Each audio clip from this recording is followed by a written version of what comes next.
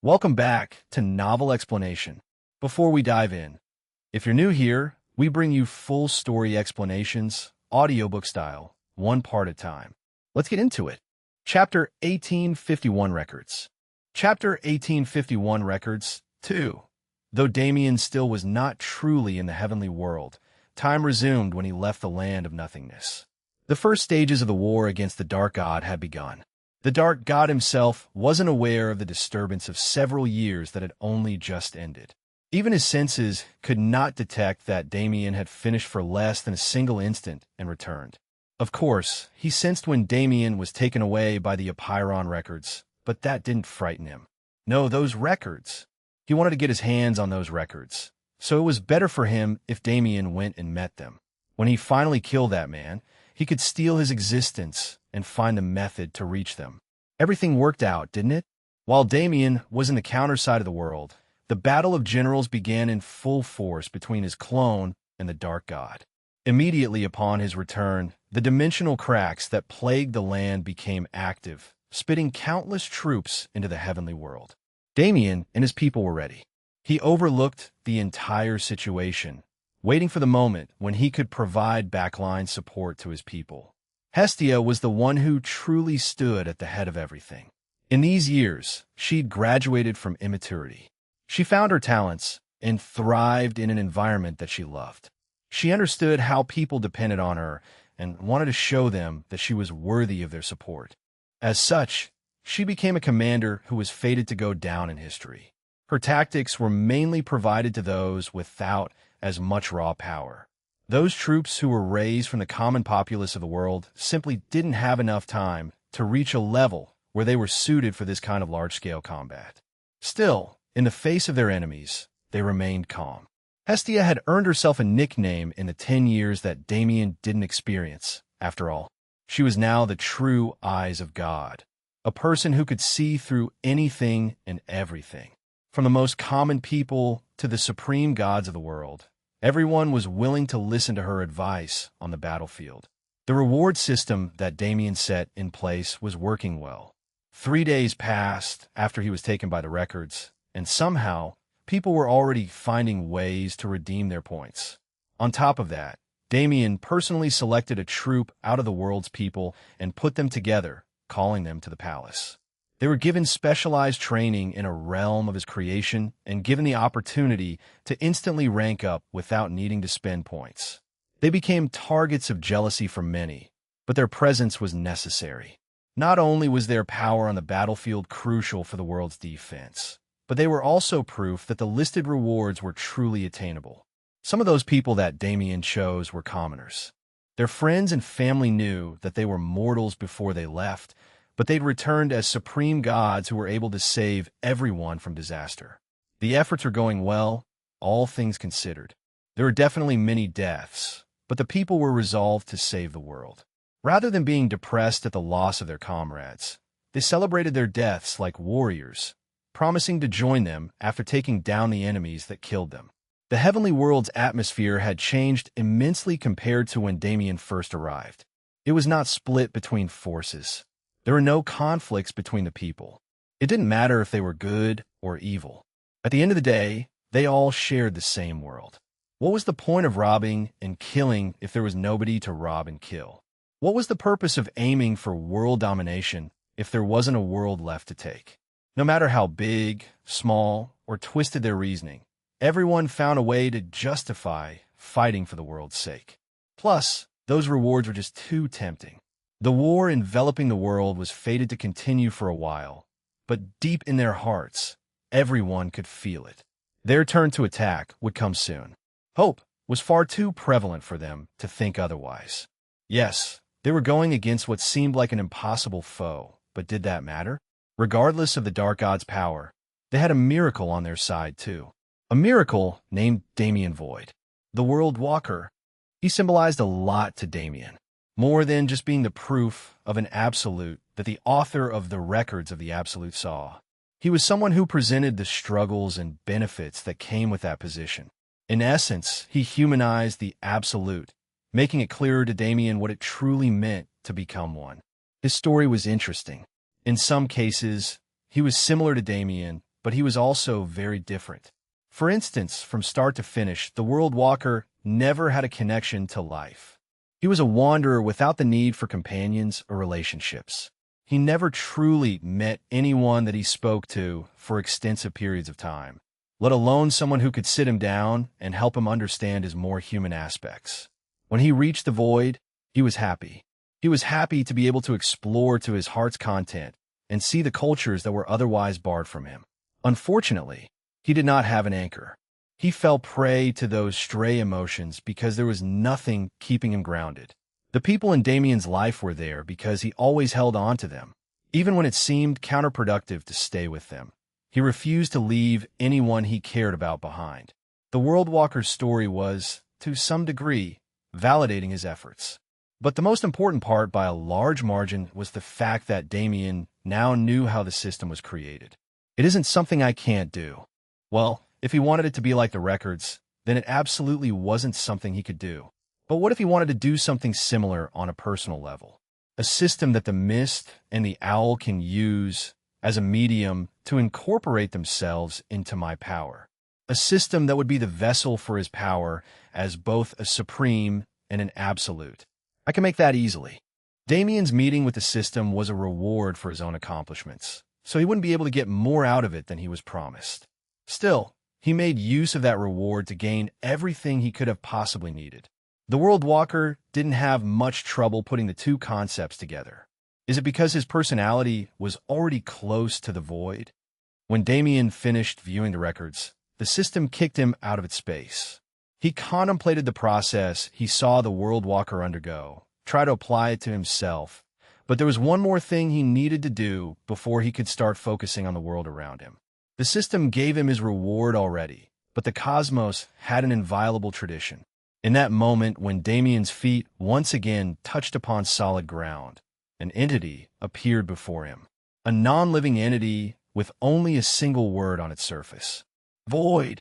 Chapter 1852 Records. Chapter 1852 Records. The Void. It was not related to the entity that Damien chased, but his own family. A massive white board lined with gold descended from the heavens to meet him. It was backed by a holy light that almost formed a mirage of angel wings and made one feel the weight of the entire universe. Right, the firmament board could not be reached by anyone who could not bear this pressure. When Damien saw it, he immediately knew what to do. He raised his hand, and the world's energy naturally formed a brush in his grasp. He raised it to that board, to the position underneath the one occupied by his surname. His father was only ever able to leave 4 letters on this board while enduring its pressure. He was not able to completely immortalize himself in the cosmic core of the true Void universe. Damien was different. The pressure he felt was massive, but it was not overwhelming.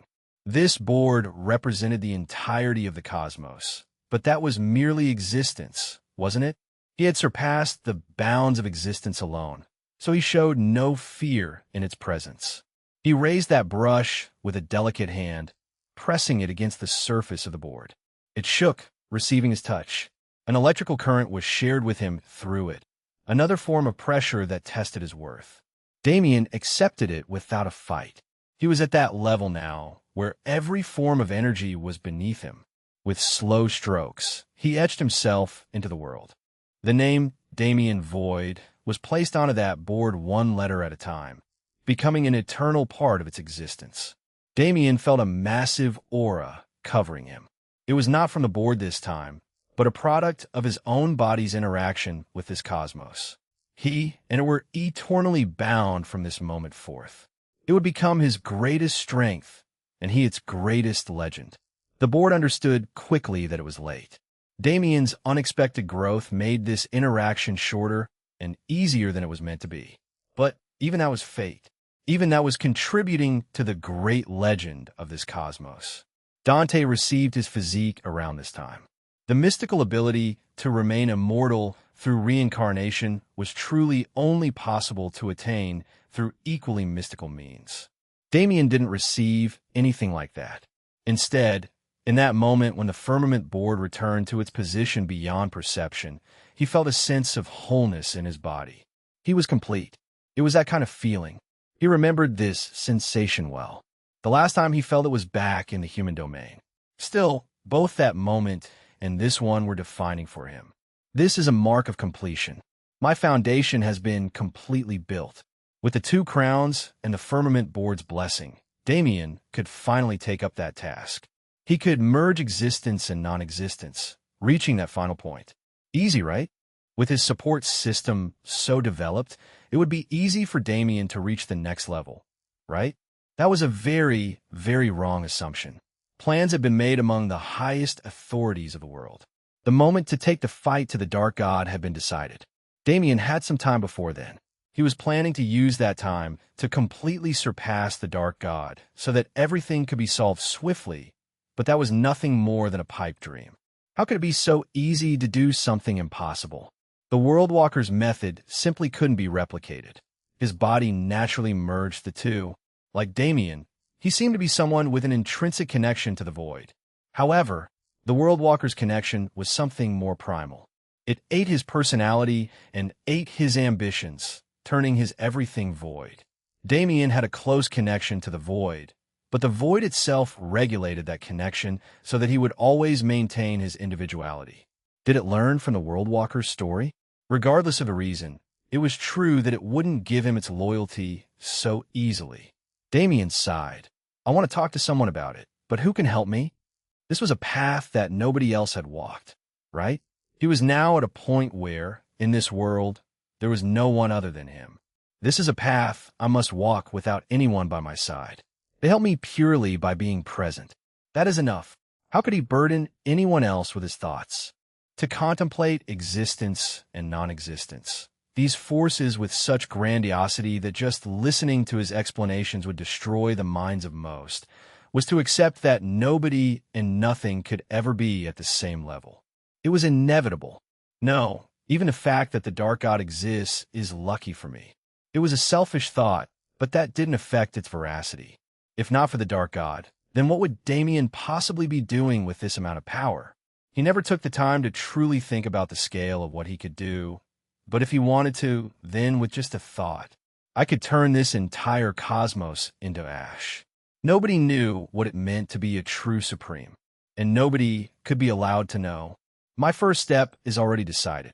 The thoughts he had when he faced the records. He could start by turning them into reality. A metaphysical construct without true form. A coagulation of energy that manifested itself as a familiar holographic window. Damien envisioned it perfectly and executed it.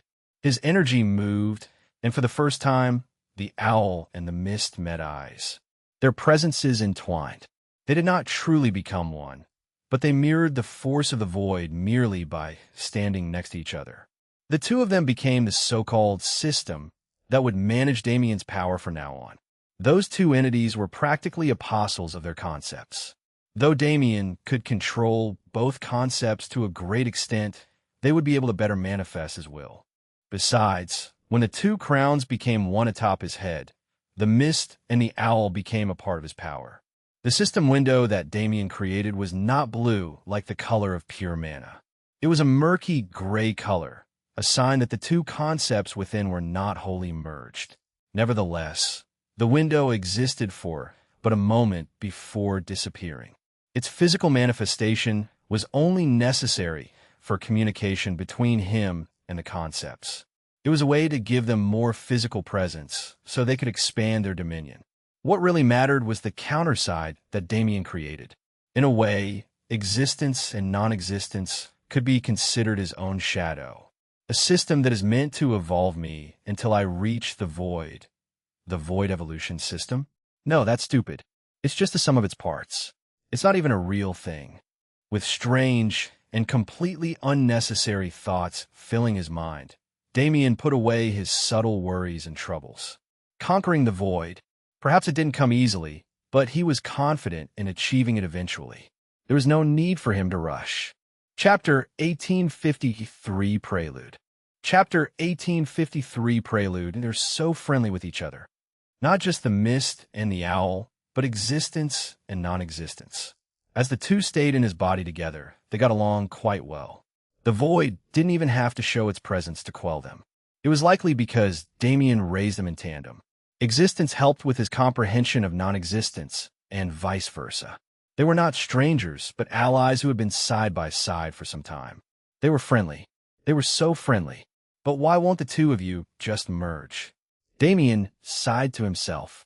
He had really only been trying for 3 days or so, but he had used every single second of every single hour trying to bring them together. If he saw any progress at all, then 3 days would be too short a time period for him to be complaining. However, there was nothing. There was an extremely fine line between their yin and yang.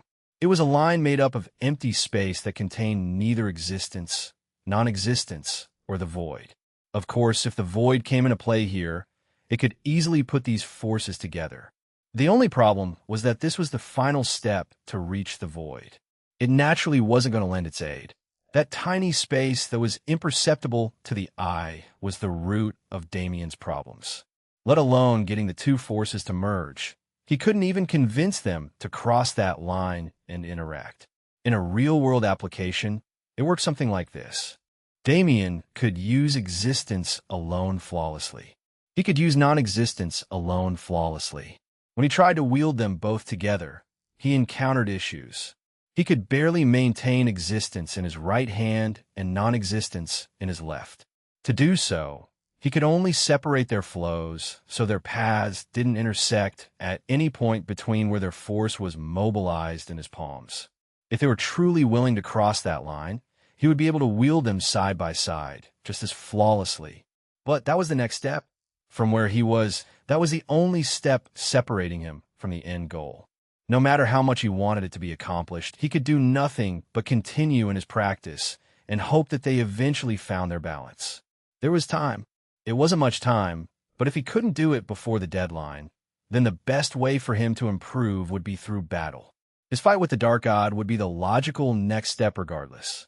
For the moment, Damien decided to put everything down. He was dealing with grand things all the time, so the war on the horizon had been fully digested in his mind and didn't cause him any worry. However, it was still a war with the fate of the cosmos on the line. Everyone had their own thoughts about it. He had only been in his isolated training area for a short period of time in the eyes of others, but the years that passed in the land of nothingness still took their toll on him. Almost every single person he saw there was fated to never reunite with their families again. They were forced to start new lives in that place. Now that he was back home, Damien wanted to take a moment to appreciate what he had. This was something that both the people of that realm and the World Walker could never keep hold of. Simply, the concept of family. When Damien exited seclusion, he was immediately met by his own father. "Congratulations," Dante said with a heartfelt smile. "It seems that you have truly reached that place now." Damien nodded slightly. "I guess you could say that." "Good," Dante said, patting his back. "You are carrying a great weight on your shoulder, but it is still best to remember that you don't need to rush. I believe you will be able to accomplish everything that you desire." Damien smiled. Was this the fatherly affirmation that everyone sought? It did feel quite good. As Dante led him back inside, Damien had a sudden thought. "By the way, how did you know that I made progress?" It may have been a guess backed by the fact that he exited the cave, but Dante looked too sure of himself for the basis of his words to be an assumption. Dante made a sound of surprise. "You didn't know? The firmament board manifests so that the entire cosmos can witness your accomplishment. Back then, if it weren't for that, Stria and the rest wouldn't have learned of my physique," he said. "But you don't need to worry, do you? The entire world knows the heights you've reached, and with the era you've ushered in." Damien felt the pull of space as Dante moved him to a separate location. They were in front of a door that he opened while finishing his words. The entire world has been celebrating them. Re-Eowea. As the door opened, Damien's heart and mind were assailed by an aura of vitality. His hearing was engulfed in a wave of cheers that did not originate from the palace in the slightest. No, what Dante wanted to show him when he opened the door wasn't a crowd waiting for him conveniently in the moment. All Damien needed to do was spread his senses across the world to find the origin of those cheers. Everywhere, on every single battlefield, in every single meeting room, and at every single home, the people were cheering. They roared his name. They roared about his accomplishment. Because, with the descent of the firmament board, the people of this world could finally rid themselves of their fear of the dark god. They also had a person like that. They also had someone who was capable of doing everything the dark god could, which meant that as long as they kept fighting, the enemy of their cosmos would be vanquished. They would receive the glory of defending their cosmos and the stability that had been forcefully taken out of their lives. It was a miracle the things Hope could do. Damien was currently looking at a situation that was almost the exact same as what happened to Grand Heaven's Boundary.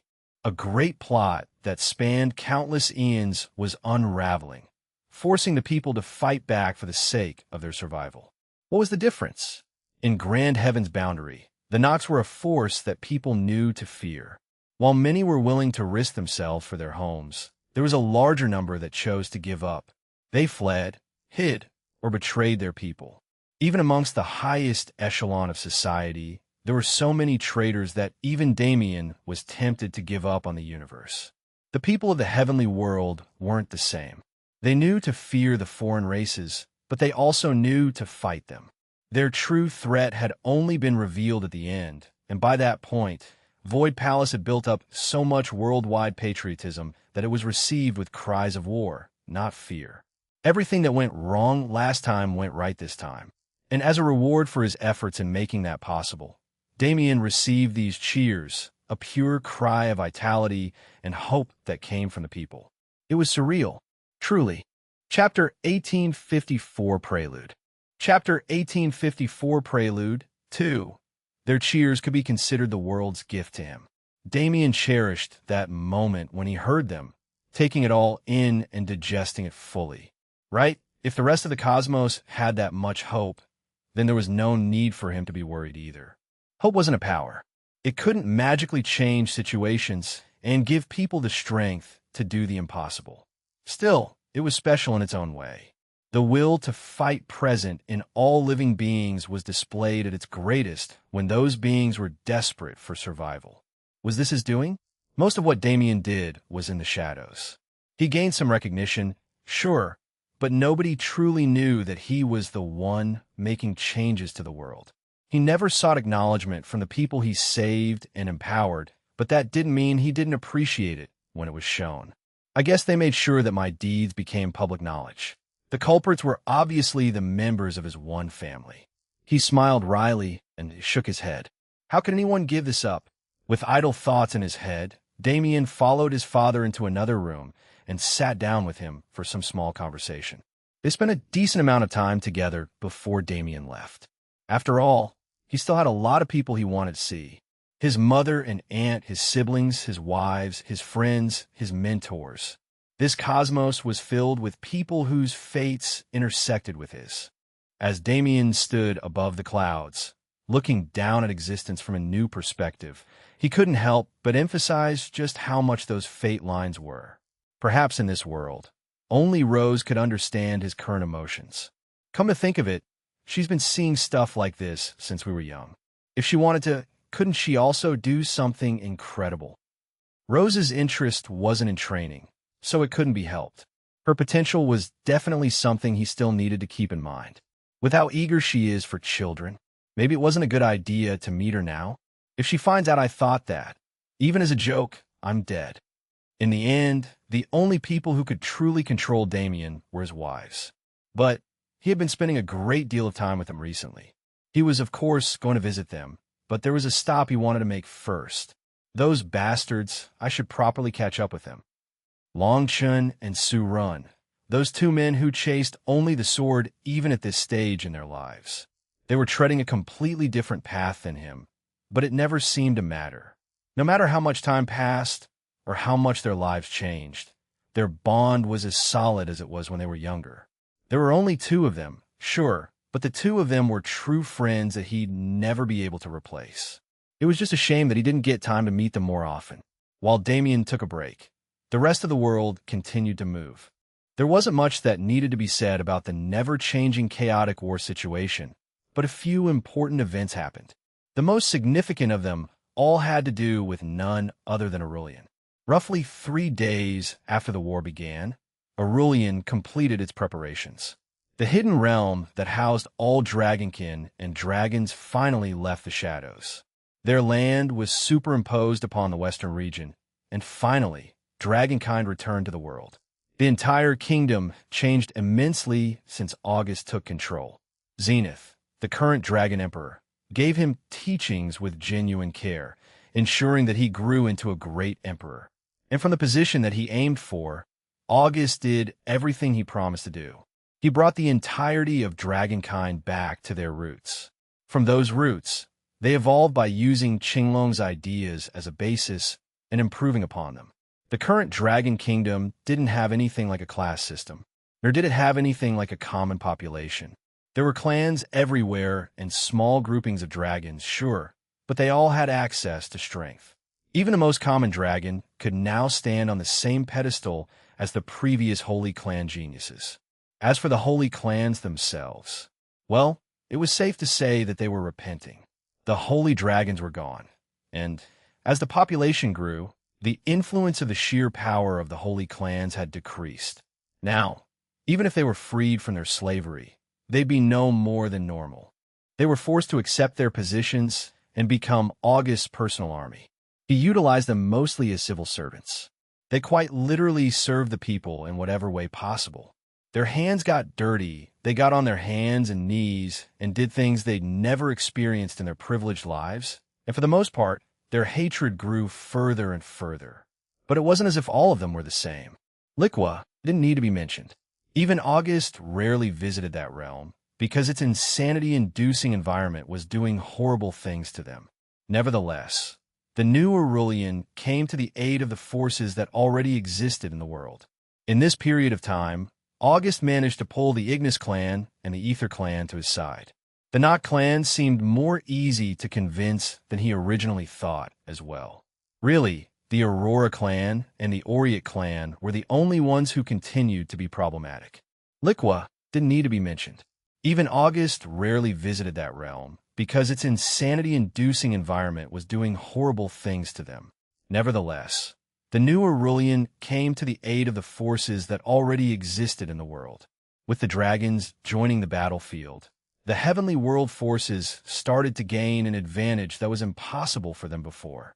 Because the Dark God was not sending an insane number of supreme gods into their world, they were still able to fight. However, Damien properly shared the Dark God's information with his people. Hestia, who stood at the army's head, knew that he had the capability to turn this entire war meaningless. Preparations needed to be made to that effect. They could be left in the hands of the Crone clan. Their formation knowledge had already been improving by leaps and bounds over the past few years, but they were able to unravel so much new technology when the war started that it was almost unbelievable. Frankly, the true Void was prepared for this war. Partially, it was because they bought themselves a lot of time, but if it weren't for the Dark God's quirks, they would have already gone extinct.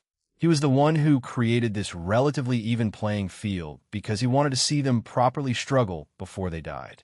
It was their job to flip the situation on its head and show him that he made the worst possible decision by giving them time to prepare. The most common people in the world, the clans that once ruled it, and its strongest players were all on the same page.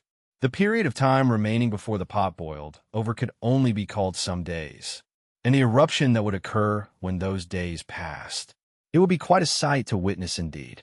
Chapter 1855 Prelude. Chapter 1855 Prelude. 3. Damien spent the next 2 days visiting his people. He spent a long time with Su Run and Long Chun, went and saw his wives, and even spoke to people like Tian Yang or Malcolm, who he hadn't seen in ages. He was glad to see that everyone was doing well. It seemed that the heavenly world acted as a motivator for them. Despite the new environment, they flourished and found a new purpose in their lives.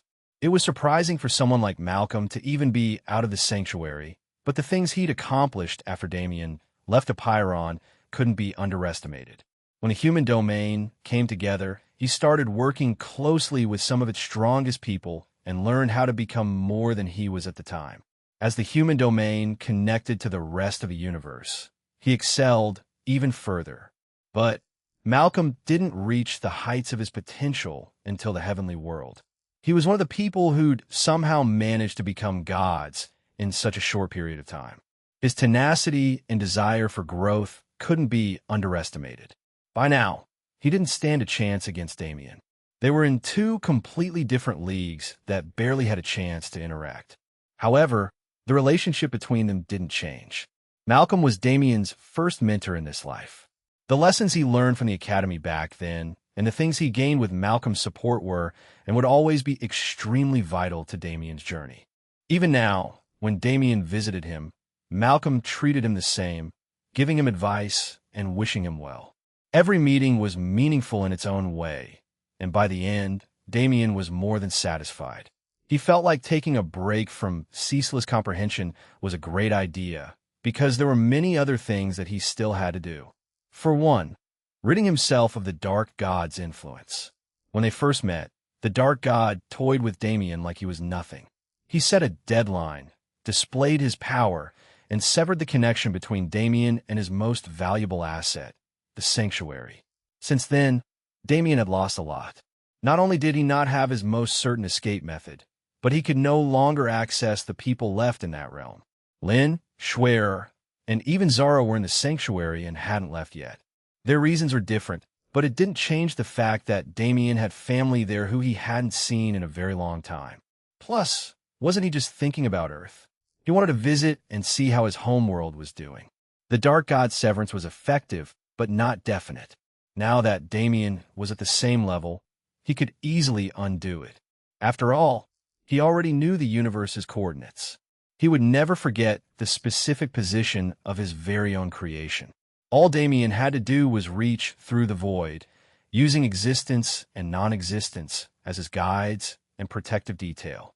He had to grab onto the sanctuary and recreate the thread that bound it to him. No, maybe that isn't the best idea. He couldn't allow the sanctuary to be affected by his clash with the Dark God. It was absolutely possible for the shockwaves to travel through his connection and ruin that universe. Rather than allowing that to happen, it was better to postpone re-establishing the connection. Instead, he could just travel there. It would be impossible in any other case, but the sanctuary is still a universe I created. Damien could technically move through the void at his current level, but he couldn't do so for extended periods of time or in an unprotected state. Like the Dark God, he would need to use the cosmos as a starship and move closer to other cosmos through it. When the sanctuary was the target, it was naturally different.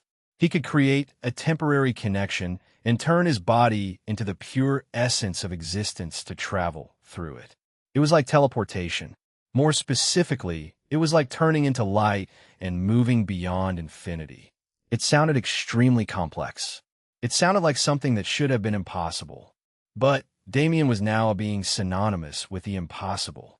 His body dematerialized in the heavenly world and came back into being in the sanctuary. He looked at his creation, feeling the familiar warmth of its laws wrapping around his body, and smiled. So even this place is improving well. Was this the same place he left? How long had it really been since the last time he saw it? Logically, as he left it, the time flow should have been evenly matched with the heavenly world.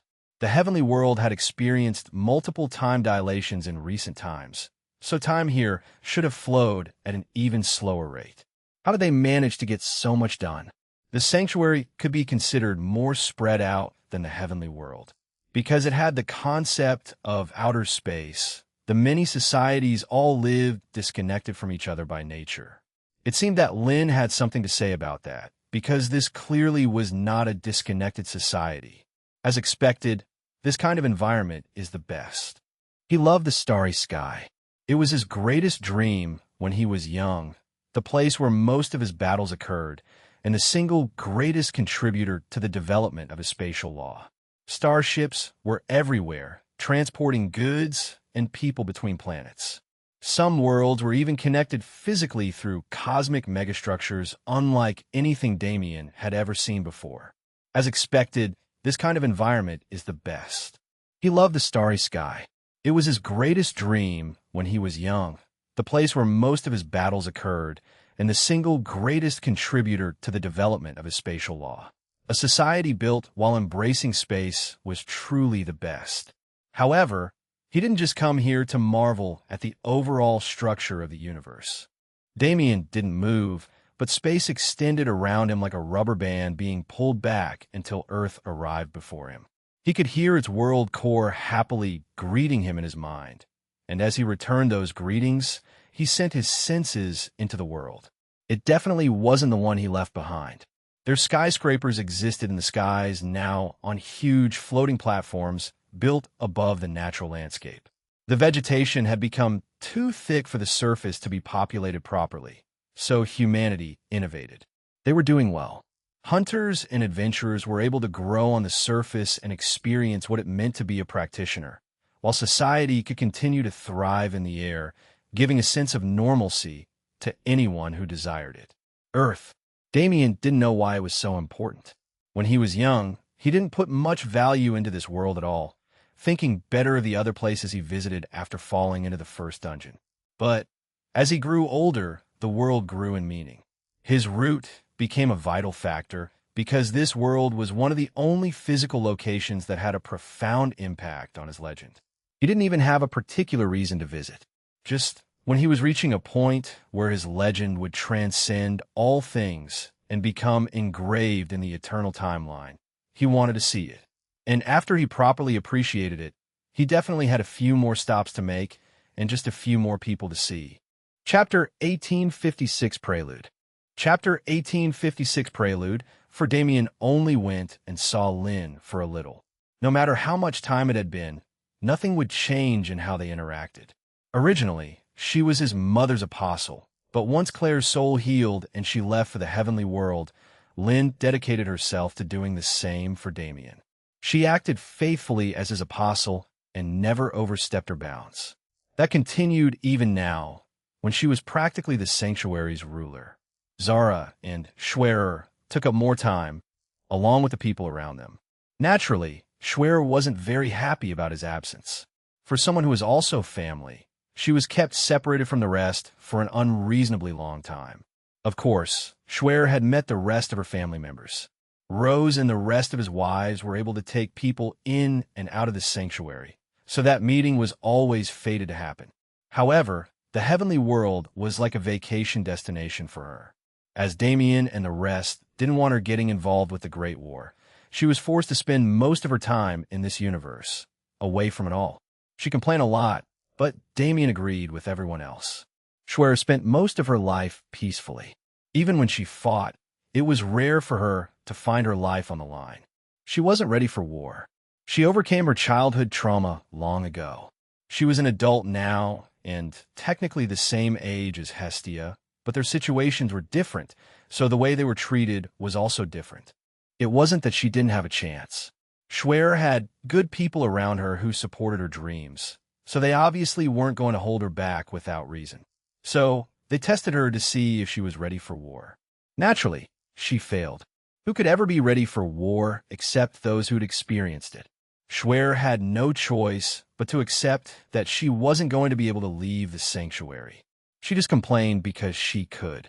Mostly, it could be called revenge. Since her brother decided to so rudely leave her alone for so long, she had the right to nag his ear off, right? Damien was happy to see how she'd grown. He stayed with her for a long time before he went to see Zara. That meeting was a bit less vocal. Zara hardly noticed the time that passed, because she and Aaliyah had been vigorously training ever since they left Grand Heaven's boundary. The time flew in her perception. She didn't even truly understand what level Damien had reached now or what was going on in the heavenly world. Unlike everyone else, she had yet to even leave the sanctuary. Zara and Aaliyah were a unique case. They liked the atmosphere of the sanctuary better and stayed because they wanted to. After all, this universe was now capable of housing true gods as well. Their paths wouldn't be inhibited by the heavenly world. Zara knew that if she wanted to properly coexist with Aaliyah, she needed to continue finding herself and developing as an individual. That had been a defining goal of her journey in the past years. She was glad to see Damien after so long, but he thought it was better if he didn't tell her about his growth. She could no longer feel his level through their connection. and she wasn't aware that the heights he reached had influenced her as well. It was impossible to say that he was the main contributor to her growth, but she would definitely see it that way if she realized the gap between them. Rather than that, Damien kept the focus on her and learned about what she and Aaliyah had been doing. Zara mentioned that she wanted to do practical training. The only problem was that nobody in this universe had the guts to aim at her throat. Conveniently enough, there was a war about to happen. Knowing what Zara and Aaliyah could do in battle, Damien happily invited them to participate. Finally, after making a few more stops, he returned to the heavenly world, officially ending his small vacation. Those conversations and meetings weren't worth explaining in detail. Most of what was said was meaningless and only spoken for the sake of conversation. Still, those meaningless conversations were extremely valuable. Because of them, Damien could return to his training with a clear mind. He thought about going straight back to putting existence and non-existence together, but there was another route he more preferred. His foundation was complete, but he felt like that was the only place where he made progress. As such, he made one more move to bolster it. The cosmic core. Damien knew it existed. Just like world cores and universal cores, every cosmos had its own cosmic core. He had never met it or even looked for it, but he felt like the most important part of bonding with any celestial entity was meeting with and gaining the approval of its core. Wasn't it strange for Damien's existence to be so entwined with the true void universe when he hadn't even spoken to it? To solve this problem, he made that leap and established contact with the cosmic core. He put out a request, and the cosmos received it. It accepted his desire to meet and entertained him. Again, at this point, there was nothing special about the meeting. The cosmic core had witnessed everything Damien had done. From a moment he was born to this very moment, it had witnessed almost all of his excursions. It saw him clear out the threats that plagued it. It saw him try to save its lesser parts like Grand Heaven's boundary, and it watched how he positively impacted the environment of the heavenly world. It was not averse to giving him its loyalty, especially in the current situation. It was more than aware that Damien was its only hope. What kind of survival instinct did it have if it didn't accept him? Perhaps this was the true end of the path of every celestial. The celestial mana thread that once only interacted with planets was now interacting with the core of the entire cosmos, easily creating a bond between it and Damien. Damien's existence became slightly more robust. He could now view almost the entire history of this cosmos, barring only the few events that even the cosmic core didn't want him to see. If he wanted to, he could easily pierce through its defenses and gain that information as well. But trust was the foundation of every relationship. No, he was willing to wait. Even in this matter, there was no need to rush. One more try. There wasn't really another way to stall. Damien could only give it one more try before truly giving up. Existence and non-existence didn't want to become one. They liked their individuality a lot, and without the true constraints of the void inhibiting them, they were able to exhibit more freedom than ever before. Could he break their rebellious attitudes, or would they overpower him in the end? Regardless, the outcome was already determined. He could never be first, since the World Walker already accomplished it, but there was nothing wrong with being the second to become absolute, because he would be the second in all history, across all cosmos, regardless of time. That was more than enough. Chapter 1857 Prelude. Chapter 1857 Prelude 5 Hugh. So you guys won't listen until the end. To say that he didn't make any progress was wrong, but it was true that it was currently impossible for Damien to merge his concepts. He was forced to accept it. There was nothing he could do to change that fact. At least they aren't just silently resisting anymore. The two concepts refused to tell him why they wanted to stay apart. No matter how much contemplation he did, he couldn't find a proper reason for them to refuse other than their desire to maintain independence. Did they think they'd be suppressed when the void appeared? That was clearly a misrepresentation of how his power worked. Just because they combined didn't mean they wouldn't retain their individual states. Rather, the product of their merger would be separate. It would be a step above them and would not interact with them directly. He was clueless until recently. Now, he could finally say that he knew what their problem was. They weren't being selfish. Instead, They knew that he was not ready yet. The foundation was built, but that was it. There was still work to be done before a castle could be built upon it. What Damien needed now was not ceaseless effort towards an unattainable goal. He needed to get used to existence and non-existence. He had to properly become a supreme and then reach past that level. What he was currently attempting could be compared to trying to jump to the second floor when one was still only halfway up the stairs. To climb the rest of the staircase. From the beginning, there was only ever one proper method. It was the Dark God. A battle with him was the only thing that could propel Damien past where he currently stood. It was always like that, huh? Even when I went to meet him the first time, wasn't it for this purpose? His last act of selfishness, the choice to provoke the Dark God for the sole purpose of boosting his own growth rate. Everything had come full circle. Damien stood up, stretching his limbs. It's time. There wasn't a need to wait any longer. Call everyone. Let's prepare. Damien sent a request out into the world that was fated to be answered. All of the most important personnel in the world were summoned to the palace. The Veritas clan, the Kyushu Federation, the rest of the great clans, and the influences that had risen in the past 10 years all appeared. It was as if they were called by the Emperor of the realm. Damien's current position was one of God King. His status surpassed even Dante's previous heights. Not a single entity dared to disobey his summon, especially when it manifested as the world's voice itself. A new space had to be created to house the tens of thousands of people who came. It was done directly in front of them by Damien himself with nothing more than a wave of his hand as a way to show them his strength and solidify their belief. When they arrived inside, the most important meeting in the history of this land began. I will explain this shortly, Damien said, addressing the crowd. The forces you all will be facing will likely be infinite in number. Remember, no matter how many times the Dark God's army dies, they will be resurrected until he joins them in hell. I need all of you to keep your people focused on only one thing: survival. You need to survive as long as possible and defend. It might feel impossible, but if you want to live, then that's the only way. He would address the civilians later and give a more powerful speech. In this moment, when speaking to the people who would lead them, he had to be realistic. In this battle, their job was almost irrelevant to the survival of the population. To save all living beings was Damien's job.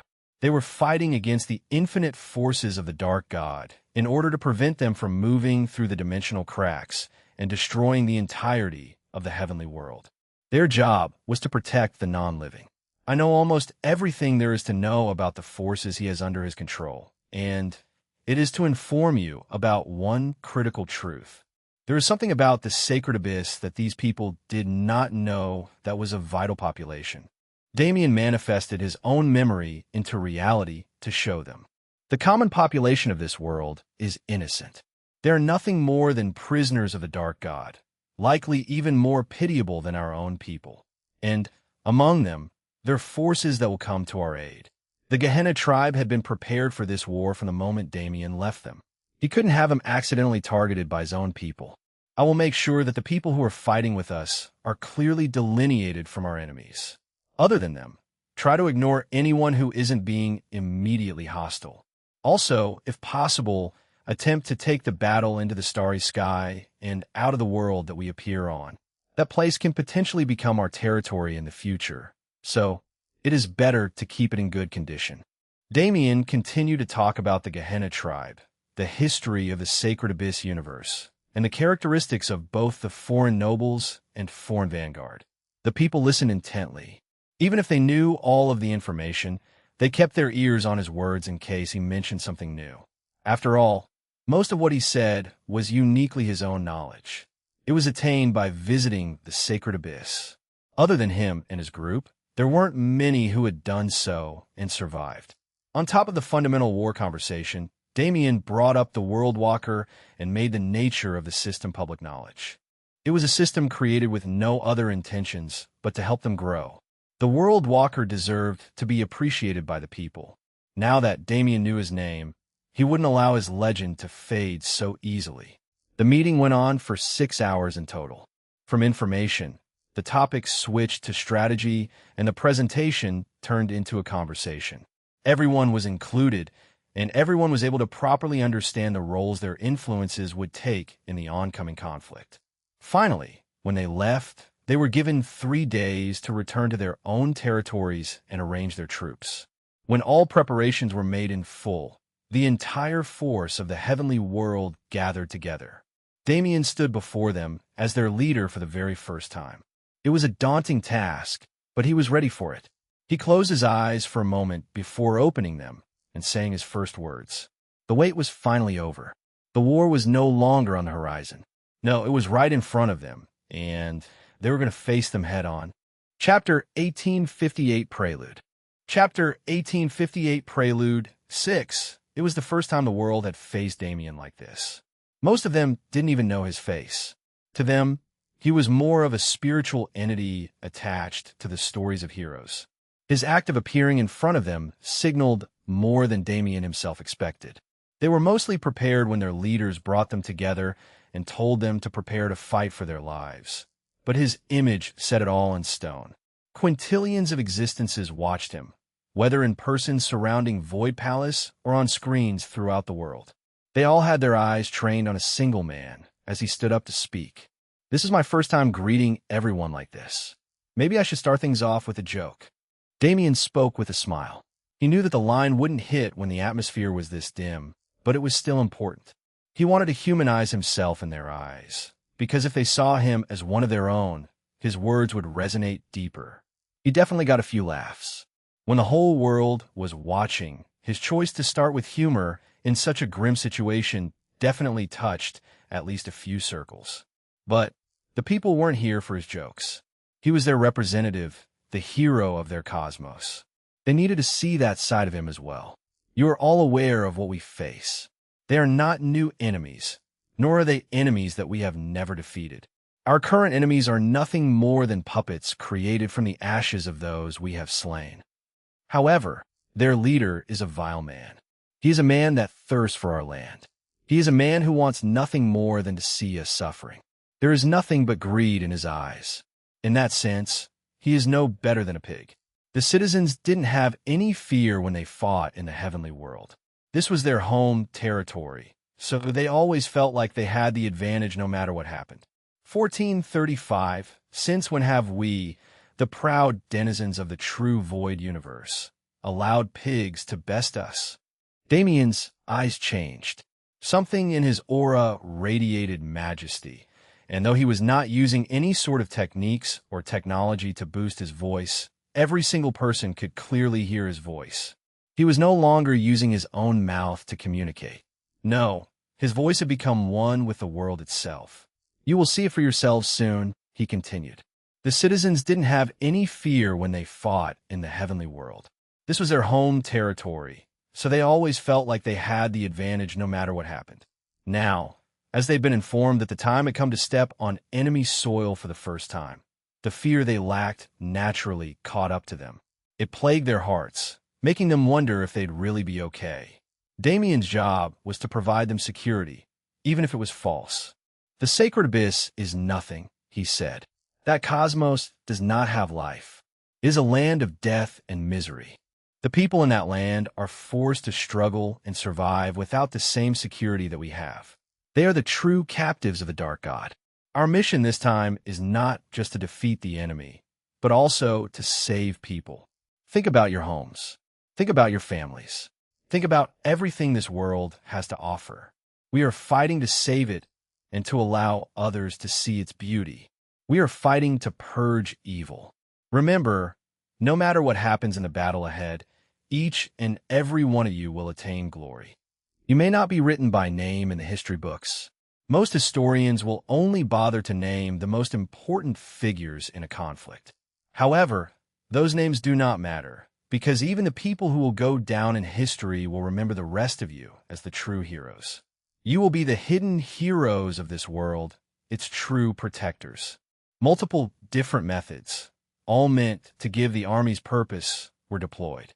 It didn't matter what they aimed for. If they wanted to protect, they had to fight with everything they had. If they wanted to be heroes, they had to fight with everything they had. If they wanted to be recognized in the history books, they had to fight with everything they had. And even if they only wanted the glory of being an unnamed hero, it didn't need to be said another time. Damien's words rang true, with several implications behind them, but his voice seemed to carry his intent perfectly to each and every person who listened. Whether they were smart or dull, literate or not, they understood exactly what he wanted to convey. The time has come for all of you to shine. After so many years, the time has come to rid this world of all of the calamities that plagued it. Stria was the doing of the foreign races. The downfall of society when Dante disappeared was the doing of the foreign races. The destruction of the lower universe was the doing of the foreign races. From start to finish, everything led back to the Dark God. The crowd was listening intently. They understood that this speech was not a final goodbye, but a moment for them to look back on with pride once they survived. Damien smiled confidently at his people. He had much more he wanted to say. Truthfully, standing in front of them and giving a valiant speech was something he'd been looking forward to doing. But there was nothing left to be said.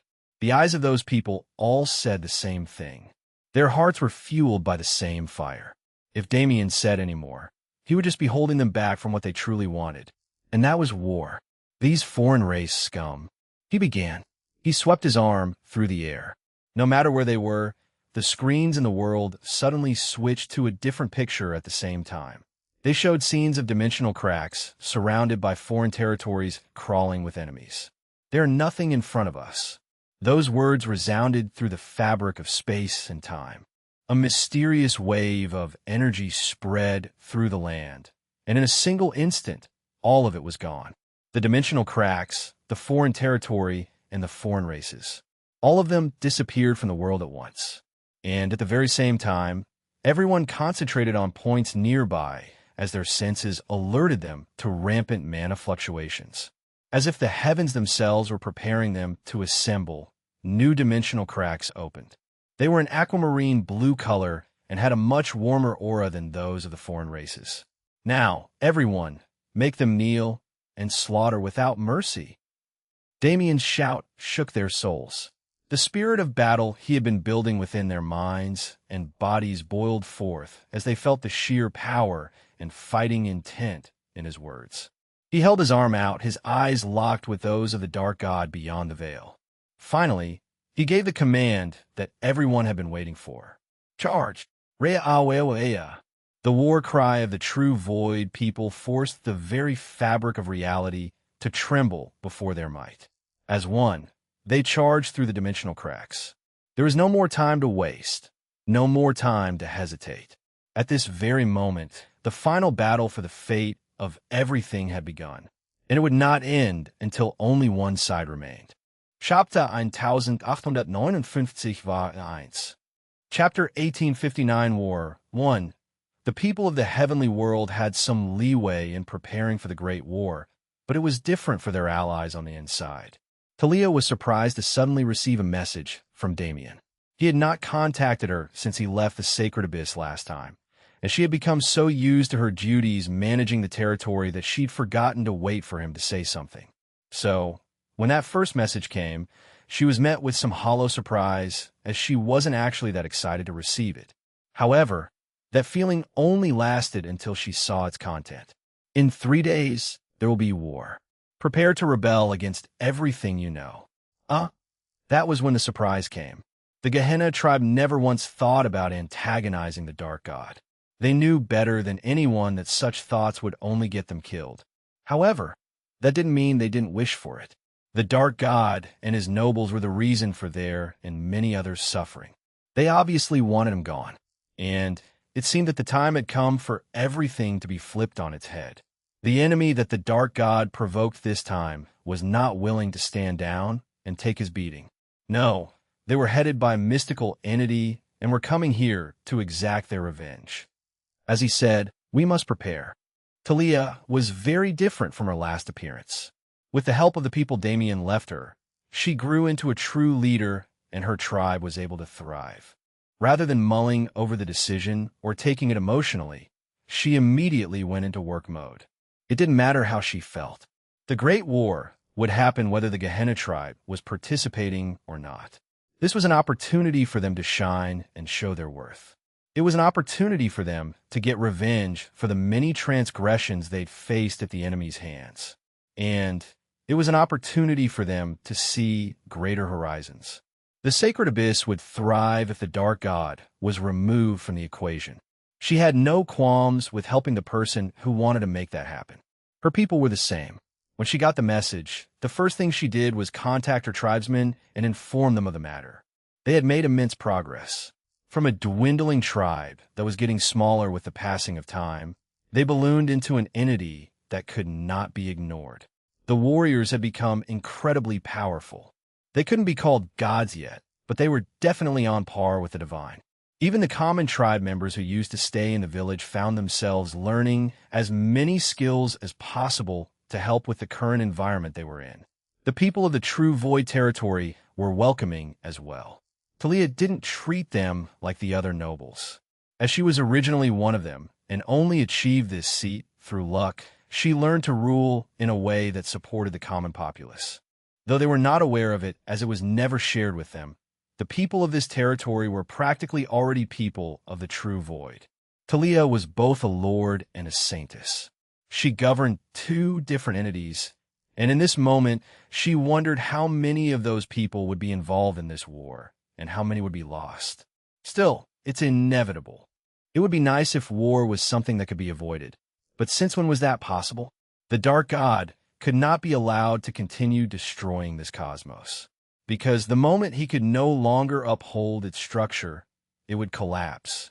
In the first place, the attacking side wasn't in the wrong.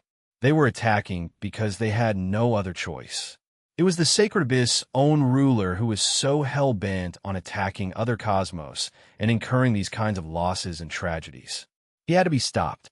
The Dark God could not be allowed to continue destroying this cosmos, because the moment he could no longer uphold its structure, it would collapse. Naturally, the responses Talia received from her clan were all positive.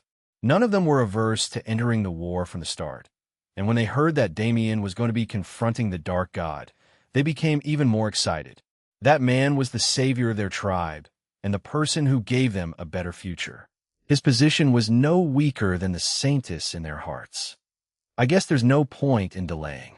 The territory could be kept as a military outpost if it was necessary. Though it was more likely that the war would be one long battle to determine the victor, it was impossible for the troops to maintain their energy infinitely. For those who could find their way back, this place could act as a haven. They could heal and return to battle in peak condition, since their continued presence in the war could end up saving more of their fellows. As for the Gehenna tribe itself, well, once Talia shared the information, she didn't need to worry about them anymore. They were already getting ready to fight in their own way. As their saintess, it was her job to watch over them. The only trouble was the common people of this territory. Was it right to enlist them in this war? No, I can't force them into it. The people here are relatively clueless, so they don't know to blame the Dark God for their struggles. They only blame the nobles and the system. Most of them won't be willing to fight, but I should at least let them know. It was better for her territory to be prepared for the incoming war. Unlike the nobles, Talia didn't have contact with the Dark God or the higher entities of this cosmos.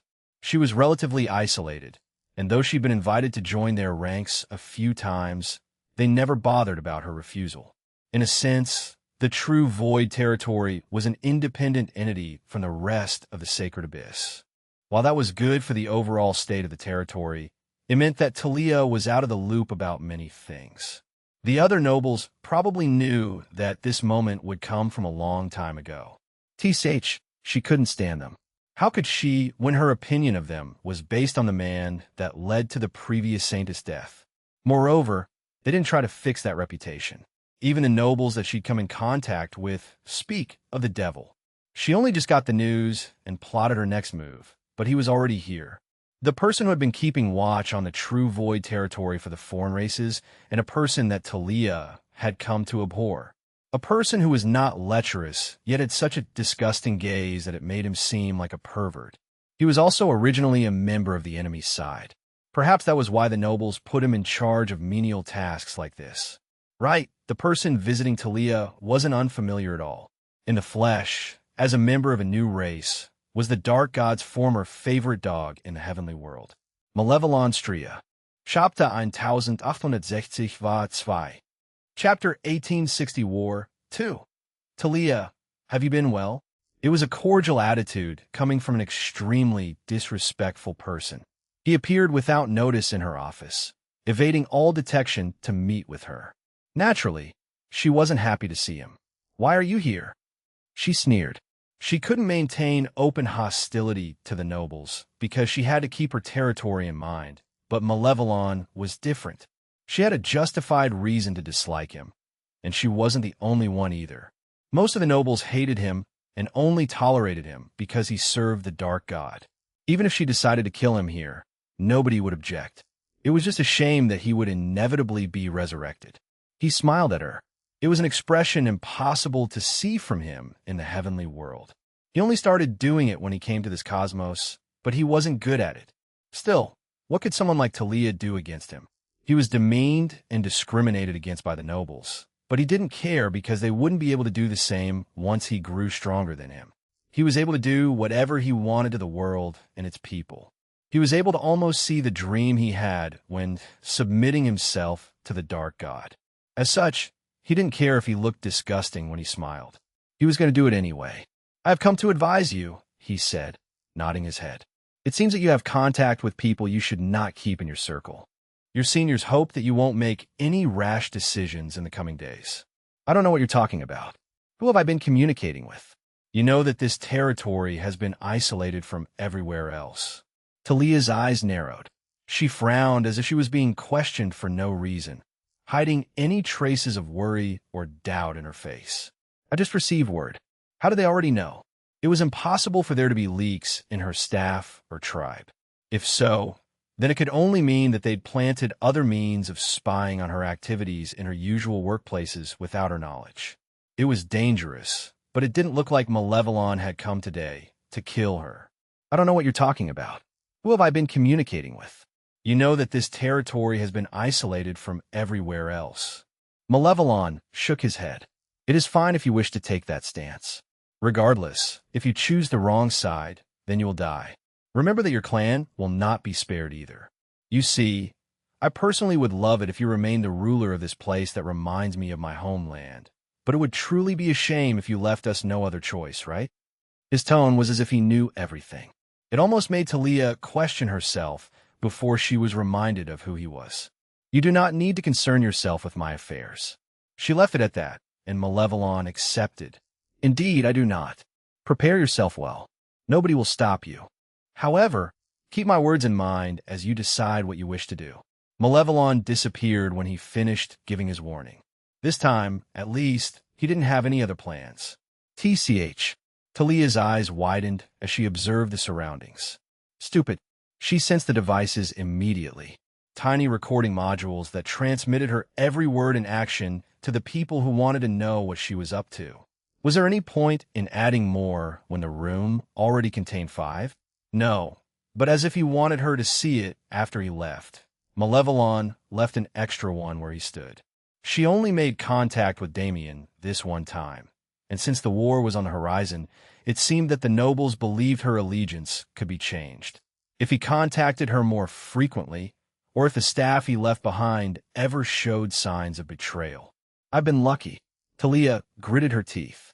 It was an annoying situation, but there was nothing to be done about it. Regardless, she would prepare for the war. And, regardless, she would side with the true void. Not only was it the cosmos that her savior came from, but it was also a place where people could thrive. With Damien's help, her tribe and people could migrate there in search of better lives. Since when did the sacred abyss give her a reason to fight with it? It only ever fueled her hatred. Fine. Since it's starting soon, I should make my allegiance clear. Talia had grudges with a lot of foreign nobles. Most of them were out of reach, but the surrounding territories were owned by people with similar strength to her own. She grinned as she moved to a nearby teleportation array and visited that territory. The buildings that lords of their level lived in were almost all mirrors of each other. Talia knew her way around well, and with her knowledge, It wasn't hard to do the same thing Malevolon did and appear in someone else's office without notice. It was a perfect scenario, wasn't it? Since everyone was fiercely loyal without thoughts of rebellion, such a thing was possible. Talia appeared in front of the nearest noble with a smile on her face. He glared at her. She had no reason to be visiting anyone. So what was her purpose in acting so rudely? She walked towards him without losing her smile. Actually, I have a little matter to settle with you. I was wondering if I could get your opinion. No need. Ask someone else. Really? But I was sure that you would be able to help me. By this point, she was already standing across from him, separated by only a desk. She looked down at him, making him feel a sense of unknown pressure. This woman, she was a newcomer, but her aura was definitely not something to laugh at. Fine. What do you want? He wasn't going to entertain her, but he needed to get her to leave somehow. Hearing her out was the only method. Talia nodded. What I want. This was nice. This kind of atmosphere, where she was the only one who knew what was about to happen, was enjoyable. It was unfortunate that she couldn't face anyone else like this. But she was still happy. After all, is for you to die. That's okay, right? The man instantly stood up and prepared for a fight without questioning her motives, but letting her get so close was already a fatal mistake. By the time his body was upright, his head was already in the air. See, Talia had grown immensely since taking up the position of saintess. She was no longer the weak person Damien once knew. She, without fear, took the first blood and first kill of the war. And as if to commemorate her achievement, the entire world was filled with aquamarine portals. The heavenly world's forces charged into the sacred abyss, and though it seemed like nothing much was happening as Talia was able to find a noble casually in his office, there was indeed a bloody present waiting for their arrival. The Dark God had fully prepared himself. It was a battle between cosmos, after all. It wouldn't be any fun if it ended because of a silly mistake. Chapter 1861 war 3. Chapter 1861 War 3. The heavenly world's troops, emboldened by Damien's speech and their own vigor, charged straight into the sacred abyss. They were met immediately with the war they came to fight. Damien gave the leaders orders to move the battle off of the main planet, but they wouldn't get the chance to do so anytime soon. They arrived and were faced with a crowd of nobles and vanguards that charged at them without a shred of fear or hesitation. There were many duplicates among them. Every noble appeared at least 4 or 5 times, which allowed their numbers to match the heavenly world's diverse array of divinities. On top of that, along with the 100-and-something nobles that existed in the current era, the forms of several people who had once been of noble status but were later abandoned appeared as well. Weren't there Nox among them as well? Those who came from Grand Heaven's boundary were surprised to see the Soul Emperor, Karmic Emperor, and Inhuman Emperor manifested among the enemy forces. The only one missing was the Saint Emperor. He was never loyal to the Dark God or the foreign races in the slightest, so he did not fall under the umbrella of the Dark God's power. The clash began with so much spilled blood that it was questionable how it was supposed to last for more than 10 minutes. At the rate that people were dying, wouldn't their side be exhausted easily? No, this was a war against an infinite number of enemies. Measures had been taken to protect the lives of those who stood at the very forefront of the battle. After the first wave of death spread, a holy golden white aura filled the air and wrapped the entire heavenly world force in canopies of the same colored light. Their defensive abilities were slightly boosted, but the main effect was the protection of their lives. The light was the combined force of the heavenly world's light and Woodlaw users. They were at the back of the army and protected by many powerful divinities. Their abilities were sent through an array that the Crone clan developed and spread through the allied force. It was an imitation of what Damien once did in the past to achieve the same effect, but it was not based on his actions. The goal was to keep the fighters alive for as long as possible. For that purpose, those same practitioners were even willing to take the accumulated damage upon themselves. It was destined to be a brutal battle. However, it wasn't entirely hopeless. The nobles were rapidly separated from the vanguards. A wall was formed around them by the members of Void Palace, and they were immediately teleported far into the starry sky. The lower existences stayed on the ground to fight against other lower existences. If divinities were involved on the same stage, they were destined to die meaninglessly. Damien watched as everything proceeded according to plan. I don't think I need to watch over them for much longer. Initially, he was worried that the force of the foreign races would be too much for his homeland's people. Once they proved their resolve and power, he lost that worry. It was unfounded from beginning to end. The Nox had that kind of power over the people. The Nox spent billions of years tormenting their enemies and built up a crippling fear that overran almost any army that faced them. The foreign races did no such thing. They acted in a calm and unhurried manner because of the Dark God's confidence. If Damien hadn't shown up, a similar situation would have occurred here as well. However, he did. He appeared and expedited everything the Dark God had planned. He erased the fear of the foreign races that could have been created. Now, the psychological advantage simply didn't exist. The heavenly world's people fought like berserkers. They knew that their lives were on the line. They knew that they would never be able to stop fighting until the Dark God died. Still, they craved blood. They craved the scene of a mountain of dead bodies consisting of only foreign races. Regardless of what they were, everyone had found their reasons to put their all into the war. Watching them fight, Damien prepared himself as well. He could see the massive black hole in the starry sky. He knew exactly where he needed to go and what he needed to do. If he wanted to shorten his people's suffering by even a single second, he had to go there and fight his own battle. Not many people noticed his body disappear. However, they all knew that their leader was going to confront the Dark God. All they needed to do was survive until he succeeded. Talia almost didn't have time to do anything before the war came to her. The time between when she met Malevolon and targeted the nearest noble was around 3 days. In those 3 days, her tribe was able to prepare, and the people were able to learn about the fact that a slaughter was about to begin. Unfortunately, it was not enough time for those untrained mortals to learn the necessary skills to pick up their blades. They were forced to hide in their homes and hope that the sounds of destruction didn't get any closer. Meanwhile, the Gehenna tribe fought its own battle. Talia went to work completely dismantling the armed forces of the territory she'd just occupied. At the same time, her tribe members invaded the remaining territories around their own for the same purpose.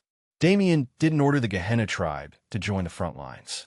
Their job was to take down the foreign races around the world and claim their territory. When the true Void territory expanded, its power would be able to bless the allied troops fighting within. It was a sort of home ground blessing that Damien organized the instant he arrived in this plane. By the time they were finished, the hope was that the mortals would gain enough power to completely overwhelm the vanguards they faced. That also gave more leeway to the divines who were fighting in the starry sky. After all, the moment the entire world was claimed, the blessing's effects would be exerted on the surrounding space as well. This plan was one of many that were created to promote survival rates among the troops. There was no need to watch the lower existences fight. Their battle was one of numbers against numbers for now, but it was sure to change as they became more confident in their strength. The more riveting battles were taking place among the divinities, and among them, the battles to focus on were naturally being fought by the people who surrounded Damien. It had been a long time since they had the spotlight. As Damien grew past them, they were forced to stay in the background as each and every one of them focused on their own training and adventures. Now that the final stage was prepared, their moment to show the world what they'd accomplished was here. Hell, even Rose was fighting. She chose not to train, so she was the weakest of them all. Watching her performance was like setting a benchmark for the rest, right? Because it didn't matter if she was the weakest, because that term was relative, and the people she was being compared to were the best the cosmos had to offer. Chapter 1862 war 4. Chapter 1862 War 4. Rose's opponent was not a foreign noble who existed when Damien last came to this cosmos. This trend could be seen in many other places. The Dark God prepared an army to combat the heavenly world directly, and for that purpose, people like this woman were created. She was once called Veritera, a Grand Duke of illusion, unlike anyone who had ever come before her. She was able to turn reality into her playground through those abilities, and she was now a part of the foreign race army for the sole purpose of combating Rose. If there was one thing to note, it was that the extent of their abilities and the specific vein of concepts they studied weren't taken into account. Merely, people who followed the same law were promoted to the highest strength they could reach and thrown into the battlefield. Rose and Veritera had already disappeared from the battlefield. They were in a plane of their own creation, but at the same time, they were deep within the folds of reality. Their bodies could not be seen, but there was a sector in the starry sky that was continuously changing and becoming more dangerous. The other divinities fighting in space had to stay far away from that place if they didn't want to be caught in the collisions. That alone was enough to tell of both women's strength. Nevertheless, what was unseen to others was not the same for everyone. If anyone possessed the ability to look past the reality they knew, they would find the splendorous scenes that their fight was truly causing. The ever-changing image of reality seemed to mirror the abilities possessed by existence itself.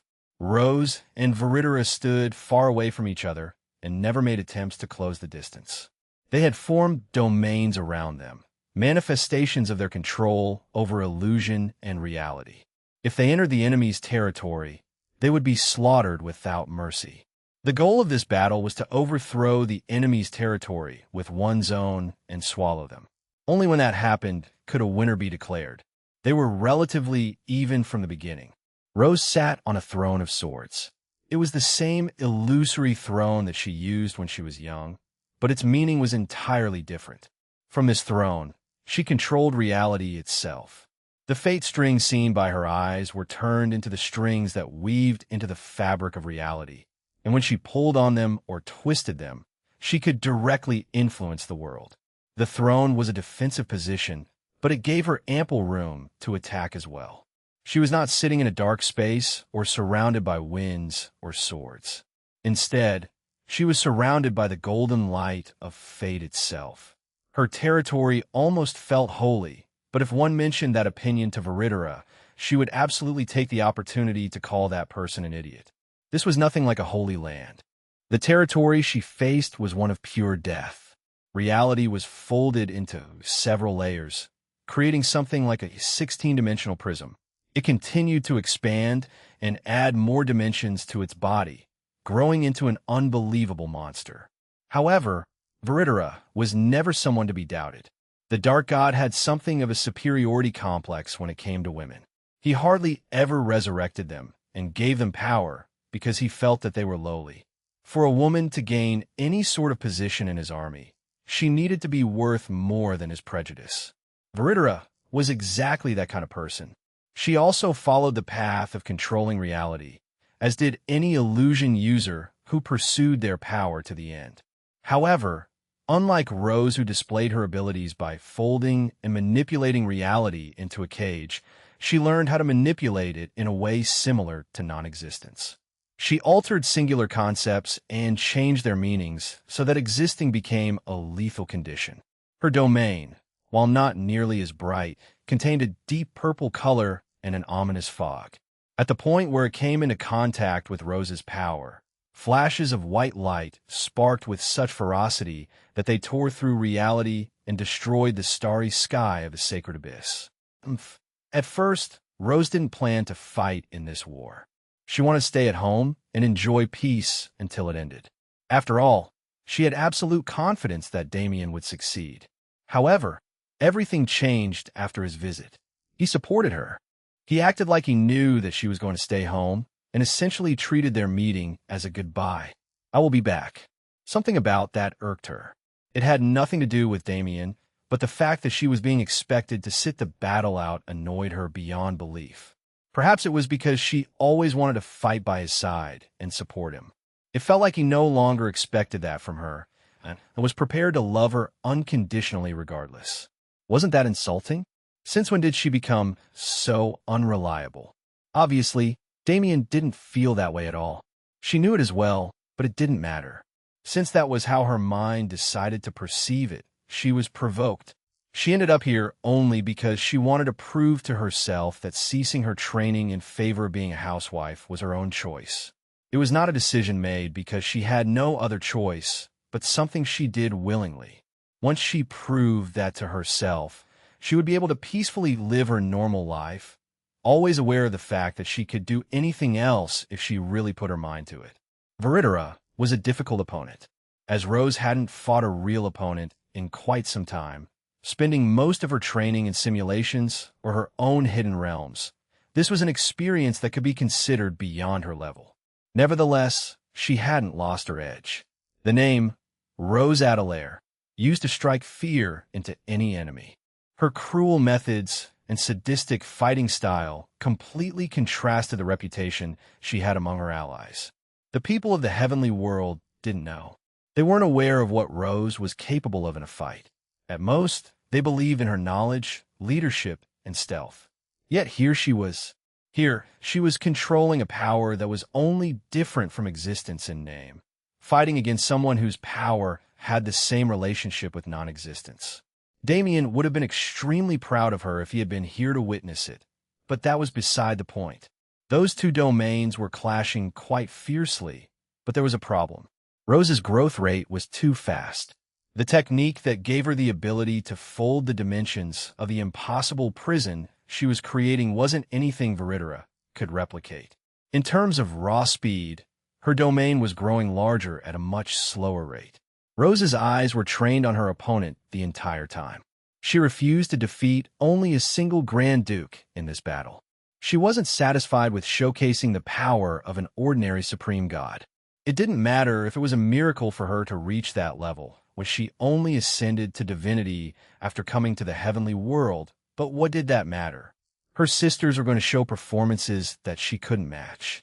And though it didn't necessarily matter who did better, it was fine for them to entertain friendly competition, wasn't it?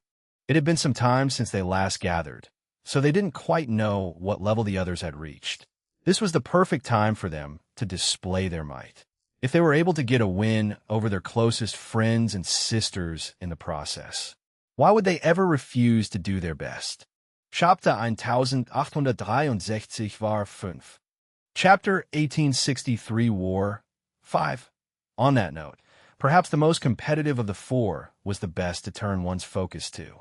Elena was completely different from when she last appeared. Becoming an empress and reviving an entire race tended to lead to such outcomes. Out of the four, Elena's fighting style was the one that changed the most. She had a habit of being fluid, choosing whatever method suited her best in the moment. When she was young, she was a close combat fighter. When she got older, she switched into being a summoner and then sort of incorporated both elements into her power. At the current moment, her style could be considered the solidified version of all of her achievements. She was a supreme god. She was at the highest stage of power. There was no point in maintaining fluidity anymore. Rather, she needed to find a singular style that she could practice until it represented absolute perfection. It was a little funny. Did the dark god know what she was trying to do? If he didn't, then she really had to thank him for being stupid. Rather than a Grand Duke of life, the opponent he prepared for her was a Grand Duke of death. What was the concept Elena comprehended again? Right, transcended death.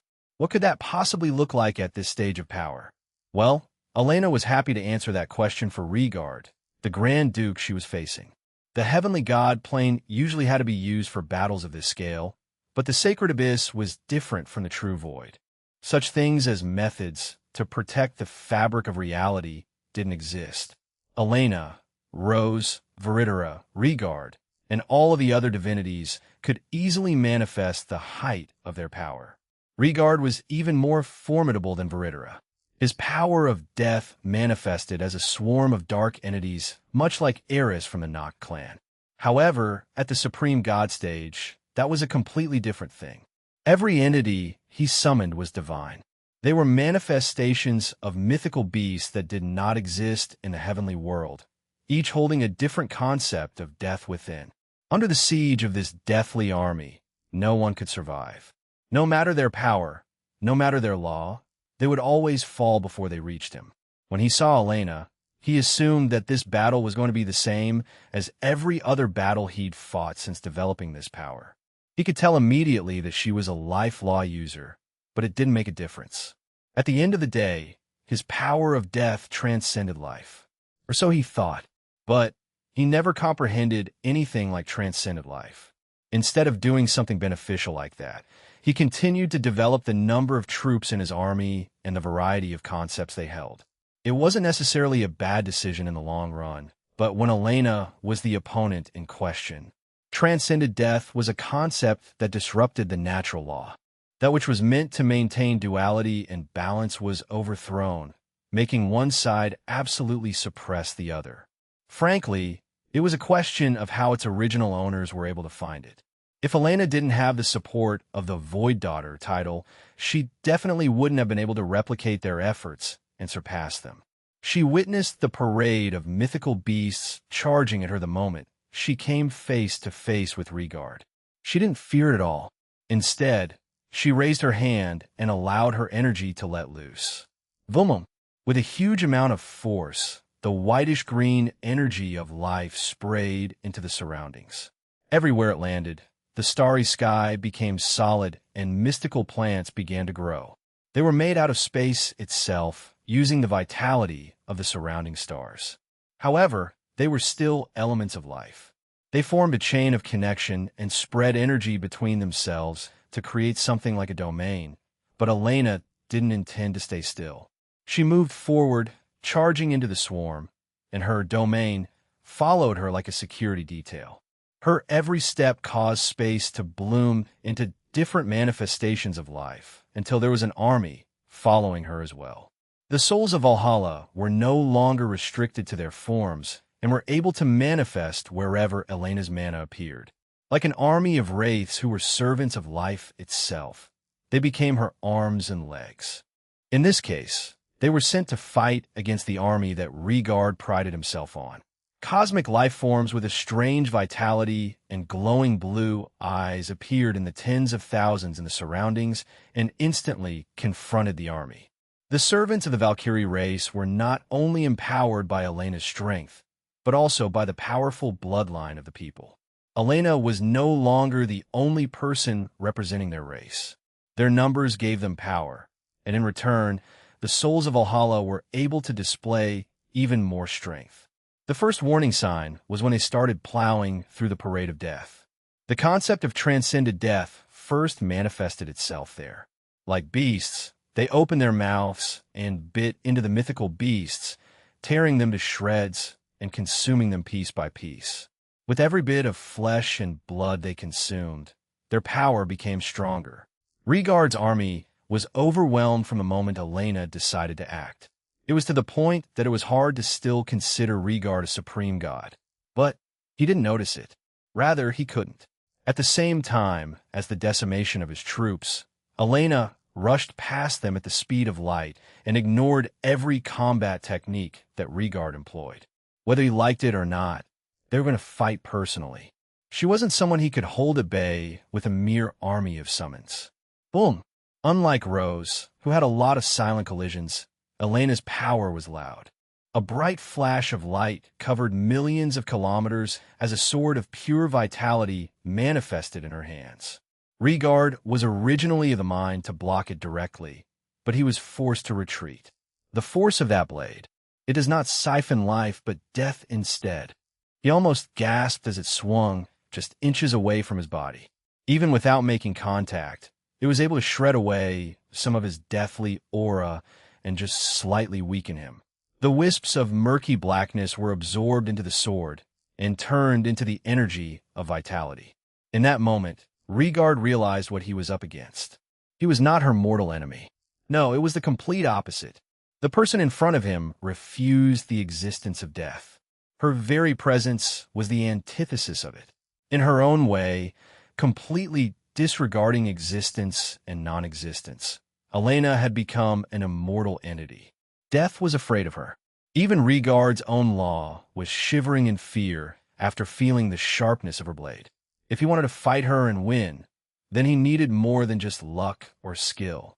To stay alive against a monster like this, He needed a miracle beyond miracles.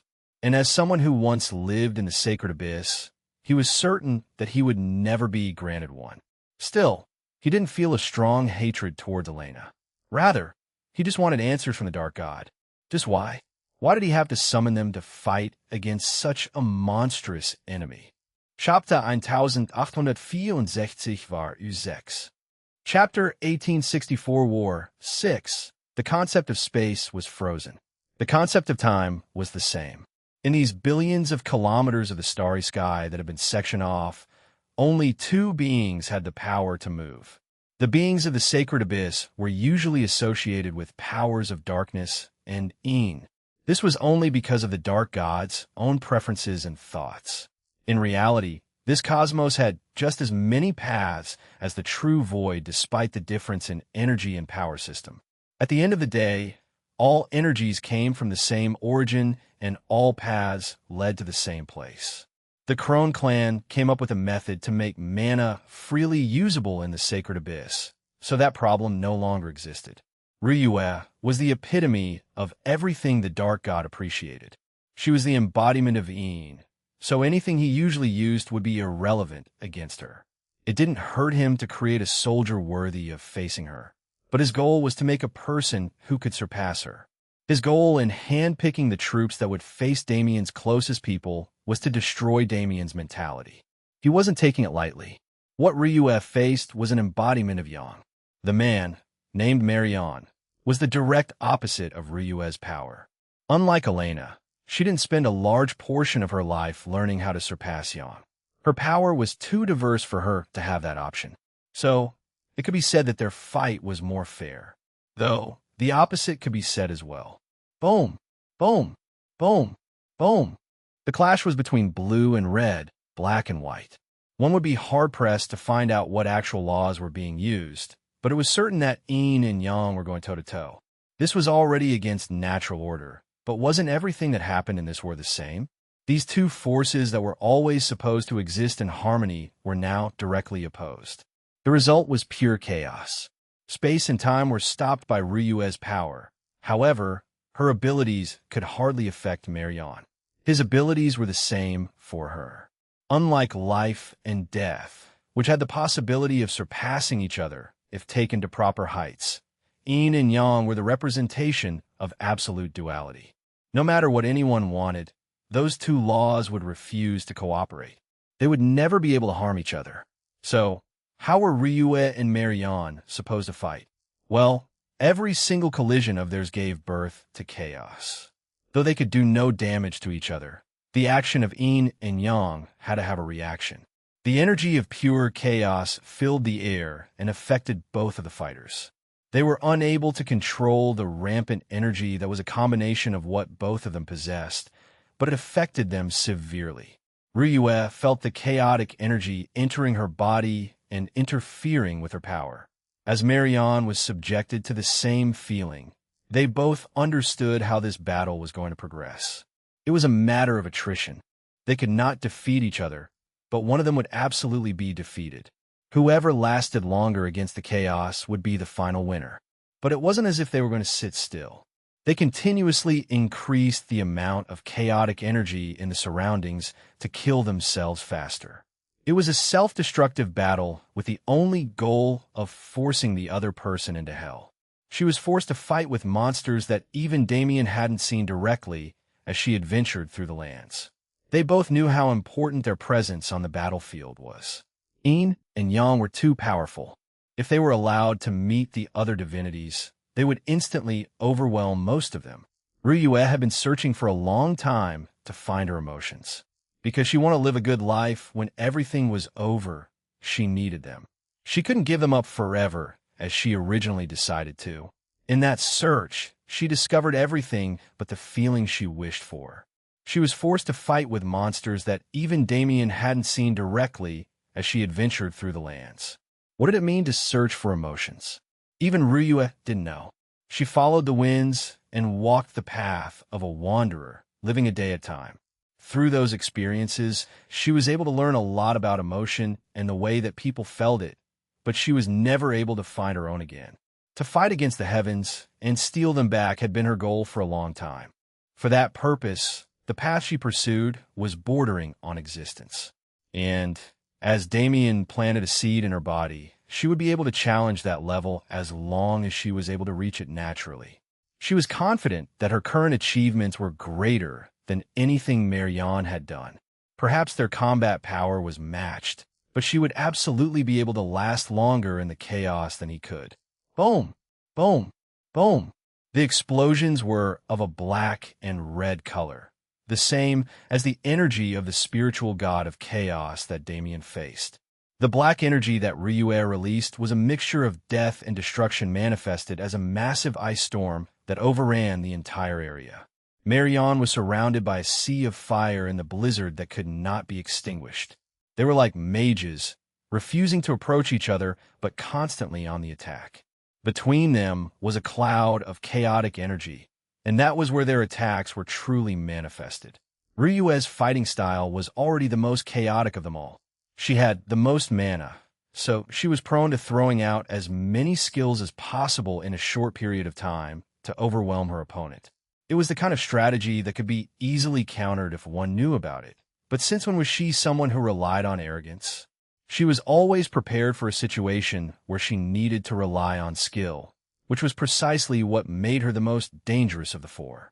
If allowed to release her full potential, if allowed to disregard all things and embrace her indifference, Ryue's destructive force surpassed everyone but Damien. Marianne was specifically created because of how dangerous she was.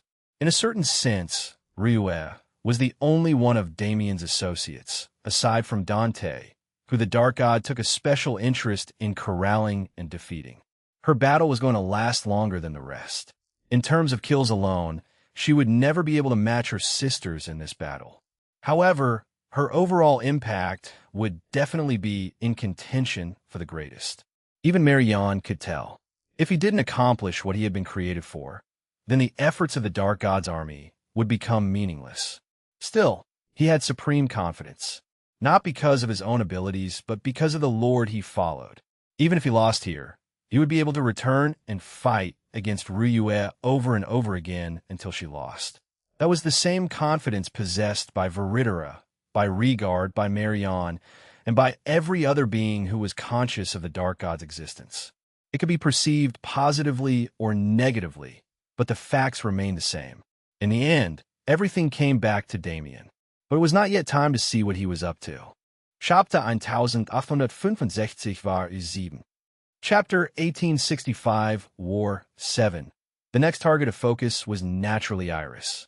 She was far away from the rest, who were far away from everyone else. But that was only because the effects of her fight needed to be isolated more than others.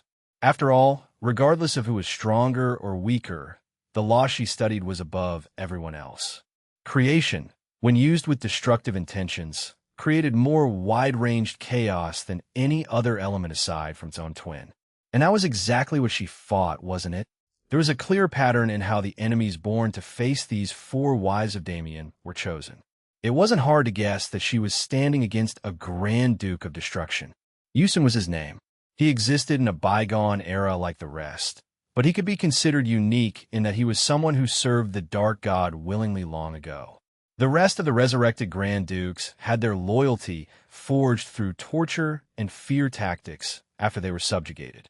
They were thrown away when their use was gone and brought back when they were useful again.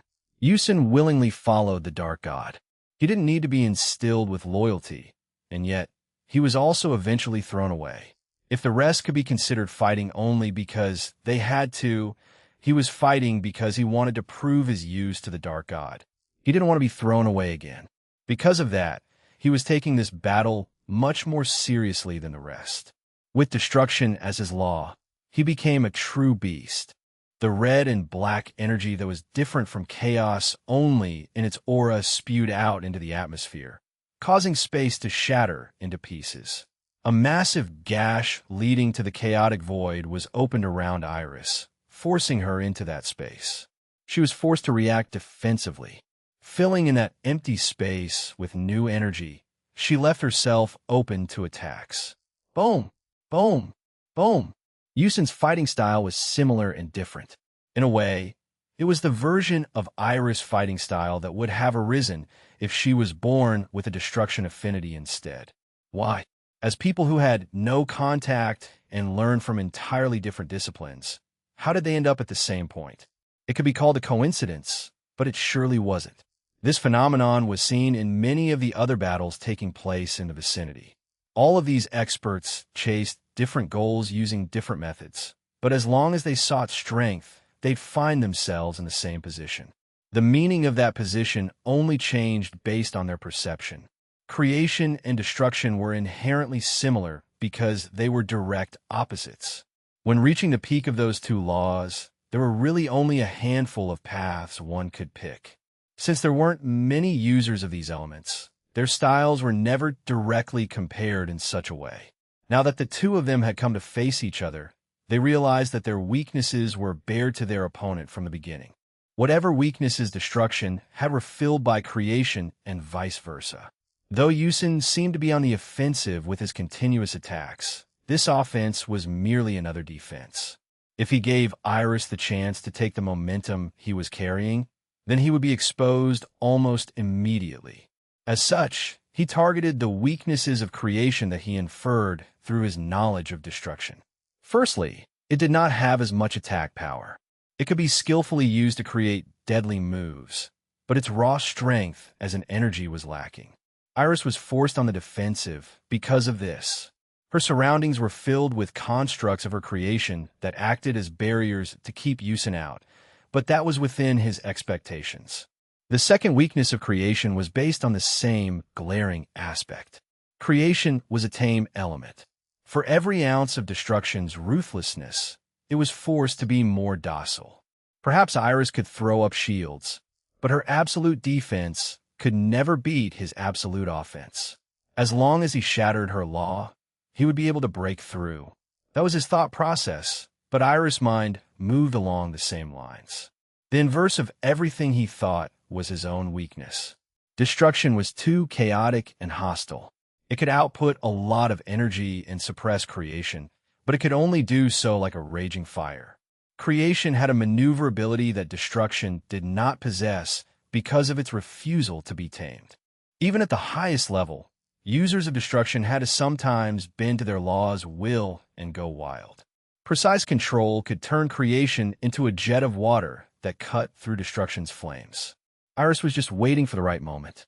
She learned to be calculating long ago. As the holy master of the prismatic star Holy Land, she had to mingle with crowds of PPL who only wanted to engage in politics, so her social literacy was at a high level. However, in battle, she didn't have the same tendencies. Patience was something she was forced to learn when she started pursuing creation seriously. She ended up becoming a sect leader again in the heavenly world, but she took a different approach. She, now among true divinities, no longer had to be wary.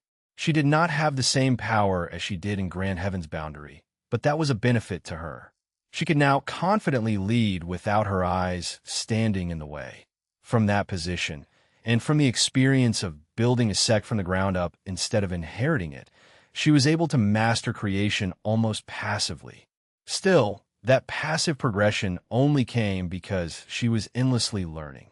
As someone who had lived far longer than any of the rest of them, Iris had a different perspective on life. She gained a lot of new things from Damien, but she didn't necessarily revel in them like the rest. After experiencing them properly, their relationship became calmer. She and Damien had an unsaid understanding of what each other wanted, and the love they bred was not something that needed to always be shown. Their relationship was matured despite being the shortest of them all, and as that transition took place, Iris decided that the best way to help Damien was to help the heavenly world. She took control over the northern region to increase Void Palace's control over the world and to prepare for this very war. Perhaps her opponent was trying extremely hard to kill her and prove himself to the Dark God, but she had been fighting to prove herself for long enough that she knew. Whenever the feeling was that desperate, mistakes were bound to be made. That single opportunity was all she needed. In that moment, because destruction could not be serene like creation, she would be able to end it all. Her eyes remained trained on his movements. Her energy stayed hidden yet on high alert. She was like a hunter in the wild. The armies of the Dark God. They were fearsome in the past, but they were only prey now. The true Void Army didn't come here to lose this war. Chapter 1866 war 8. Chapter 1866 War 8. The newest people to the heavenly world's atmosphere, in a certain sense, were Zara and Aaliyah. They only came out of the sanctuary for the sake of this war, so of course they weren't ready to fight supreme gods. Still, they were occupying several dukes at once, and sufficiently displaying the power they worked so hard to achieve. The Dark God could sense the existence of the sanctuary, but he could not sense its location or what was happening inside. As such, people like them were free from perfectly created avatars born to take them down. They were able to show the full extent of their power against opponents who'd reached the same level but were not able to counter them perfectly. Zara and Aaliyah's story had to be explained in a bit more detail. They were a single being, yet two. The God-Beast evolution paths of their predecessors were no longer available to them. The entire time they were in the sanctuary, their focus was on finding a path of their own to become the leaders of a new species. There would likely never be others like them, but their bloodline was worthy of becoming godly. When they progressed into the realms of divinity, that God-Beast was partially manifested. When they reached true godhood, that form was fully created. They were now the first twin spirit wolf in existence. This race of God-Beasts was not defined by their exact elements, but by circumstances like Zara and Aaliyah, where two souls found themselves as half of each other. Their case was an impossibility only caused by the Divine Emperor's presence. But because they'd established this new God-Beast species, it was now possible for others to be born with similar conditions. Twins would eventually become one, and their opposing elements would complement each other to create a supreme power. This was the nature of the twin spirit wolf. Those elements could be fire and water, time and space, or anything else. For Zara and Aaliyah, of course, it was light and darkness. There weren't merely a few tens of dukes anymore. They numbered in the tens of thousands at the very least, providing ample opponents for every divinity who stood at the same level. It was overwhelming in a sense, but Zara and Aaliyah's presence decreased the level of danger significantly. They cruised through the battlefield like it was a safe zone. The combination of light and darkness filled the starry sky, displaying a great power that made the Dukes shiver in fear. Damien experienced how frightening the combination of opposing laws could be when he first developed the elemental war god ability. Unlike him, though, these two stayed along that path and developed their fusion to its greatest potential. Light and darkness held a lot of power. They had so many different meanings in so many different ways. As the most supreme laws that a common person could perceive, they became the manifestation of good and evil, of the known and unknown, and many other similar aspects. It was ironic how existence and non-existence found themselves so often mimicked in the concepts of other laws due to the interference of living beings. Each of Damien's wives had at least a piece of one of the two concepts within their techniques, and Zara and Aaliyah were the same. They did not have the Void Daughter title, but their importance to Damien made them like family. They were no less important to him than his blood siblings, after all. With their rudimentary versions of existence and non-existence, they were unstoppable among opponents of the same level. It was likely that they would never face any real opposition in this battle. That is, if nothing unexpected happened. In a lot of ways, Tiamat was similar to Zara and Aaliyah. Only, her story played out a little differently. As she remained in the sacred abyss and secretly amassed her power, she was able to learn more about her hidden past. Right? Her gut feeling was always right. She was never born as a member of the Nox race, which was why she was always forsaken. She was believed to be unworthy to carry the true blood of the master race, so they tried to put her down. But, regardless of their efforts, Tiamat rose. She was born in the lower universe, but she was always meant to be a member of the foreign races in the sacred abyss. When those visions first plagued her, she almost believed that she was something like the daughter of the Dark God. But that was never a possibility.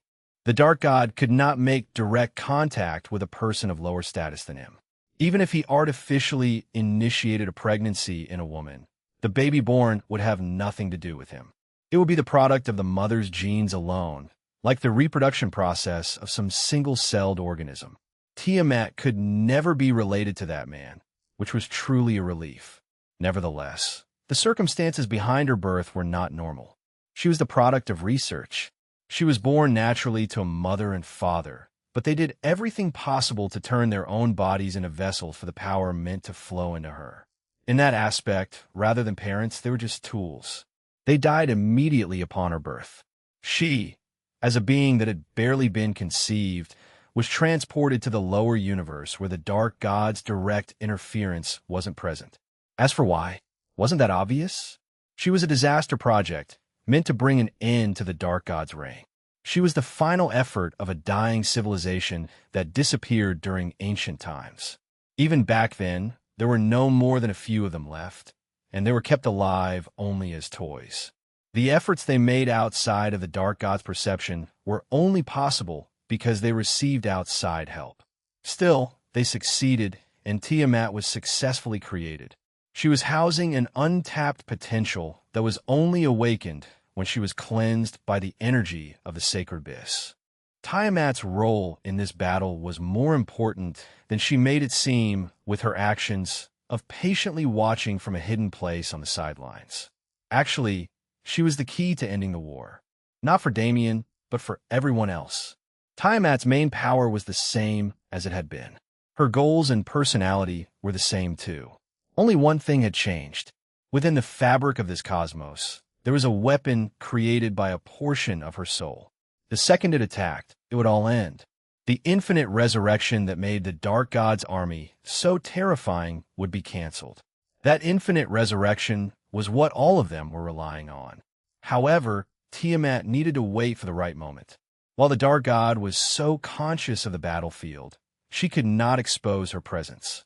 Her moment would come after Damien's confrontation with that man reached an extreme. At that time, when he did not have the peace of mind to focus on the rest of the cosmos, she would strike. This was not an act of revenge or retribution. It was merely fate. The dark god had been playing with others for so long, and Tiamat wasn't the only one who thought it was time for him to be the one getting played. Chapter 1867 war 9. Chapter 1867 War 9. As he approached, he saw that man kneeling in the sky. "Oh, God, please lend me your strength, so I may slay this mighty foe." His opponent had been waiting for him to approach. Now that a war like this was underway, they were fated to clash. Dante Void and his greatest enemy, the cosmos traitor, Malevolon Stria. Pathetic, Dante sneered.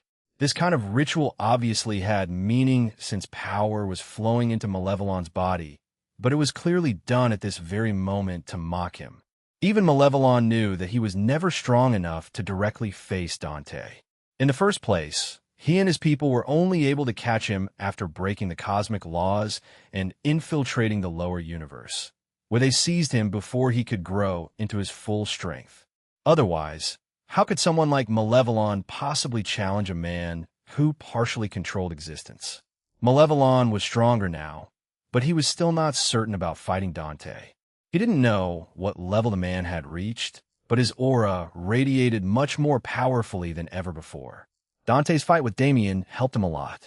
Though it was embarrassing to admit, his son taught him more about existence than he was ever able to learn on his own.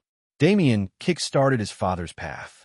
He was finally able to take the step that was originally impossible for him because his only element was space.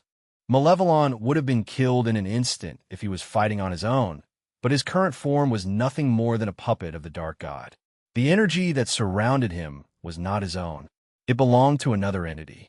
You're sacrificing your own vitality for the sake of this battle. As always, you go to unreasonable lengths for the stupidest reasons. Dante spat with a sigh. Dante, why would you talk to me like that? This is our first reunion in such a long time. It should be a happy moment. We should celebrate. Malevolon responded. He was twitching. His body clearly wasn't responding well to the foreign energy, but he was accepting it regardless. His speech became slurred and his attitude changed immensely from his usual stoic self. Dante almost felt like he wasn't facing the person he'd spent all these years waiting to kill. However, the two men were one and the same. The change in Malevolon was merely the result of the path he was walking. Dante was forced to accept that the things he desired were far in the past. He had been captured, and too many years were allowed to flow without his presence. Malevolon was defeated and defeated and defeated. Facing Damien, he couldn't find victory at any step. When he finally escaped into the sacred abyss and truly became a part of the Dark God, he felt a sort of ecstasy that he'd never known. That was the source of the change. The energy that turned him mad also contributed. Dante shook his head.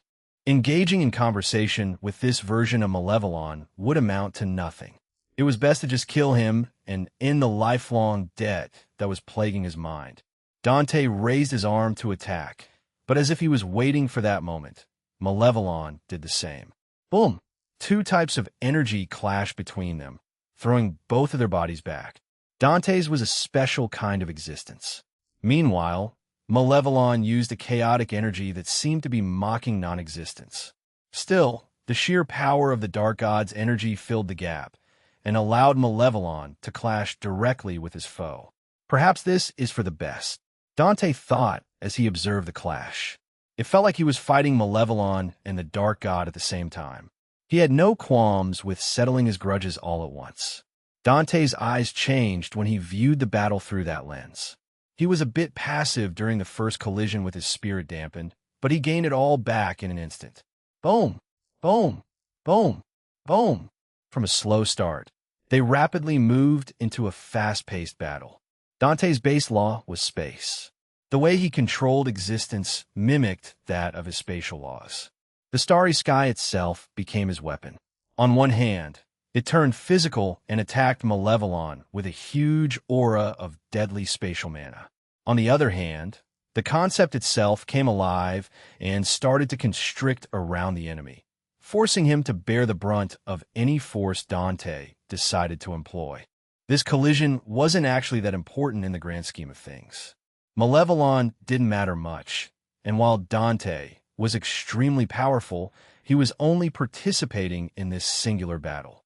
As someone with no real enemies on this battlefield, he would catch the Dark God's attention if he did too much. Of course, distracting the Dark God was a good thing, but it wasn't worth it if it led to the deaths of everyone who was currently fighting. Even Dante had to remember it. The Dark God could wipe out their entire army in a single instant if he wanted to. Dante was here only to settle his grudge. In this war that he was originally planning to avoid for the aforementioned reasons, he only appeared because of his son's convincing. Standing here now, he realized how right Damien was. No matter how long it had been, getting closure was still extremely important. Geez, my son is so far past me that it's almost shameful. He was always the one being taught. But that same reason was the source of his pride in the child he helped conceive. Speaking of, his wives were both participating in this battle. Serena was on the back line managing all of the formations being applied at every moment, but Claire was on the forefront with him. Compared to him, she definitely had more worth. After all, the enemy she fought, just like Marianne, was an individual who absolutely needed to be defeated. And it was not necessarily an individual at all. Claire was having an experience that was rare on a cosmic scale. Regardless of how one traveled through the void, one would find only a handful of people who'd done the same. Her son was one of those people. Claire's opponent was a spiritual god, an incarnation of pure evil that was like the Dark God's shadow. The Dark God cared about Dante more. However, he wanted to kill Dante personally after dealing with his son. For his wife, naturally, the most deadly of forces had to be prepared. The Dark God wasn't just aiming for the destruction of Damien or Dante. No, he wanted the entire Void Clan and all of their associates to suffer to the extreme. Nobody could say why. However, that hostility was obvious. Claire was facing it more than anyone else. Unlike the relatively even battles that were taking place elsewhere, her match had the odds stacked against her. However, Claire was also in a state like never before. This time, she was ready. She would not allow the Dark God to tear her family apart for a second time. Chapter 1868 war 10. Chapter 1868 War 10. The being was similar to chaos. It was built on a foundation of many of the same ideas, since chaos and evil were usually associated with each other. There was likely a good incarnation of chaos somewhere in the void, but evil would always be evil. And as a true spiritual god who was not allowed to develop the same human emotions as chaos, evil was not going to make any mistakes. He charged at Claire the moment he caught her in his sights. His aura was vile, causing her mental state to tremble. She was able to fight against it, but evil's mind-intruding aura was passive and would continuously attack her as she fought the entity, which Claire was forced to keep in mind. When Damien arrived in the heavenly world, Claire was already at the peak of the supreme god level. That was where she stood before the whole fiasco that led to her entering the lower universe, and that was where she returned to when her soul was fully healed. As such, Claire's power hadn't changed much from the last time the Dark God saw her. If anything, she'd only become more varied after seeing how her husband, son, and daughters-in-law trained. Void Palace was always a gathering place for spatial practitioners. The four clans were able to maintain their own disciplines, but nothing outside of that ever existed. It wasn't as if they banned other kinds of practitioners, but those people used to seek out other clans as opposed to the palace that seemed to have built a clear specialization. Really, the crumbling of their reputation and then the way they were rebuilt by Damien was what changed them. The palace was now filled with all kinds of people from all kinds of disciplines. Their methods never aligned, but all of them were able to learn from each other. The natural law was varied, but every piece of it came from the same origins. The laws were always meant to exist in harmony. Even Claire, who thought there was nothing more to learn, found herself changing. That change was the source of her confidence when facing this being. This was a being who, quite literally, cleared the battlefield. Any and all people, regardless of which side they came from, parted ways for him until he reached Claire. This was not an act of betrayal by the people of the heavenly world, but their body's pure instinct of survival that they could not disobey. Even as he approached closer, Claire felt her body locking up. She was only able to respond because she did not need to move her mana to move her body. Her instincts told her she would die, but her mana had developed a resilience after its time suppressed within the shell of a mortal. Even under this kind of pressure, it moved fiercely. Plus, there was the dream affinity she developed as a mortal. That affinity gave her some control over the immaterial world, while her natural creation talent gave her dominion over the material. She accepted that she wouldn't be able to reach existence a long time ago when Dante was first exploring the subject. Instead of pursuing it, she vowed to become as strong as possible without it. Boom! Before evil came close enough to attack, she erected an array of walls around her. Most of them were physical, made from the countless materials that could be found throughout the true Void universe, but they were all crushed the instant they came in contact with the spiritual god. However, the point wasn't to slow him down. Within those physical walls were walls made with the dream affinity.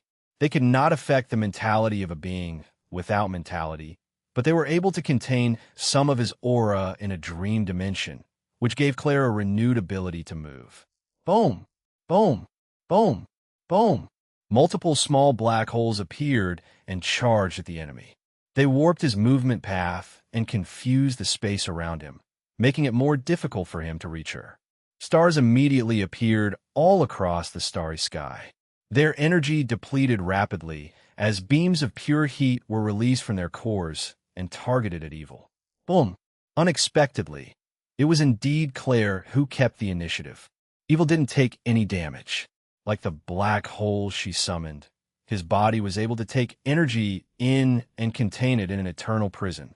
However, as he was not able to approach her, his danger level decreased significantly as well. Without the initial advantage, evil wouldn't be able to kill Claire as easily. And that was all she needed. The chance she created was more than enough to inspire her to continue fighting. After all, if she was able to make a change this time, she could do the same in the next instance. Eventually, any enemy would fall under such circumstances. Naturally, this thought process had its flaws, but who was Claire to care about them? Flaws were only important to people who would be affected by them. To her, none of that mattered. As it had been stated so many times before, Claire was tired of all of this. She and Rose were able to bond over this feeling. They wanted to live peacefully and happily with their families. Why did they have to be plagued by enemies and distractions at every step? What differentiated them was that while Rose was prepared to take that path now, Claire wanted to create a way to do it properly. She fought not because she was provoked, but because she was tired. The only way to ensure that a similar situation would never occur again was to win this war and display the Dark God's head for everyone to see. Who would test them after that? Evil was an incarnation of its name. However, it, like the current Malevolon, was holding a portion of the Dark God's power. The amount may have been minuscule in his eyes, but every inch mattered at a time like this. If Claire was able to defeat evil and disallow its energy from returning to the source, what kind of impact would it have on Damien's fight against that entity? Even the small possibility of helping her son was one she had to entertain. The minutes passed, and Claire continued to keep evil at bay. She expended as much mana as possible in as short a time period as possible to keep it from getting a chance to attack, but this kind of strategy was forced to be countered soon, especially against a being who was not taking damage from any of those attacks. As if it was acting on set patterns instead of thoughts, it took a stance and bellowed. Its aura spread wildly and disrupted all other energy in the surrounding area, creating just a single second of silence. In that single moment, the initiative changed hands. Evil charged through the folds and closed the distance between them. Now, it was Claire's turn to face endless hostility. As for whether she'd survive or not, nobody could tell at this moment. But to get past survival and actually defeat the enemy was what Claire wanted. And just like her survival in the immediate situation, that still remained to be seen, didn't it? Chapter 1869 war 11. Chapter 1869 War 11. There weren't many people left to be specifically focused on. Of course, Damien met many people on his journey to the top. Of them, most remained nearby and were willing to either fight for him or with him. However, not all of them were able to reach the greatest heights. People like Tian Yang or Elvira were of vital importance to Damien himself, but their roles in this war were no more than any other divinity. They were strong. Their growth rate was amazing considering both their age and their circumstances. Unfortunately, they were only amazing when compared to the average individual. Elvira had ascended to godhood, but only recently. Tian Yang had to start over after his shattered divinity was returned, so he was barely able to reach the peak of demigodhood by now. There was no telling what would happen in the future, especially since the Void's blessing did subtly touch them. Still, their stories would not be completed in this final war. Interestingly enough, there were two people who stood out from that majority who didn't have the same sort of connection to Damien as his blood family or his wives. Long Chun and Su Ren. These two sword practitioners who became his closest friends over the course of their time together were in a unique position. There were two reasons for this. Firstly, the sword path was that kind of road. It was extremely difficult to traverse at the beginning because it was not a natural law. To make great accomplishments meant to train until death and reach enlightenment through battle. What those practitioners who stuck with it until the end received was an easy road in their later years. Because all sword paths eventually connected back into a single river of knowledge spawned from the living mind, sword practitioners would eventually reach a state where any and all swordsmanship would become easy for them to comprehend. After that, the only thing one required to continue ascending was the growth of one's legend. Both Long Chun and Su Ren were geniuses of their generation, and when the second reason came into play, their genius was bolstered to a new level. The Void's blessing that others didn't receive was effective on them. The Void may not have acknowledged friends as beings with enough importance to provide with a blessing, but Damien did. Damien wanted to see the two of them become just as strong as him. Sometimes it got annoying to remember that there was such a huge gap between them. His wishes manifested as a sort of special blessing that they were able to make use of. With its help, both of them were nearing the peak of the swords they chased. Their paths were different, but that was only because they chose to express themselves differently. In terms of growth, they were evenly matched. Both of them were gods by now. They were only in the middle of that level, but that was irrelevant. The two of them were not fighting dukes like Zara and Aaliyah. Instead, using their combined power, they took on Grand Dukes along with their fellows. Together, their two swords were unstoppable. What Surin always chased was a sword that cut through any and all energies. He had not yet completely manifested it, but he was more than strong enough to cut through the energy of the sacred abyss. Meanwhile, Long Chun had a bit more of a complicated path. It had to be remembered that he was born with a poison affinity. It was something he avoided for a long time, and then it was something he was forced to use by the circumstances. In the end, it was only through the coercion of his wives that he finally accepted himself and decided that he couldn't ignore his inherent traits. To find a sword that used poison but was still as honorable as the one he sought was almost impossible. It was obvious how poison was used with blades. However, as he searched far and wide through both Grand Heaven's boundary and the heavenly world, he was eventually able to find his answer. Poison was usually seen as a discreet weapon due to its nature. There were only a few people who ever used it openly, and those people usually used techniques that affected large areas. None of those styles fit Long Chun. Instead, to incorporate poison into his existing techniques and wear his affinity proudly, what he sought was the blood of a poison dragon. It was a rare subspecies that hardly existed in the heavenly world. Luckily, he was able to find one and inherit its bloodline abilities just 2 years before this war began. The sword technique he created was not yet polished, but combat was the best place for it to shine. And when combined with Su Ren's abilities, his force became unstoppable. The sounds of explosions did not resound on the battlefields they visited. Su Ren would cut through any and all energy immediately upon his entrance, so any such scenes immediately ceased. After he did the preliminary work, Long Chun would focus on the enemies and play the main role in the fights. His poison was a sword itself. It showed itself openly and boldly, as if to declare to anyone that it was not meant to be pathetic or weak. No, rather than being a force that caused that kind of death, Long Chun's poison had become a part of his sword aura. It moved with his sword and was one with his heart. Even when he commanded mind swords and the likes, his poison would move too. Long Chun had a lot of killing power. He was able to force almost any opponent onto the back foot in seconds.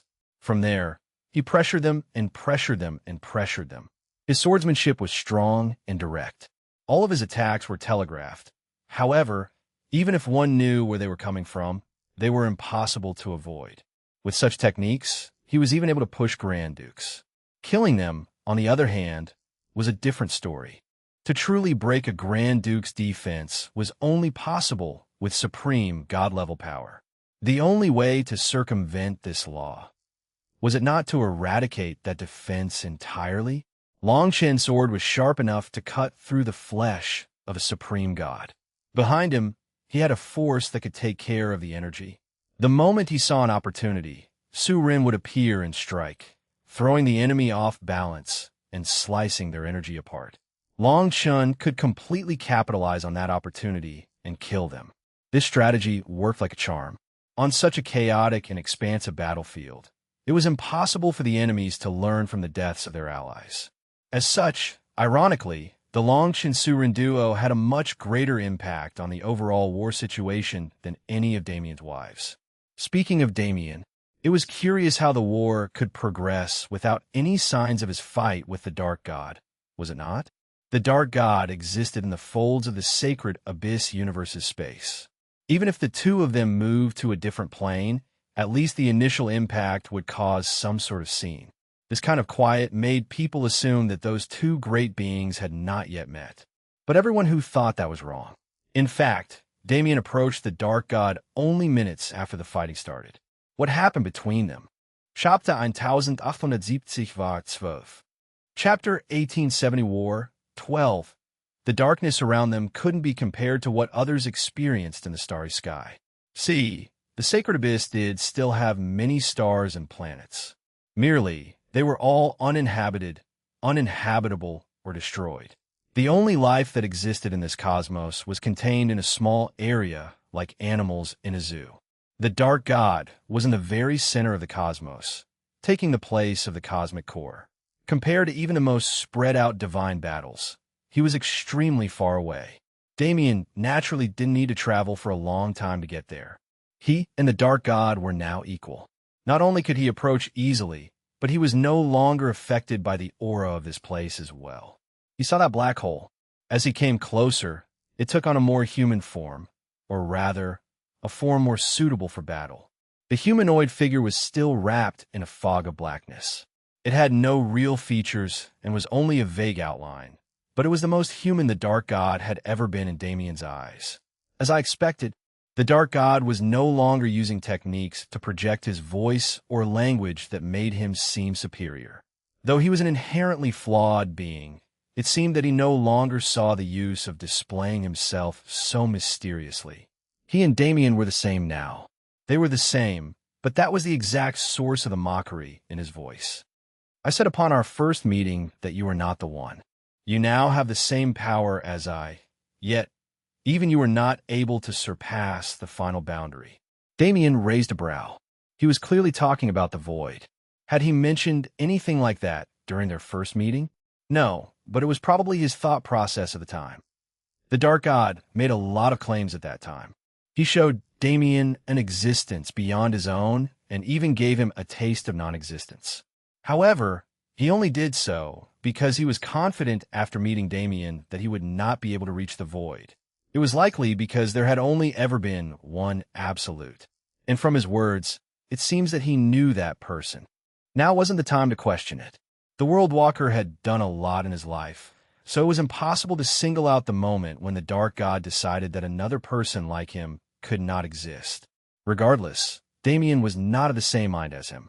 If the question was about whether he would reach that place or not. Unlike you, I'm still quite young. I'll eventually get there, as I'm not a being who exhausted all of their potential just to become supreme.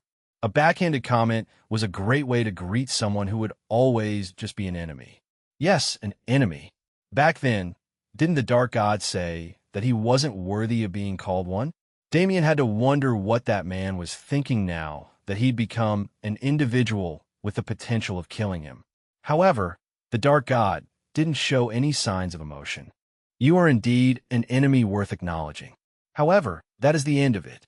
Your achievements mean nothing, and you will attain nothing. By the end of this day, you will be no more than another anecdote in my biography. They both looked down on each other. They both believed that there was no way for the other person to win. Any sort of banter between them was pointless. It had been mentioned too many times. The Dark God was not like the Saint Emperor. Damien had no desire to understand him. He had no desire to find a human side in this being. The only thing he cared about was exterminating him. Regardless of what happened, there wouldn't be anything like pity for the Dark God. Damien stared at that entity, and it stared back. They were both waiting for the other person to make the first move. Just by existing in the same environment, the reality around them twisted. Though they were still in the sacred abyss, they were in a specific state of reality where they were separated from everything else.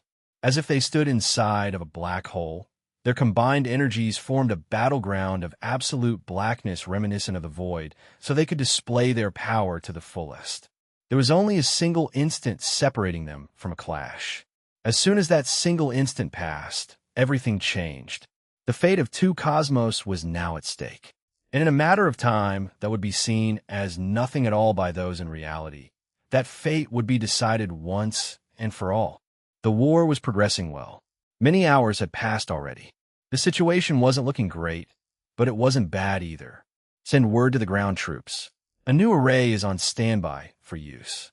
Hestia sent word from her encampment, erected in the True Void territory. Her current efforts were going towards supporting Talia and her people, as their progress would change the overall state of the war more than those on the front lines. She was in charge of many things. Of course, She could have easily distributed her duties to others, but she was never that kind of person. For Hestia to be the eyes of God, she needed complete control over the situation. The people supporting her were in charge of maintaining contact with the troops to relay her orders, feeding her information, and creating a web that connected each and every branch of their operation so that everything could be managed effectively. Through her aid, Talia was able to move far faster than ever before. And as Talia moved, the troops facing the enemy army were granted more and more benefits that made them stronger and more resilient. For every move that was made from their base, Hestia was the one who made the decisions. Through her aid, Talia was able to move far faster than ever before. And as Talia moved, the troops facing the enemy army were granted more and more benefits that made them stronger and more resilient. The divinities didn't necessarily need to be as heavily controlled. They were basically fighting all individually. When they needed to coordinate, Hestia would arrange it, but she was able to spend most of her time focused on the lower existences. They were the ones who needed more help, and they were the most plentiful. They, as the common population of the heavenly world, held great importance in the grand scheme of things. Hestia's role was equally important, but she was not in any danger. Not only was she far away from the war zone, but she was also surrounded by a heavenly troop dedicated to her safety. If it was about Damien's siblings, then the other three were in more exciting situations. All three of them were fighters. They were somewhat spread out, but like Long Chun and Su Run, they took the opportunity to bounce off of each other's strengths. Damien was too much of a star. Dante was amazing. Serena was amazing. Claire was amazing. Hestia was amazing. All of them had their own roles in both the family and on the battlefield. However, the three of them, Dominic, Darius, and Erin, were still trying to find their places. This was their chance. They had to prove it to everyone else, and they had to prove it to themselves. They were also members of the Void Clan, and they were not going to let themselves be forgotten. Chapter 1871 war 13. Chapter 1871 War 13. Dominic and Darius were a dream team. That was the truth when they were both practicing the palace's techniques, but now that Darius had found his own path as well, their synergy became impeccable. They were not fighting together at all times, but they were doing something similar to Long Chun and Su Rin at times. See, they were fighting on the Grand Duke level. Naturally, they were able to promote to supreme gods in a short period of time due to the influence of the Void. It could be called cheating. The fact that the people around Damien were able to have such growth rates made it unfair to everyone around them. To an extent, it even invalidated their power. However, the Void was not kind. All it was willing to provide for those other than Damien was an opportunity. It was because each and every one of them chased that opportunity as far as they could. If not, they would have never come this far. Talent was a good thing. Talent was a foundation atop which so much could be built. But no matter how talented one was, nothing was achievable without effort. People who put in effort were always guaranteed to beat those who had talent but no motivation. Dominic, Darius, Erin, and the rest were not those kinds of lazy geniuses. They already had the effort. All Damien's presence did was give them a slight boost in speed. Dominic had always been a practitioner of both the Void Palace's techniques and the Crone Clan's techniques. Time and space were both present inside of him, but it was obvious where his affinity was. It was around 10 years in the heavenly world that he took to reach this position, but in his own life, it had been over 1,000.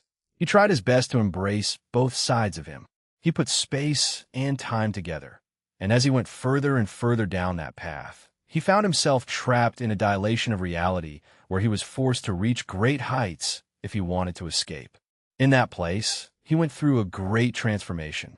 He managed to escape rapidly, but he went back to that plane with every opportunity he could.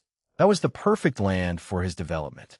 Through struggle, he was now at a level Damien once reached, where space and time had merged into a single entity in his soul. He, of course, could not touch the timeline, but everything else was available to him. His abilities were very uniquely useful in support situations, but he was always a fighter. They shined the most in battle. Dominic was calmer than Darius. As such, he stayed in the back and controlled the enemy's movements. He turned into a shepherd, and his enemies were no more than sheep. Plus, with Darius acting as a herding dog, they were forced to stay in line until death came to meet them. Darius was terrifying. He was brutal. He was reckless. He was relentless, yet he was untouchable.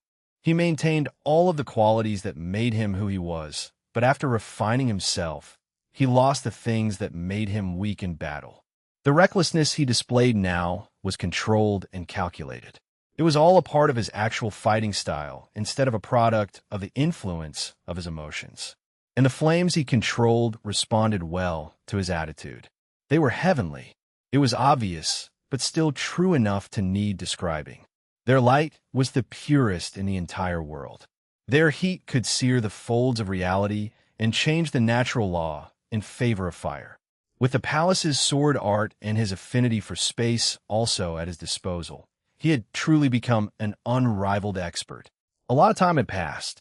When looking at these people who showed so much growth, it was hard to imagine them as different people from their past selves. After all, they were stuck in the background. How much could they have possibly changed? However, there was one thing that could be guaranteed. No matter who it was, every single member of Damien's entourage experienced the 10-year extension in the Heavenly World's timeline intensely. And every single one of them had aged by 100 years at the very least. These were people who had the palace and each other's full support. Time dilations were easily accessible to them. As they needed to train as much as possible, they chose the method that wouldn't waste a single second.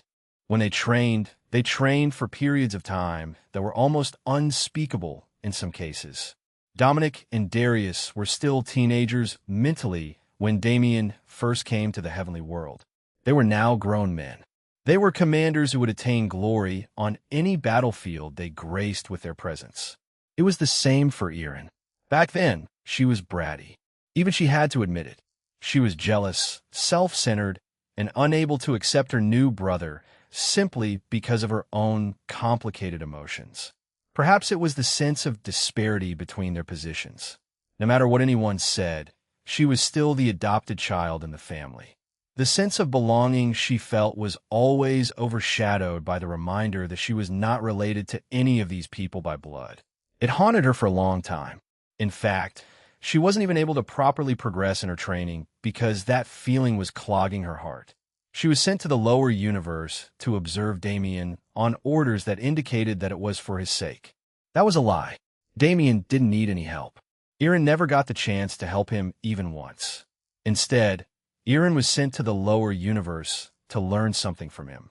He, who was a member of the main family, had never known most of them. He, who didn't even know the true form of his own mother. The quest he embarked on through his own grit. The struggle he went through. They wanted her to see it and learn from it. Because even though they could not help Damien, he was still a member of their family. Erin developed a respect for him that she didn't want to admit. As she grew older, however, she was finally able to accept it. Her path was different from the rest because she did not reach her full potential yet. She only recently overcame her struggle in the last few years and was now making a rush to match the progress of her siblings and friends. This battle was a stage for her to prove herself to herself. Because she had a change in her mindset, because she was no longer stuck in her ways, because she stopped worrying about useless things and accepted herself as a member of the Void Clan, she would succeed. Perhaps she would not have the same impact as others, but that didn't matter anymore. The attention was no longer her goal. All she wanted was to reach the goals that she'd established in her mind after moping around for so long. This final war meant a lot to everyone involved. It was an important event for reasons other than the obvious, so everyone was highly focused on doing everything they could to win. Perhaps it was better to let them focus on their own growth and goals for now. It had been a long time. By this point, it was unknown where Damien and the Dark Gods battle was. However, for the sake of clarity, it was better to describe it from the start. From that very first clash. Chapter 1872 Clash of the Titans. Chapter 1872 Clash of the Titans. 1. The sounds of war were brutal throughout the sacred abyss. The common population was forced to remain in their homes and pray that the destruction didn't reach them. but only some were successful. They didn't know that even then they were lucky. If Damien and the Dark God were present in the true Sacred Abyss universe, the entire cosmos would have been destroyed within minutes. Not a single person would have had a chance to survive. They did not immediately use the height of their power. It was as if there was an unspoken agreement between them. First came existence. The existence that the Dark God controlled came in direct contact with the existence that Damien built. They were completely different despite being the exact same. Existence was a strange thing in that it was always anchored. Damien's anchor was the true void, but despite how it looked, the Dark God's anchor was not the Sacred Abyss. No, the anchor was incredibly important. If the anchor was destroyed, one's ability to use existence properly would suffer as well. Damien was willing to anchor himself to the true void because he understood how important it was to him. The Sacred Abyss did not have the same worth to the Dark God. Rather, it was no more than a tool for him to exert his strength with. It was due to his decision to forego an anchor that the Sacred Abyss was constantly collapsing under the weight of his presence. He could have taken the easy route and calmed it, but he refused. Instead, he took the much longer and much more annoying path of holding the cosmos together with his essence. He became its anchor, a decision that Damien could not understand. The way they perceived existence was inherently different as well. To Damien, existence was a beautiful yet flawed concept. It was everything, but exactly because of that, it was riddled with holes and flaws. Existence as a concept was always meant to be imperfect, but the concept's perception of itself, built on the human perception of it, craved perfection. Only after meeting it directly and spending time with it was Damien able to convince it that perfection was not necessary. Rather, it was perfect even with all of its imperfections.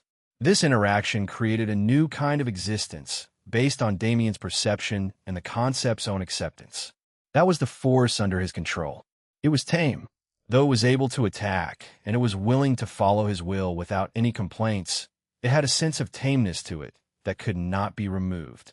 Damien had treated it too docilely. There wasn't anything wrong with that, but the result was a relatively docile existence. The Dark God was clearly different.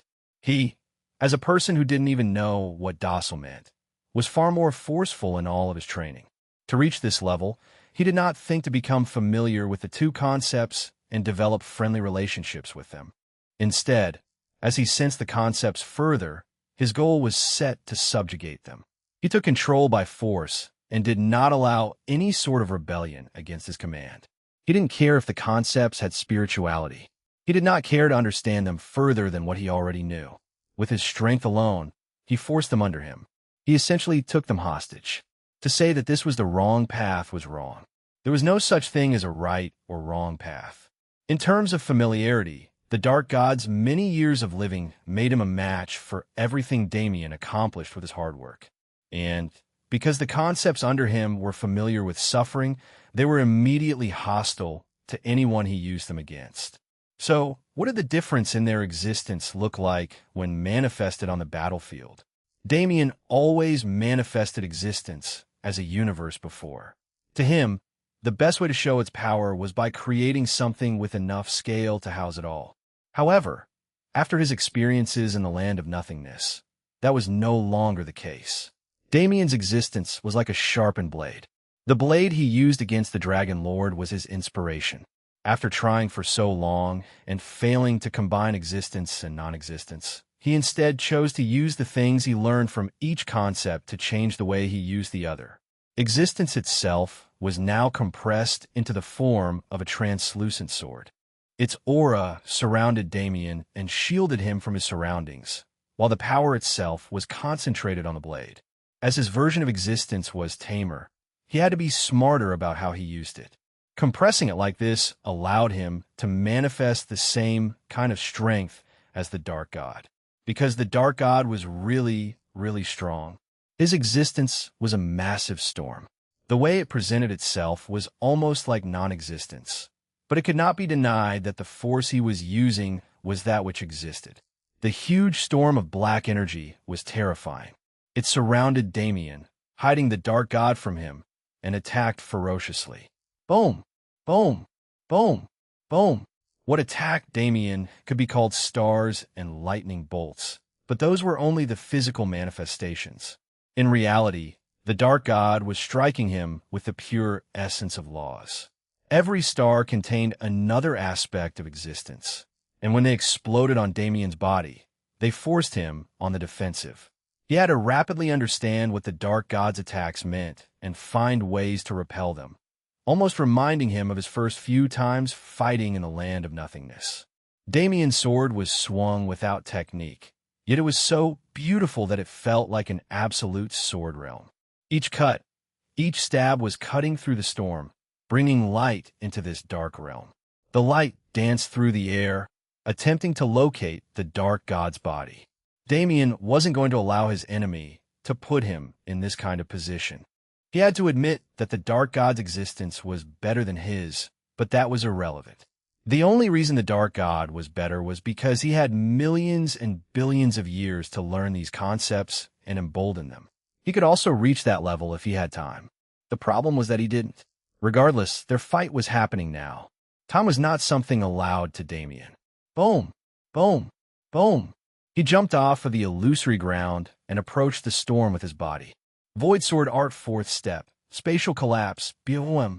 All of the lightning and all of the clouds were blown away. That shadowy figure was once again revealed, but the dark god was prepared. He had so much time while Damien was caught up. How could he not be? His hand struck out. Damien's eyes widened. I have to. It was too late. Boom. Dodge. Even as he thought it, he was enveloped in that force. A twisted existence unlike anything he'd ever felt before. For a moment, Damien was reminded of who exactly he was facing. The Dark God, the Cosmic Conqueror, the Destroyer of Worlds. This was a being who had not destroyed just one or two cosmos. No, he was far greater than that. And somehow, it had become Damien's job to defeat him. One could call this battle many things, but easy was not one of them. Simple was not one of them. For the first time in a while, Damien had to prepare himself to struggle. Yet, even that was not a problem. After all, if he didn't struggle here, then what would any of his effort be worth? Chapter 1873, Clash of the Titans. Chapter 1873, Clash of the Titans, to Damien, was in the midst of a swarm of energy. When the storm parted, the dark god's shadowy form glitched and turned into a horde of locusts that swarmed him. Each and every locust was filled with the energy of existence. It would be fine if it was only a single energy, but that was not. This vein of existence was manifested in countless different forms. The dark god had traversed so many cosmos and seen so many different energy forms with different laws that he was able to create something like this. Damien was using a sword. He could act against the storm because it was a large and formless entity. Each of its attacks was relatively independent, and against concepts, just concepts were enough. This swarm was filled with millions of physical creatures. Each physical creature had its own concept within. Damien's sword was fast and precise. It was able to make wide-range attacks as well, but he couldn't just blindly swing it. If he didn't want his own existence to be damaged, he had to understand and counter each individual concept within the dark god's existence. If he missed even one, it would be catastrophic. The problem was that these energies weren't simply concepts of existence that he knew. He had to discern for himself the energies of all these different cosmos and understand them first and foremost. Damien gritted his teeth. There isn't a path of escape. There also wasn't time to think. Damien spread his senses in a spherical form around him, containing the entire swarm. His senses zapped between each individual locust. Time slowed until it almost didn't exist. Damien's mind split into hundreds, thousands, and millions of pieces, each dedicated to understanding an individual concept. His body was on autopilot, following the data it received as the minds completed their calculations. Suddenly, Damien himself was a blur. The light that his sword carved into the sky as he moved in a flurry was the only thing defining him. Back and forth, from front to back, Damien's body swung and contorted into impossible shapes so he could reach the locust that he wanted to cut. He seemed wild, but every movement was precise. He had to use his sword to attack singular bugs in a swarm of them. He couldn't even graze another on his path to those individuals, so how could he not be precise? It was a silent showing of glory. It was an amazing move that would kill anyone else who tried it. However, it was just a single instance in this battle. Damien cut through each and every locust. Time resumed, and his minds merged back into one. What he gained from all of his efforts was merely the preservation of his life. The 10 or so seconds he took to end the swarm was more than enough time for the Dark God to prepare countless attacks. When Damien was able to see past the swarm again, he was already surrounded. 5 massive, white, star-like entities encircled him in a star formation. Damien's jaw almost dropped when he saw them. Cosmic cores. Damien knew how densely packed the energy inside of a cosmic core was. To manifest 5 of them at once was already insane. If their energy was mobilized with the intent to harm, I can't. There wasn't a difference in power between him and the Dark God. Naturally, as they'd reached the same realm, that was impossible. Instead, what separated them was eons of experience. Damien simply couldn't wield existence with the same proficiency. In simple terms, the Dark God was an old lion and he was still a cub. Before those cosmic cores exploded, he had to make a decision. No, he had to make it now. Damn it. He didn't want to lose even once to the Dark God, but he had to make the sacrifice for his eventual victory. The Dark God was better than him at wielding existence. He had to accept that as fact. It won't be the same next time. Boom. Damien pulled all of his energy back into his body and opened his eyes once more. This time, the aura that surrounded him was different. With a single thought, he spread that energy throughout this empty space. The cosmic cores, the residual energy from the existence he released, and everything else vanished. Non-existence took prominence, and existence was forced to step back. So this is your level. The Dark God taunted him immediately. He retracted his energy, accepting Damien's defeat, but he did not allow it to go unsaid. That is your only advantage, so enjoy it well. It'll be different from now on. Indeed, it will be different. You will no longer have any chances to believe that you will defeat me. The Dark God's words were bold, but they did not affect his opponent. Damien was confident for multiple reasons, but there was one that stood above them all. He could sense the aura of the land of nothingness. Even though he never absorbed any of its energy, even his non-existence had its scent as it was formed there. The Dark God, he doesn't have that scent. As he switched to the energy of non-existence that he possessed, Damien clearly understood its structure due to his connection with the concept. It was not anything like the energy of the land of nothingness. Actually, it didn't seem to have any structure at all. That could only mean one thing. He somehow obtained non-existence before existence. Because the two forces didn't come in contact when non-existence was still in a fetal state, he was never invited to that land. If he was never invited to that land, he's missed out on all of the opportunities present there. Damien almost wanted to laugh. That was how confident he was. Mirage changed. Its form was now closer to invisible than ever before. The entire essence of Damien's non-existence was contained within, but it was not presented alone. His territory spread out as well, and a vestige of the eternal sanctum appeared in reality for the first time. Instead of engaging in more conversation, Damien charged. Let me show you how to wield non-existence, since you seem quite unaware. This space was similar to the arena where Damien fought the Dragon Lord. It was meant to support the manifestation of existence and non-existence, so the force Damien produced was visible. The chains that surrounded him were the same. Rather than Damien, the Dark God saw a mangled mess of precisely plotted attacks, a humanoid arsenal. Damien could not see his expression. He was too deeply hidden in the blackness.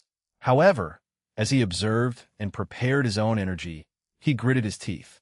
Impossible. It was merely a thought without any backing for now. But if it came true, the Dark God was not someone who would allow himself to think about anything that indicated that he was not supreme. As such, that thought cut off there and did not emerge again. He was better in existence because he had been connected to the sacred abyss for so long. Non-existence was different. It was the core of his self. Back then, non-existence was the only boom. The Dark God's energy finally collided with Damien's. The second round of their grand battle had begun. Chapter 1874 Clash of the Titans. Chapter 1874 Clash of the Titans. 3 Damien's non-existence was well known already. He used it for many years before coming up with a concrete style, and due to the environment that he trained in, he was able to make Ian's worth of progress in just a few years. The Dark God, on the other hand, had Ian's worth of practice but no solid environment to support his growth. It was for this reason that they were equal in terms of power. The disparity came from the fact that the Dark God had never faced another Supreme. He had seen a World Walker before, but he'd never seen the World Walker fight. In the same way, because Supremes were so rare, none of the cosmos he'd conquered until this point were able to birth one to face him. This was his first real battle against someone of the same level. He was always confident in his skills because he understood just how much damage he could do with them. His non-existence had consumed entire cosmos before. Under its weight, countless quintillions of existences were slaughtered. Even if it was a person of his level, he didn't doubt that he would be able to defeat them. But did he truly know how to fight against another form of non-existence? The flow of battle was relatively similar, but it was an entirely different ballpark from the existence battles he was confident in.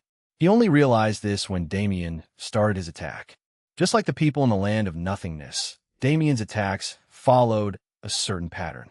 It wasn't the same, as the Dark God was not familiar with the rules of this kind of fight, but he didn't change much. Instead of staying still, he charged in and used physical force on top of his concepts. However, other than that, Damien's strategy had already been seen. The Dark God was caught inside of his web. From his position as the controller of those metal webbings, Damien canceled several concepts while birthing new non-existent ones to support them. Though he was able to fight back, the Dark God could not effectively counter him. Boom! His non-existence raged like a powerful tsunami. There was no sense of control or finesse, but Damien had to admit that the Dark God's connection with the concept wasn't something to be laughed at. Clearly, after being around it for so long, he had formed a special bond with it. Just the nature of that bond was different from what Damien had. It felt almost as if he was relying on that force. It was like he had absolute trust in it, and it was being forced to live up to his expectations. That relationship was almost the direct opposite of what Damien had with his concept. And as a result, the concept manifested differently as well. There was no precision. There was no method. The energy swarmed wildly and latched onto each and every chain and concept Damien utilized, erasing them as they came. Interesting. Rather than an energy, the Dark God seemed to treat his non-existence as a summoned being. When it was viewed through this lens, it became far easier to understand. A part of the concept protected him instinctively.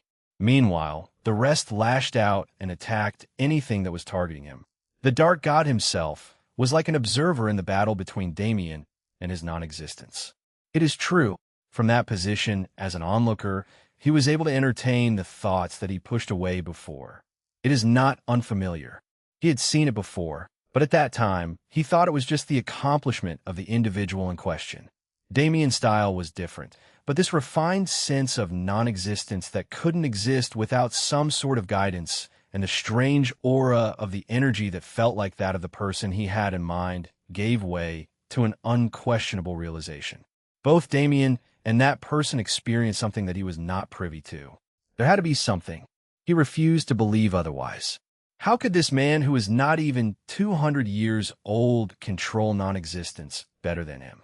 It simply should not have been possible, especially since he was aware of Damien's every movement since their last meeting. There is something I do not know. More unacceptable than anything else was this fact. It didn't matter to him if things happened outside of his control. However, the situation in the true void was meant to always be under his thumb. He could not directly interfere with the other cosmos easily, but watching it wasn't a problem in the slightest. He watched as Damien spent time in meditation in his isolated cave. He watched as the man's power grew exponentially, but he took it as a sign of talent, another reason to end the anomaly known as Damien Void.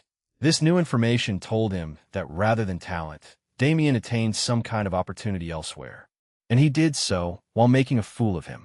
Perhaps that was one of the only things Damien had in common with the Dark God. The desire to be in complete control that pushed them to become supremes. Damien's actions had violated that desire for the Dark God. The further their fight progressed, the more the Dark God's emotions rose.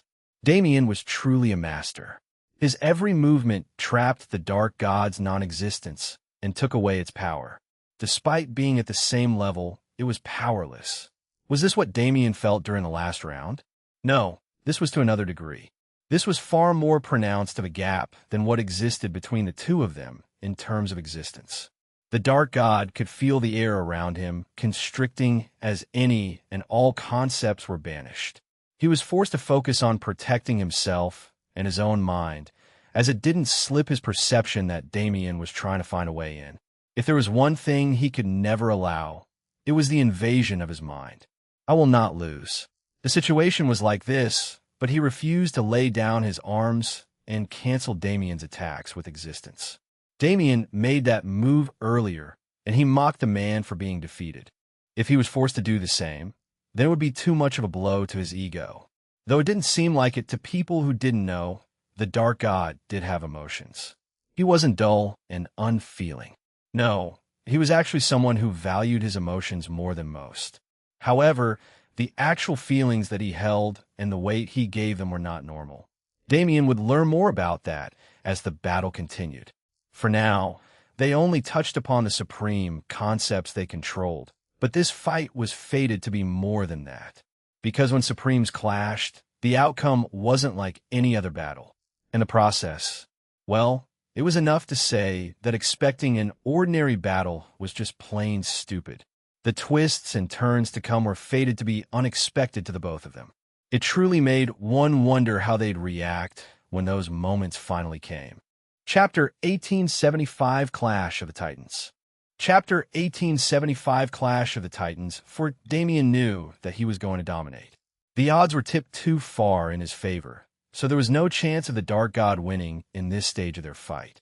Still, it was going better than he ever expected. See, when he knew that he was going to lose, he was quick to accept it. Within no more than 50 moves, they had already switched into this battle. Playing the long game meant moving on when it was necessary. Damien wasn't so prideful as to deny it. However, the Dark God was different. He did not want to admit defeat, no matter what kind of situation he was in. He refused to learn from Damien, but he was trying to improve mid-battle and surpass him. As he was now in possession of the battle's momentum, Damien's own thoughts were given time to run wild. He wondered about the Dark God's attitude. He was somewhat antagonized by the cosmos for so long, but he hadn't really been interacted with. In fact, when was the last time someone from the true void actually met the Dark God and saw him as more than an imaginary being? Dante met him, but was still too weak to truly see him. Instead, he faced the form of someone who may as well have been a real god to him. Damien was the only one to stand equal to the Dark God and dare to view him from that perspective. As such, he felt that what he assumed was different from reality. He was a terrifying and powerful enemy that couldn't be understated. In terms of sheer strength, none could compare. However, when it came to he himself as a person, was he really so great? His ability wasn't enough to make him a ruler. He had a mind capable of plotting millions and billions of years' worth of steps in order to systematically destroy an opposing cosmos. But even that did not give him the qualifications of an emperor. The way he treated his people like they were nothing. Did he fail to grasp how much the vitality of the people mattered to the life of a cosmos? The Dark God was supposed to be great. He was extremely flawed, but his flaws were meant to be different from this. Damien had doubts that he couldn't explain. His non-existence was meant to intrude on one's mind and dismantle it from the inside.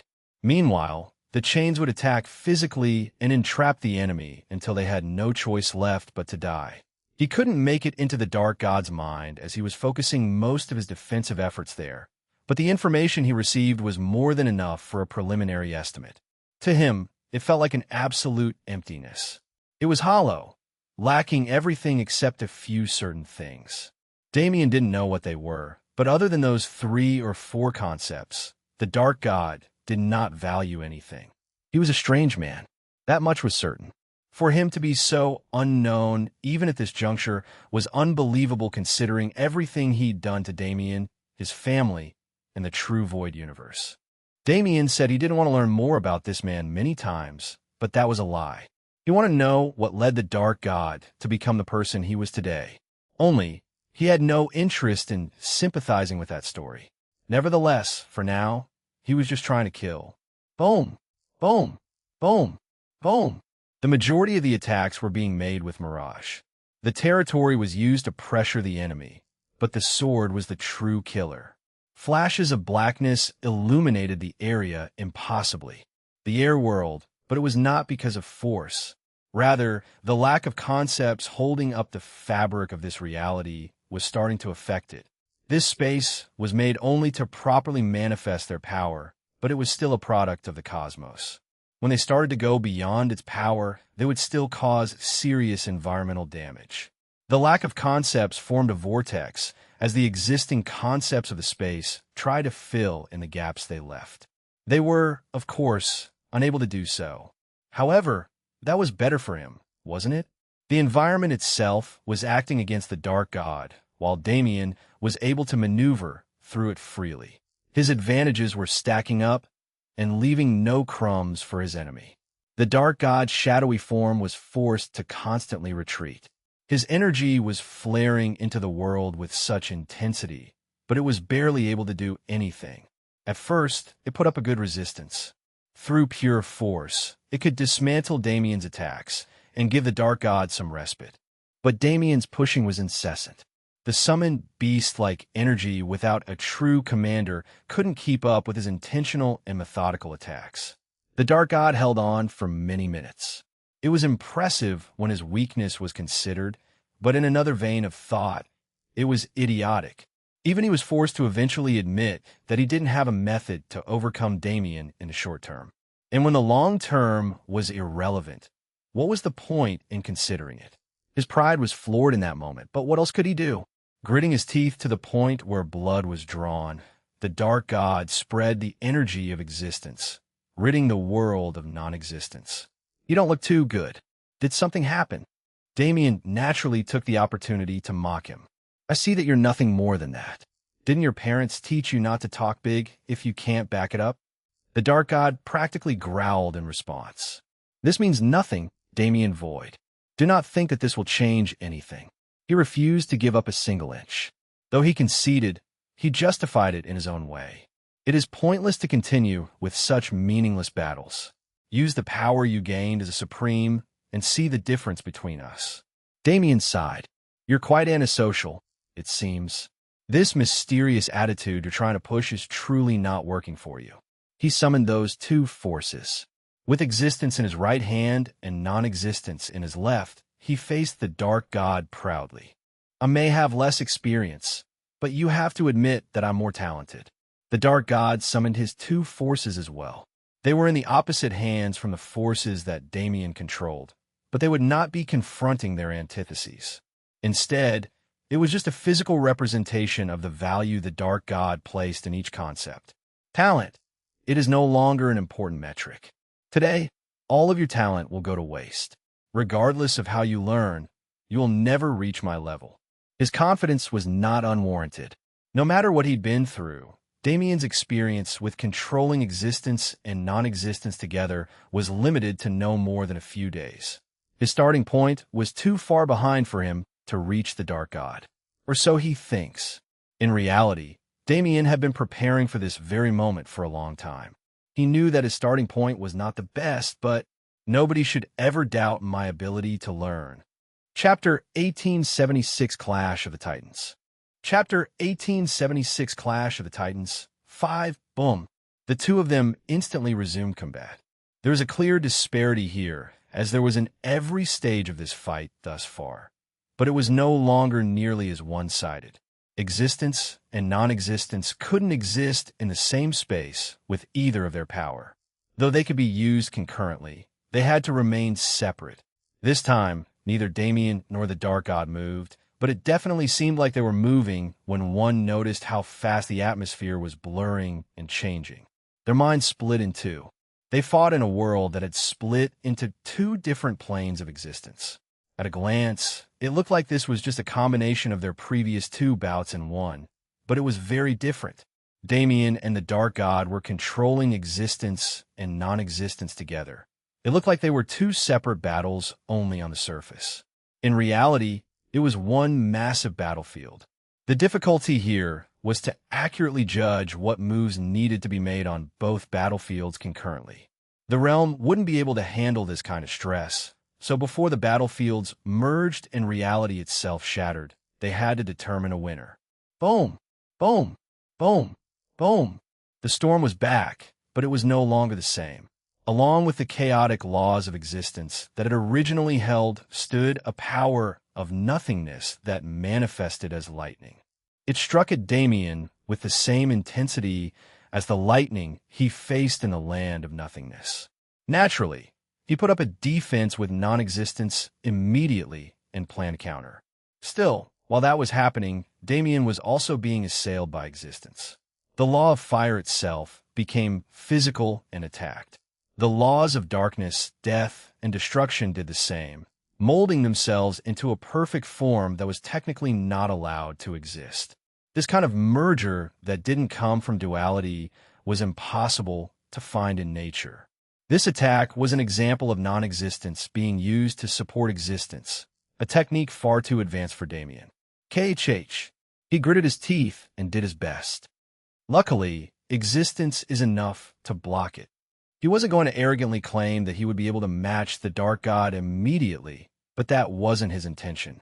He knew that he would be able to properly defend himself in the onslaught no matter how bad it was, so the goal was to learn from the enemy and use his own expertise to defeat him. In that vein as well, they differed. Damien did not like the Dark God or anything about them. However, he was able to respect his opponent's strengths. He did not let his ego get in the way. So something like this was possible. Damien knew everything he needed to reach the level of efficiency he desired. All he needed was the knowledge of eons of training that the Dark God's attacks contained. With it in his arsenal, what did he have to fear? When he found himself in the void, Damien saw existence as a 10-dimensional painting of sorts. The current environment could be considered something similar. As the worlds got closer to each other, the painting became even more abstract and muddled. Reality continued to split and fragment under the Dark God's might, and in each small piece of the mirror, he existed, putting pressure on Damien. Damien could only follow his lead. He had to split his mind and exist in all of those dimensions if he didn't want to die. He had to defend, taking attacks from all angles, even non-existent ones. Still, with each and every time he was struck, he learned. He learned how to wield the two concepts together more fluidly. He learned how to use one to support the other and create even greater attacks. Every second that passed was another second where Damien showed improvement. Boom, boom, boom, boom, boom. Universes collided. The non-existence that swallowed life after death manifested itself in two forms and started a battle. The world itself twisted to such a degree that it was impossible to explain. If one did not have the powers of Supreme, this incomprehensible picture was enough to destroy one's mind. At every second, life was born and life was taken.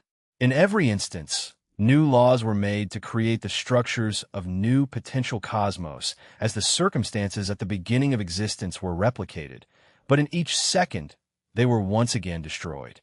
Colors lost meaning, yet every movement from the two fighters gave them more meaning. All senses became irrelevant, yet were heightened to the greatest of their potential. Damien was enamored by this form of battle. He almost couldn't believe his own eyes. Like the Dark God, he had never seen something like this before. This was his first time having a fight against another Supreme. Everything the Dark God could do was something he could do. Only now did Damien finally accept just how powerful he was as a Supreme. I see.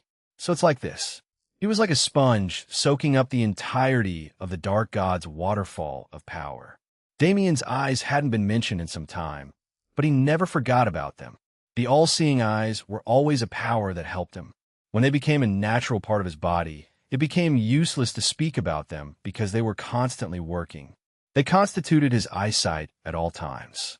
This advantage was useful in every aspect of life and was one of the hidden contributors to his success in the land of nothingness. The all-seeing eyes took his comprehensive abilities to new heights. With their power, even in this moment, Damien was able to see everything. He could delve into the very core of the Dark God's techniques as he faced them and dismantled them. He could see the eons of effort that went into creating them, and he could dissect the very process through which they were comprehended. When he reversed those comprehensions using the same tactics, his improvement was guaranteed. Slowly but surely, the field evened. Damien started to attack more as he gained confidence, and soon enough, the Dark God lost his absolute monopoly. He and Damien were evenly matched within 3 hours of this clash. Before that time came, the Dark God was not able to penetrate his defense.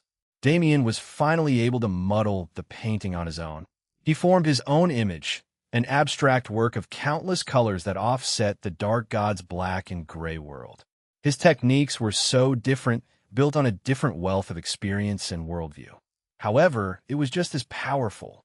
The art he made by wielding the most supreme concepts of all was truly beautiful. They were artists competing in a world that only they could see. And as that world came closer, as their two worlds started to merge into one, reality truly started to break. The cracks that spread through the fabric were proof enough. If they weren't them, was the rumbling atmosphere and catastrophic destruction enough? The world rebelled because it knew that it would not be able to stay whole for much longer. Storms raged and seas of energy formed, crashing about as stability disappeared. How much time did it have left? It still remained to be seen, but nobody and nothing could deny that the merging of two worlds was not going to bring about pleasant outcomes. And one did not need to wait long to see what they were. Chapter 1877 Clash of the Titans. Chapter 1877 Clash of the Titans 6. The fight continued with the same ferocity for a very long time.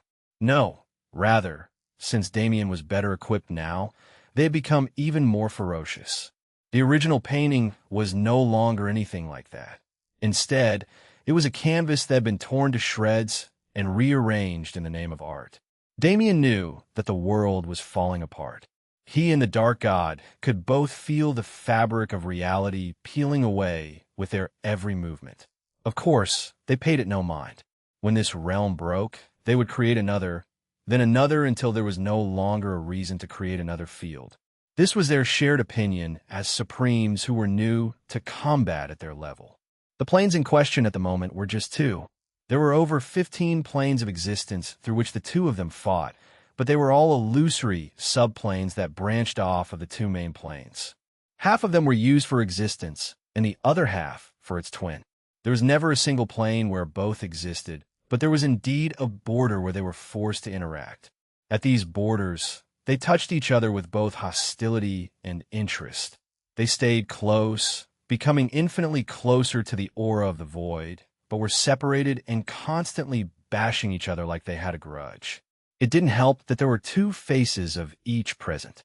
Damien's existence clashed against the Dark God's existence and both versions of non-existence. In the same way, the Dark God's non-existence fought against his non-existence and both versions of existence. Each force was fighting against three others. Each of them was releasing enough power to combat them properly. Because of the nature of these concepts, they could produce an infinite amount of energy and infinitely expand from nothing, which, from the border's perspective, was a nightmare. The problem was only exacerbated by the fact that the fight wasn't anywhere near over. Damien and the Dark God didn't slow down. They only sped up and became more aggressive. Paintings were no longer enough to describe the battle of forces between the two beings. Instead, it was better to see them as great ancient gods. The Dark God was a king of the sea in its darkness. He stood above it as the waves circled him and awaited his command. Meanwhile, Damien stood in the sky as the being closest to heaven. His dominion over the light was a direct contrast to the darkness below, as if the universe itself wanted to make their rivalry clear. The seas challenged the skies, forcing them to disperse their ethereal state and become a true piece of the world. However, as it had done for eons, the sky suppressed the sea, guiding its currents and keeping it at bay. These two forces could be considered equal to some. To others, their power was far too mismatched, and one was obviously better than the other. In this moment, all of those trains of thought became real. All of the opinions in the world became truths at once, creating an absolute chaos within which Damien and the Dark God found harmony. They mobilized everything against each other. To the greatest extent that they could manage, they fought and fought and fought. The time that went by was not short at all. This round of the fight continued for days upon days. It likely would have gone on for longer, but they had no influence over that. In fact, when the realm was finally destroyed, they would not be able to create another one. Amidst the furious clashes between their energies, the cracks in the realm turned into ruptures. Those ruptures expanded into masses of blackness that swallowed anything and everything. The borders between dimensions that kept existence and non-existence separate were banished, and the two elements flowed into a singular plane together. That was when it happened. A great explosion that was witnessed even in the true Sacred Abyss universe manifested in that realm's destruction and consumed the two fighters. The abstract painting had finally come to life in the void that appeared when existence and non-existence connected. As for Damien and the Dark God, they had been sucked into the flow of that painting. Their situation at the moment was more than just a bit strange. Boom! Right, that bright white light was reflected throughout the Sacred Abyss universe and even parts of the true void. For a moment, the attention of all active fighters was captured as they saw the sight they had been somewhat nervously awaiting. It should have been common sense for their leaders to be in the midst of battle by now, but without any visual cues, nobody could be certain. The people of the heavenly world didn't see Damien as a godlike figure. Rather, they saw him as a hero with the power to defeat the Demon King. That was an inviolable kind of power, so they expected it to create some sort of grand showing. In the same way, the troops that came from the Dark God were confused because they were excited to truly see his might as he vanquished his foe. It had been a long time since most of them had seen him exert himself, and for some, it was a sight they had never seen in their infinite lifespans. As if to answer their concerns, 2 days into the war, that bright flash appeared. It appeared and it blinded them, rocking the very foundation of the Sacred Abyss. Dante was able to sense the change better than most, and it made him incredibly concerned. He trusted his son to win, but the amount of energy hidden in the light was not something to be scoffed at. The rumbling of the cosmos wasn't just caused by the destabilization of its foundation, but by the ruptures created in reality as well. Rose and Veritera sensed those instantly, as they directly interfered with the fight between them. Suddenly, they had to be conscious of reality breaking. Both the forces of the true void and the Sacred Abyss needed this cosmos to stay alive. A strange situation arose. While they continued to fight each other, the divinities also worked in tandem to stabilize the collapsing cosmos. With their aid, it was able to return to its proper state after another day, and battles were able to resume at full force. Still, that eruption was assigned to them. It was one of many that would inevitably strike this cosmos if those two supreme beings continued to act so roughly. And if that kind of flash was allowed to happen more than just a handful of times, they would not be able to hold the cosmos together anymore. Every person involved in this war now had to be careful of another factor. However, their priority remained the enemy. Unlike Damien's battle with the Dark God, which was moving back and forth, this one was far too even. A change needed to take place, and it needed to take place soon. The stalemate created here was bound to fall. It was only a matter of who would be the first to tip the scales. Chapter 1878 Clash of the Titans. Chapter 1878 Clash of the Titans 7. As the worlds merged, everything else was forced to merge as well.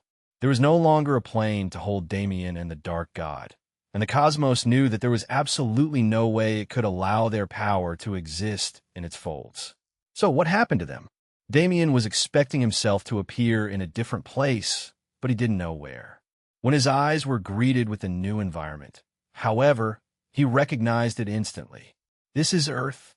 He moved his body and felt a sense of disassociation. Looking down, he noticed that his skin was no longer the same color.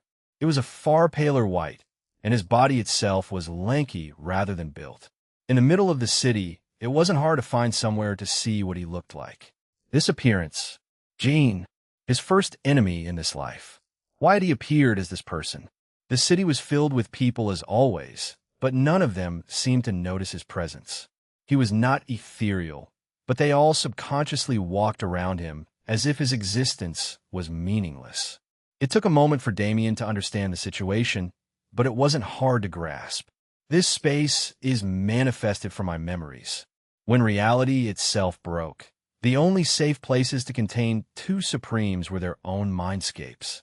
They were currently in Damien's memory at the very first moment that he held important. There was a gate nearby. It seemed that this was just moments before Damien and Elena arrived for the expedition. If I'm here, then he must be here too.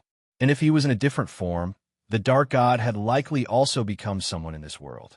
I have to find him. Damien looked at the gate. No, he's going to find me. This world moved along with the flow of his memories. All events would eventually congregate at the gate where his life changed. The Dark God was bound to become someone who went on that expedition, which meant that he was bound to either already be here or arrive soon. Damien returned to the gate, feeling the state of his current body. My mobility is shit. This guy really only relied on mana. It had been a long time, and Damien had practically forgotten about this small villain by now. So those words weren't jabs. Merely, now that this body was his own, he was suffering from the consequences of that man's laziness.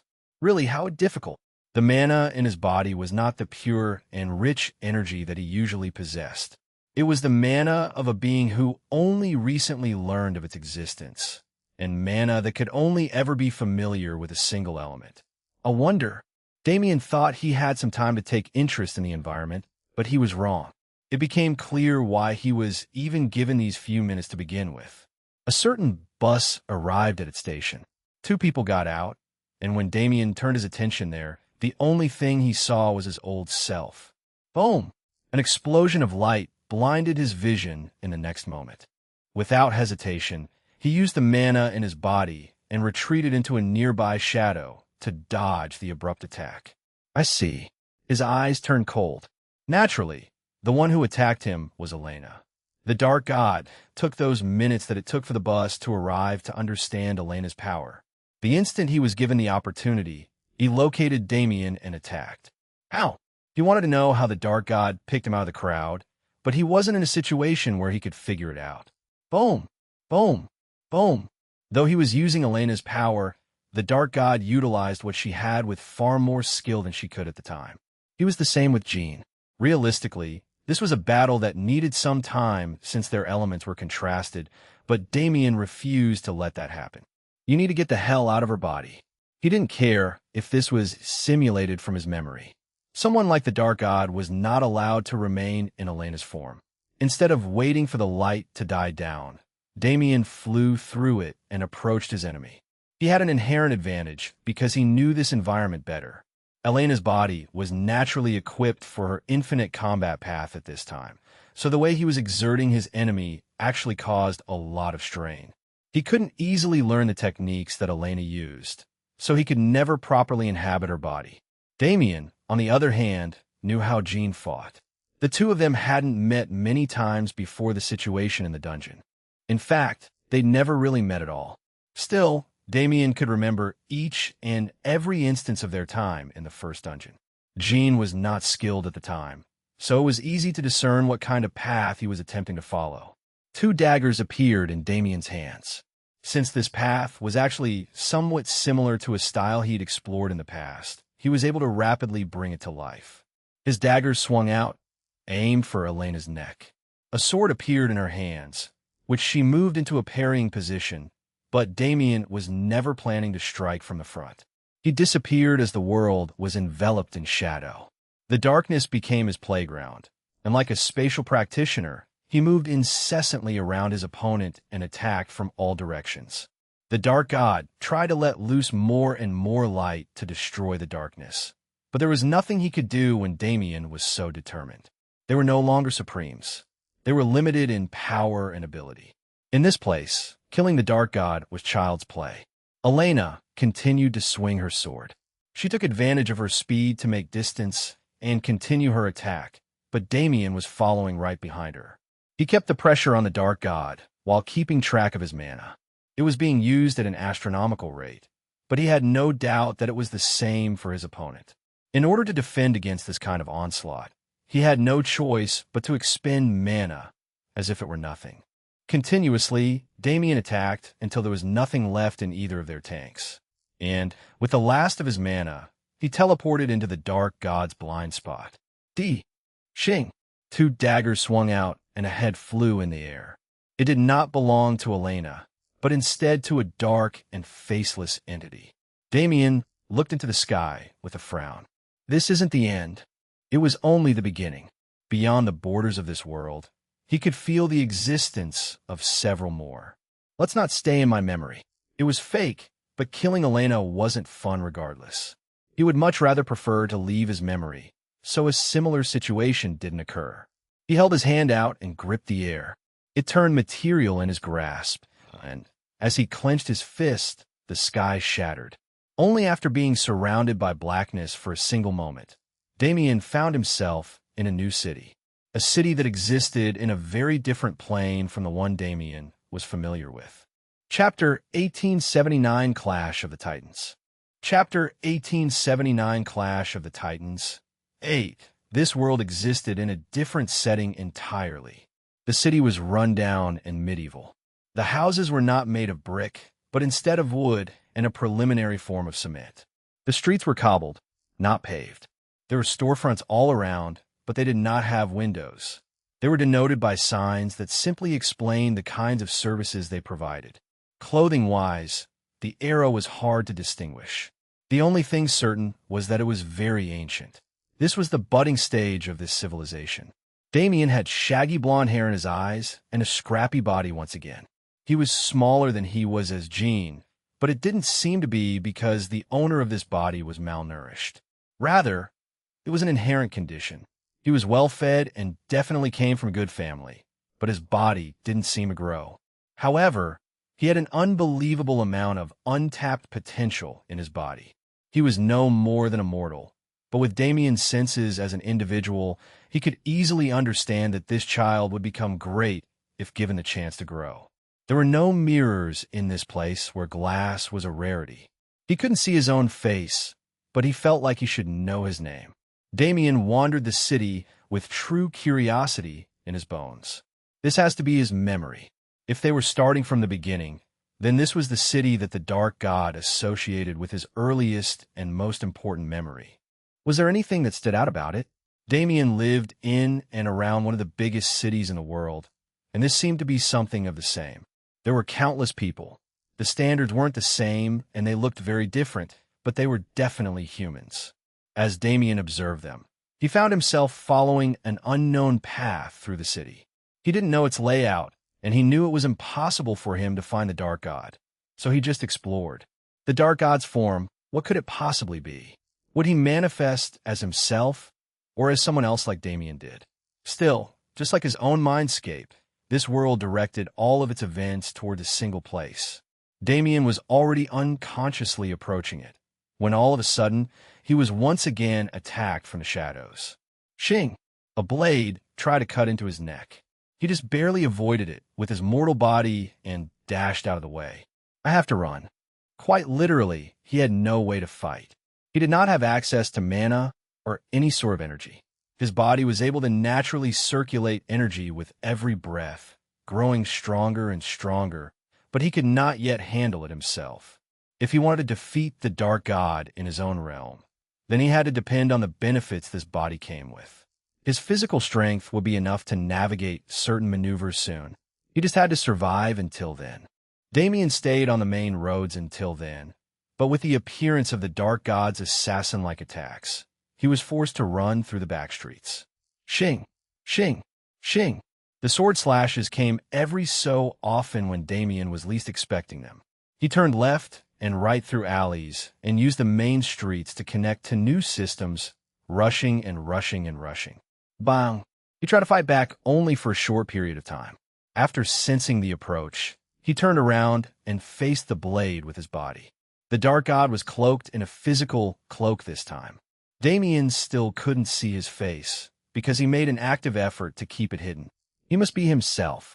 There wasn't another reason for him to go through all the effort. He was so concerned about it that he delayed his attack when Damien recognized his presence and took a hit to keep himself concealed. That was the only time he was able to land a hit. The Dark God became more serious after that. His every attack was done only when Damien would not be able to sense him. His form became so shadowy that it was almost like he was able to use mana. But he was not able to use mana. Damien was able to sense at least that much. At a certain point in time, he realized he was being herded. Whenever he made it to an intersection, the Dark God would attack and draw him to move in a different direction. Damien got closer and closer to the city center.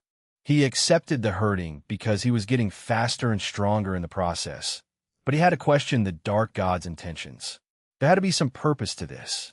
There had to be a reason why the Dark God was going to such lengths to lead him to the center of the city, where he stood in front of a statue depicting a heroic man. The original flow of this world was leading him somewhere else entirely. Damien still felt the pull of that location despite being too far away to ever properly reach it. Sure, he was led away from that place because the Dark God wanted to keep himself hidden within this world that was centered around him.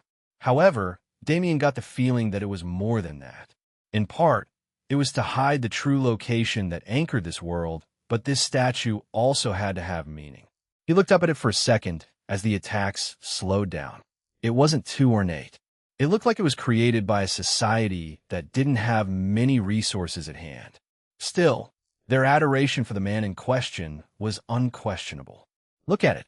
See it with your own eyes before you die. I am the one who succeeded, not you. Damien suddenly felt a blade on his neck, as if everything that had happened was purposeless. That line was not meant for me. The Dark God acted like Damien did not exist. He spoke to this body with such ferocity and emotion that it simply couldn't have been directed at Damien. Rather, what he felt was a representation of those few important things he saw in the Dark God's mind. The first was hatred.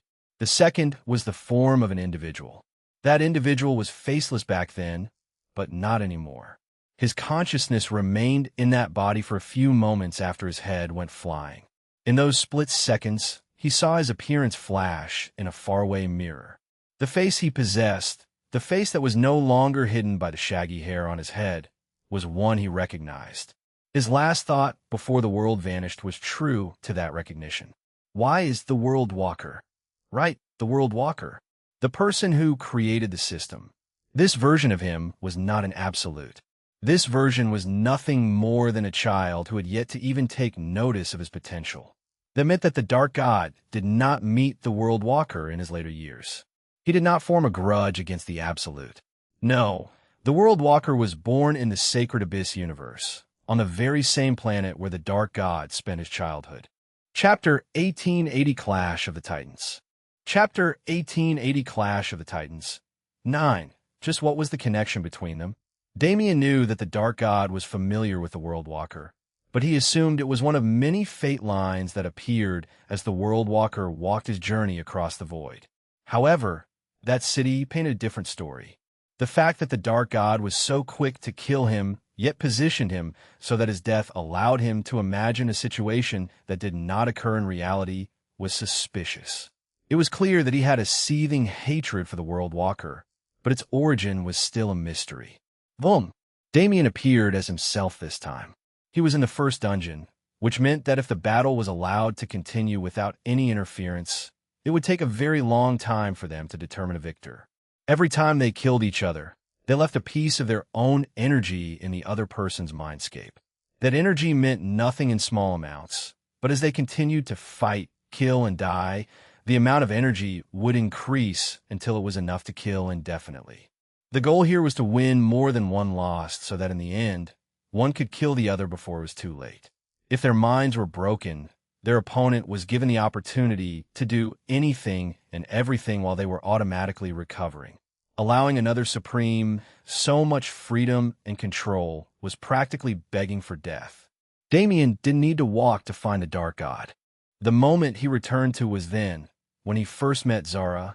She was facing a beast tide back then and needed his help to survive. He originally assumed that the Dark God would appear as the young wolf, but that was incorrect. He must have found a way to influence things. The Dark God put himself in a beneficial position.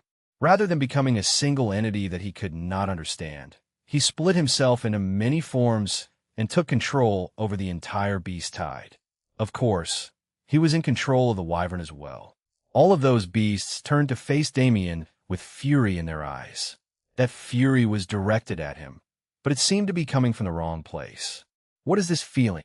Damien was starting to believe that he was not the enemy in the Dark God's mind. Still, he was the one fighting. The Dark God's malice landed on him only because there was nowhere else for it to go. The horde of beasts charged at him, forcing him to fight back. They were no longer the same beasts he fought before. As the Dark God gained some control over the mindscapes, he was able to tip the scales and shift the memories. More specifically, he exploited Damien's old memory of this place. When he was traumatized still, he viewed this part of his life very differently. In his mind, those beasts were invincible entities that were practically the apostles of death. That was how he was forced to fight them. With his small power as a low-level being, he had to face them like it was his first time. The Dark God clearly could not speak in his current form, but his thoughts were perfectly conveyed as their mindscapes were connected. His seething rage provoked him to tear apart anything and everything. The very fact that Damien appeared in his memories as the World Walker sent him off the edge. His personality was actively changing.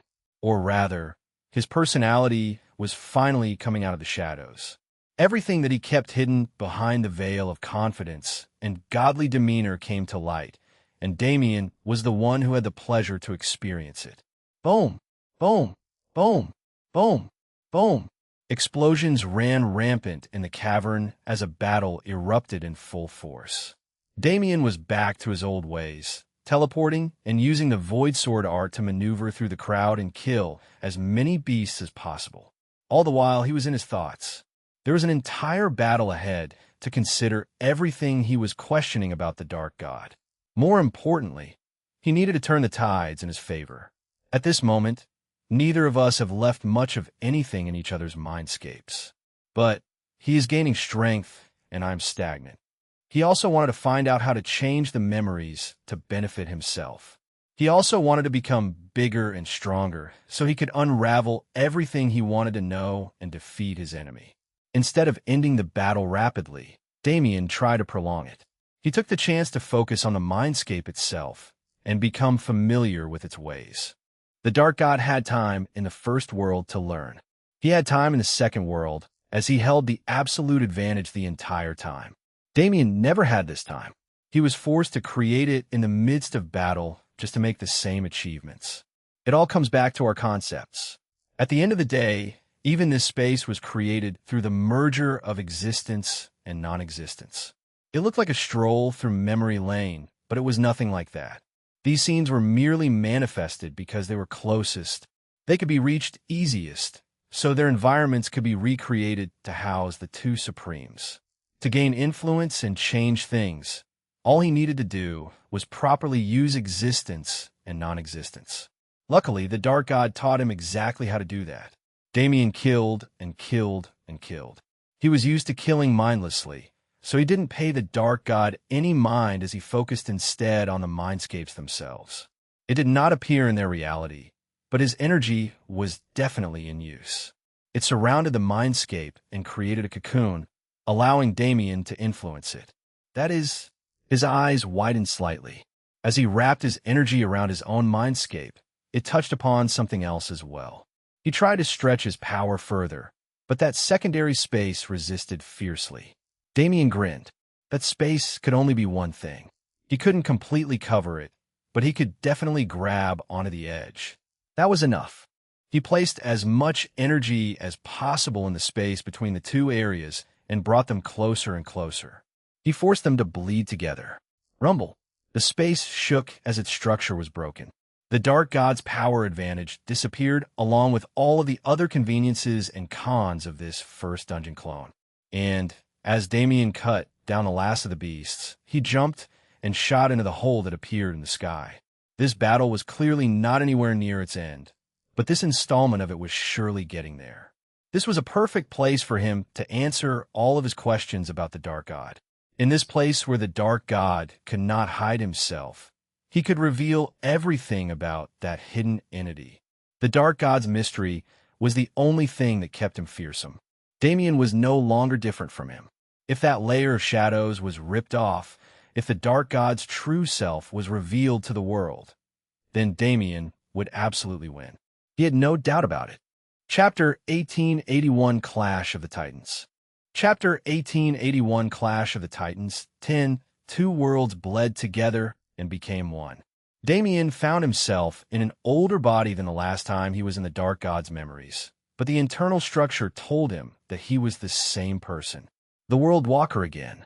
He was inside of a massive cathedral as the World Walker, but outside was not the scenery that was associated with this memory.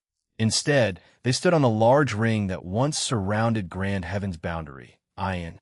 They had skipped a decent portion of Damien's memories when he tore apart the established boundaries, but only a few years had passed on the Dark God side, considering that the World Walker, who was roughly 14 in the first instance, was now around 18 or 20.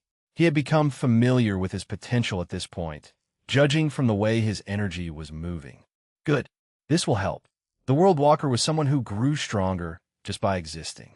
At this time, he seemed to have only recently begun learning techniques and methods to control his power, but in terms of base value, his strength was superior to many people. No, it wasn't his strength, but his constitution. This magnificent body allowed Damien to exhibit godly power because of his knowledge and skills. If the World Walker at this age was given the knowledge of his future self, he would have instantly become divine. Damien left the church and flew into Iron. This time, he was not going to be ambushed. He scanned the entire field with his senses. The worlds were truly merged, as there were several cities on Iron filled with races that did not exist in the True Void universe. However, if Damien appeared as someone from the Dark God's memories, the Dark God had to be someone from his. Around this time, the four emperors were my greatest concern. Logically, the Karmic Emperor couldn't be here since he was plotting with the immortal Blood Azura.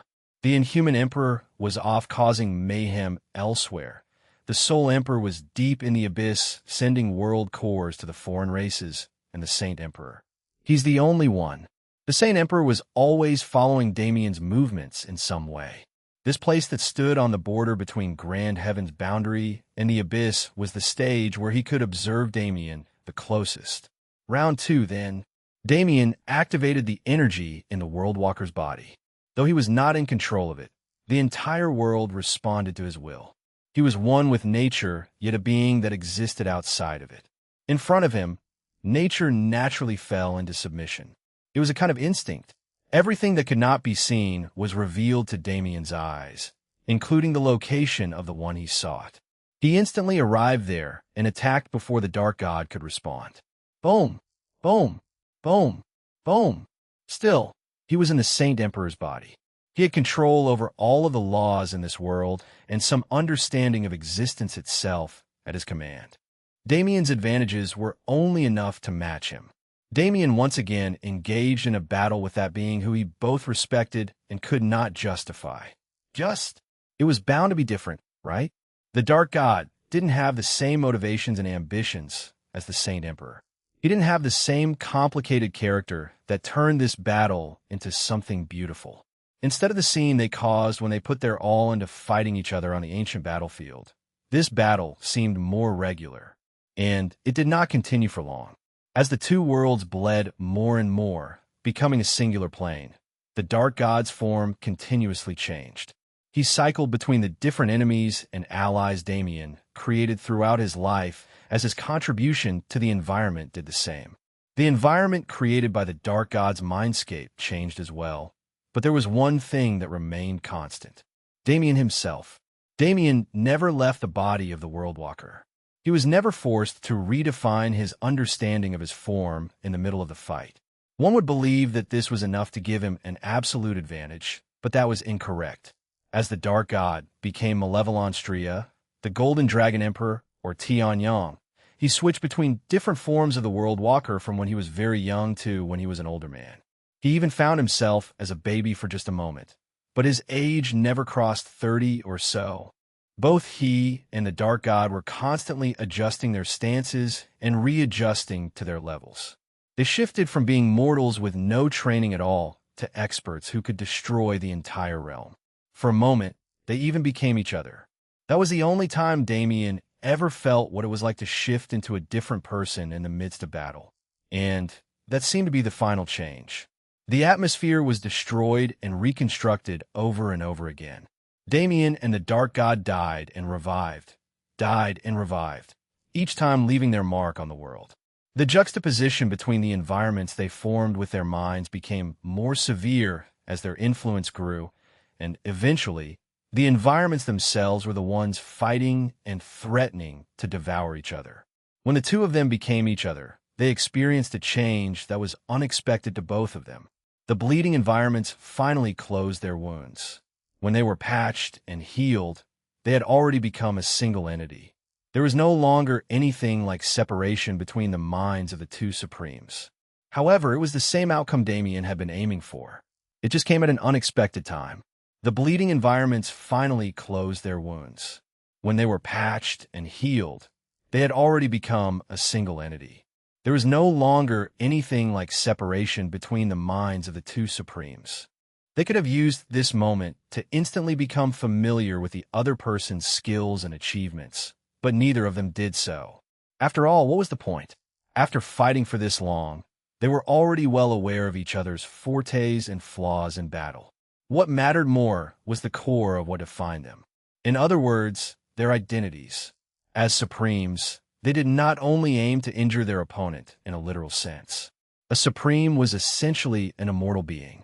There was only one way to bring about the death of one. That core of existence, that bundle of concepts and feelings that defined a person, was one of the most vital things. The universe itself forced one to understand oneself to an extreme level and form that core through the processes undergone to rank up after 4th class. This was because at the highest level, it was the core of one's existence that would allow one to transcend space and time. As long as that core was present, a supreme could be reborn over and over and over again. This ability was the basis by which the cosmos created Dante's physique. If one was able to get a hold of someone else's core and steal their identity, if one was able to undefine the ego of another person, then even if that person was a supreme, they were guaranteed to die. So, Damien and the Dark God did not waste this moment where they were connected completely to look at meager things like techniques. No, they delved into each other's histories. They viewed each other's legends and understood each other to the greatest degree possible. As for the results of that decision, if you're enjoying this story, don't forget to like the video and subscribe. It really helps this channel keep growing. All right, let's continue. Chapter 1882 Clash of the Titans. Chapter 1882 Clash of the Titans 11. The Dark God found himself enveloped in Damien's past and present. Damien grew up as an only child in a single-parent household, which was something the Dark God had never experienced. In those first 16 years when nothing much really happened, his thoughts on Damien were no more than comparisons to his own situation. This life, this world, this was a place where nobody existed except him. As such, all of the barriers he used to hide his true self from others were gone. He was finally acting like an actual person. As he saw how Damien grew, the feeling that spawned at his heart was strange. Was it envy? Because compared to his life, even what could be considered suffering for Damien was nothing. Damien had a difficult life, but he was still privileged. Even if he had to sleep on the streets occasionally, he was never truly homeless. Hell, even if he was homeless, he would have had it better. The homeless in the Dark Gods era and Homeland were not given the conveniences of paved streets or separated walkways. They didn't have the convenience to beg for money or find a way to survive. Instead, because the homeless were attributed to disease, they were rapidly beaten and discarded into the slums. That place was allowed to rot and get infested while the rest of the city remained bubbly and vibrant. Damien's starting point, the first dungeon, was a terrifying place, sure, but it was nothing more than an opportunity for Damien. Frankly, the Dark God did not care about the emotional turmoil and trauma this environment caused. Damien was able to survive and become stronger rapidly. More importantly, he was able to awaken his God-given gift, the Void Physique. How could someone who possessed the Void Physique ever struggle? Wasn't it laughable to even think such a thing was possible? No, Damien was just weak for perceiving these events in a negative light and being mentally impacted by them. Even his physical injuries were the same. He lost his arm. If he had continued to exist with a single arm, perhaps there would have been a struggle. However, did he even have to try to grow it back? He was extremely lucky to be returned his faculties before he ever left the first dungeon. Apeiron was just a place riddled with opportunities for him. That world had little to no danger, and if anything, it only existed for the purpose of introducing him to the Nox. The universe told him about the overarching schemes threatening it so early because it knew that he would rise to save it. The Cloud Plane was nothing more than a romantic fantasy getaway. Damien went through some things there, but he really just used the realm to heal from the weak traumas that held him back. Even then, didn't he develop new problems? It was infuriating. Why were geniuses always like this? Damien didn't have anything like external pressure putting him into precarious situations. He was either putting himself in those situations like an idiot or wallowing in his own sadness without any sort of cause at all. From the unnamed world to the divine realm, nothing changed. He got stronger and stronger with little to no suffering. Even when he experienced great pain, he always knew that he would live. Damien was backed by the Void. Damien had always been backed by the Void. The Dark God finally accepted it. Yes, this feeling was envy. This feeling was a kind of burning jealousy and envy that he had never felt for anyone else except for a single person. How could someone be born with a guaranteed path to godhood? How could one possess such a physique that allowed them to become absolute as long as they put in a little bit of effort? Why did these things always have to go to other people? Why did he have to struggle so much to reach his current state? Did Damien even understand what it meant to be born untalented, to be discarded as useless, and be forced to climb up from nothing? He didn't. None of them did. It was always like this. As the Dark God continued to watch Damien's life play out, he understood that the Void was not as fair and just as it claimed to be. It was unjust. It showed favoritism. It was not perfect. It was flawed. Why? Why? Why? Why? Why did it always have to be like this? Why couldn't the world show him the same love that it showed others? What did he ever do wrong? The Dark God clutched his head in his hands. His long black hair flowed over his shoulders and reminded him that he was not in his own body. Rather, he was inhabiting the body of that person he despised so much. Why? He roared, tearing at his own skin. His nails dug into his face as he ripped it off. His eyes bulged out of their sockets as he drowned in his own envy. It didn't matter how far or how deep into Damien's memory he dove. His opinion did not change.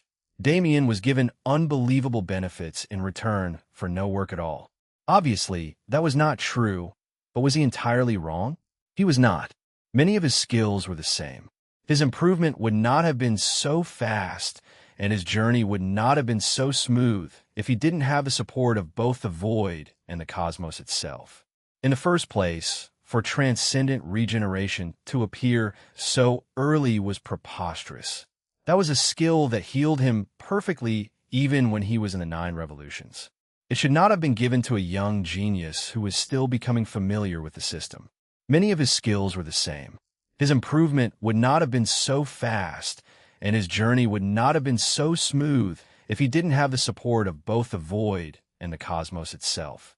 Wasn't enough proof that nobody around him was dead? That kind of situation was almost impossible to find in a cruel place like the one he conquered. Even those people, the Dark God would never admit it, but he was envious of their existence as well. He was currently trying to kill them brutally and present their heads to Damien before he died for that exact reason. Everything about Damien's life was something the Dark God felt that he could only ever wish for. This was exactly like, whatever the case, because of these memories, the Dark God's mentality shifted. Damien was also someone who needed to be surpassed. He was someone who absolutely needed to be destroyed so that he could prove himself as the best. Geniuses like him should not have been allowed to exist.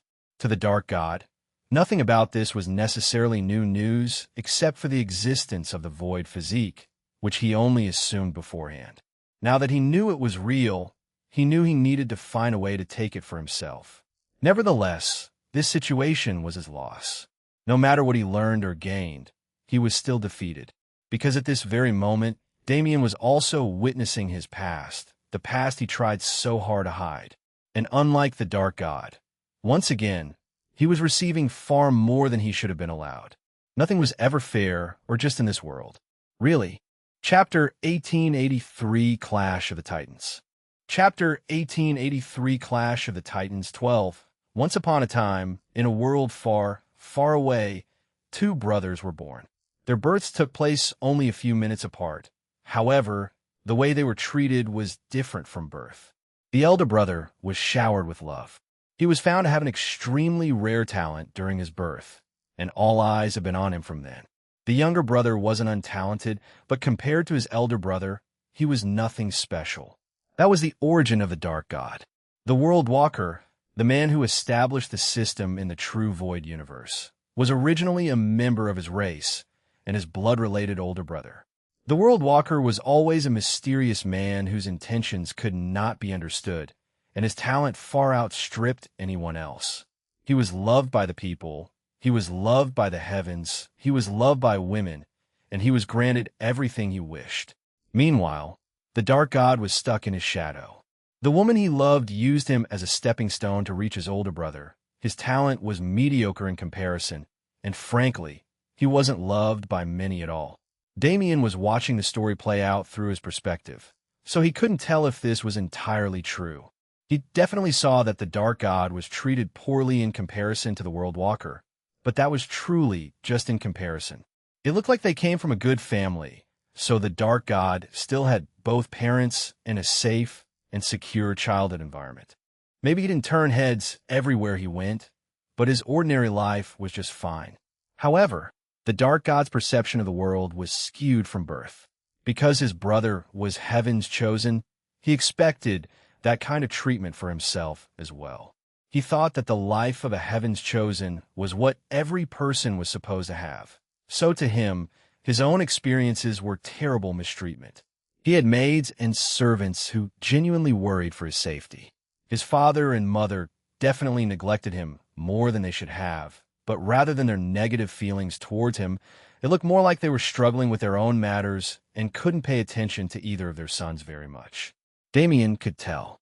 The look on their faces and the few memories where they went to see the Dark God was the same as the one his mother used to wear. However, the Dark God's perception of the world was skewed from birth. Because his brother was heaven's chosen, he expected that kind of treatment for himself as well. He thought that the life of a heaven's chosen was what every person was supposed to have. So to him, his own experiences were terrible mistreatment. And his hatred for his brother was formed out of a deep, seething envy. In the Dark God's mind, the World Walker became the cause of everything. When he needed to concentrate his hatred on something tangible, the only answer he found was his own brother. His resentment grew with every passing day, until finally, a prophecy was granted upon their world. The prophecy chose a hero, and both he and his brother were hero candidates. The Dark God saw this as a chance to surpass his brother, and worked as hard as he could to become stronger before the day of the chosen ceremony. However, on that day, the World Walker simply declined the position and left without a word. It was an utmost showing of arrogance. The Dark God's fall into depravity started there. Realizing that his brother never even considered his efforts anything at all, he became vengeful beyond belief. Even though he was chosen as the hero, nobody regarded him as one. They regarded him as his brother's substitute and nothing more. However, when the World Walker disappeared, they had no choice but to accept him. The Dark God toiled away for hundreds of years trying to gain validation from those people, but in the end, they threw him away when he lost his use. There was nobody who ever cared about him. The statue of the hero in their world did not depict him, but the World Walker. His mind became twisted. The holy power he possessed was corrupted, and a new type of disgusting black energy was created. Using it, he corrupted the entire world and destroyed everything. He subjugated everyone who could be corrupted and killed everyone else. At some point, the entire cosmos became his, and the variety of peoples who existed there were reduced to a new race of his creation. He felt empty when everything was destroyed, until one day, he found a trace of the World Walker in a distant location. He traveled beyond the bounds of his own cosmos for the first time and found another one. He found his brother's influence throughout it and realized that even in conquest, he'd been surpassed. His rage was reignited. He waged war against that neighboring cosmos and destroyed it. Along the way, he realized that swallowing the cores of those cosmos could increase his power further. From then on, he followed his brother's path. He destroyed several dozens of cosmos and searched for the final object of his revenge, and the last clue he found was the true Void universe. Therefore, he waged war once again. It was a desperate invasion that reeked of a desire to find something, anything that bore the mark of the World Walker.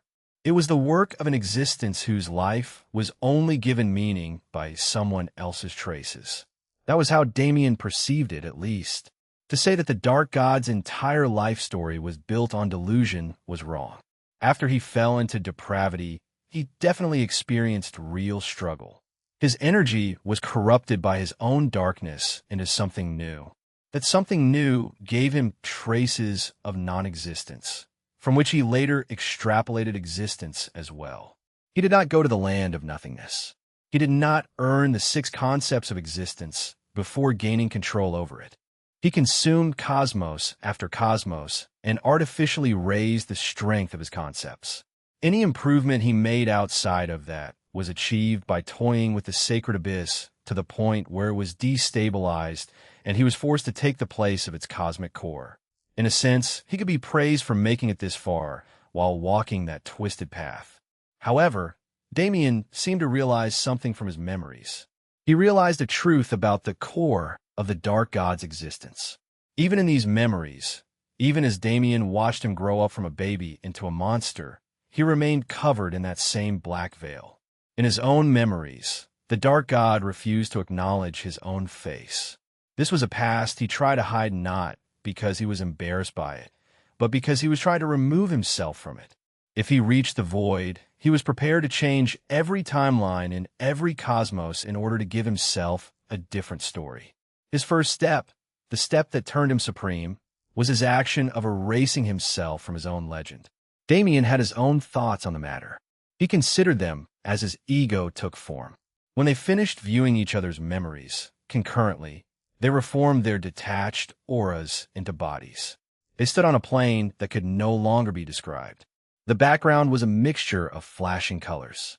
The Dark God was a bundle of blackness, and specifically in order to contrast him, Damien appeared as a bundle of whiteness. Though their power had not changed, and they technically had not managed to do damage to each other yet, something seemed to have changed. The air between them was different. It became evident that a clear power dynamic would be established between them soon. Chapter 1884 Clash of the Titans. Chapter 1884 Clash of the Titans, 13.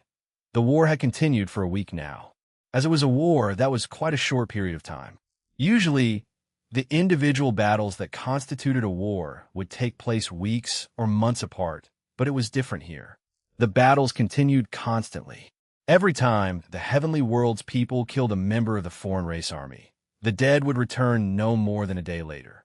In order to cope with the numbers, they adopted a revolving door strategy, where they constantly swapped the troops on the front lines. The ground troops were able to use this strategy. The arrays of the Crone clan and their allies like the clans who followed August, and the blessing they received from Talia's group's progress. The majority of the world was taken into the true Void territory at this point. It was highly unlikely for the Vanguard forces to make any progress in destroying the true Void forces. There were several different places on the battlefield where one could focus. At one point, the Nox were there. Those who came with Damien and those who ascended without staying in Grand Heaven's boundary were all led by Young, and under his command, they finally reached for the revenge they had been yearning for. On another side, the members of the Void clan and their associates were fighting against the most important foreign nobles in the starry sky. They were all making progress at different levels. It was certain that none of them were losing, but it would take more time for some of them to defeat their enemies than others. For example, Claire naturally couldn't take down the incarnation of evil in one fell swoop. She was still in the process of reading it and discerning the method to defeat it. At the moment, she was able to stand against it without constantly being under pressure, but she was still unable to do any damage. Ryue was the same. Absolute Yang was a force that she couldn't dispel easily. The chaos between her and her opponent was enough to form a sea, and they were both drowning in it. Their bodies could only be represented by their burning silver and gold auras that cut through the waters. She didn't expect to find it here, but this situation was able to surprise her. As her Absolute Een came in contact with Absolute Yang, Heaven's restrictions loosened. She felt herself getting closer to that point where they couldn't affect her at all. The solution was nearby all along. All she needed to do was ask Damien to manifest Absolute Yang for some time, so she could comprehend everything she needed. To thank her opponent for that revelation, she continued to attack the atmosphere, increasing the level of chaos and granting him a quicker death. Rose was practically done with her fight already. She was able to use the cracks in reality that Damien and the Dark God created to her advantage to dismantle her opponent's power. As for Elena, it was already clear when she was last seen. She killed her enemy over and over again. He had no power against her. It got to the point where he stopped aiming for Elena and looked for other opponents, which gave her time to rampage through the field and cause mayhem for the Sacred Abyss side. Everyone was doing their part. From sky to ground and all around, it was impossible to find a single person slacking.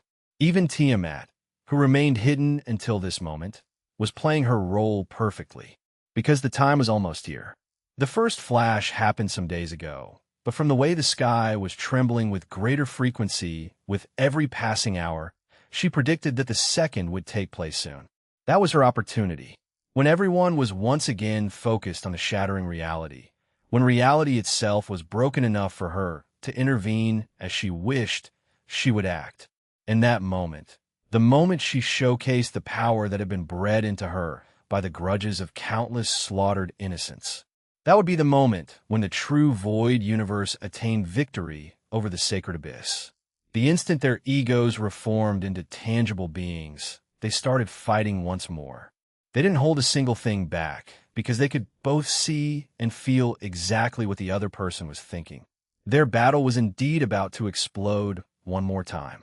The instant their egos reformed into tangible beings, they started fighting once more.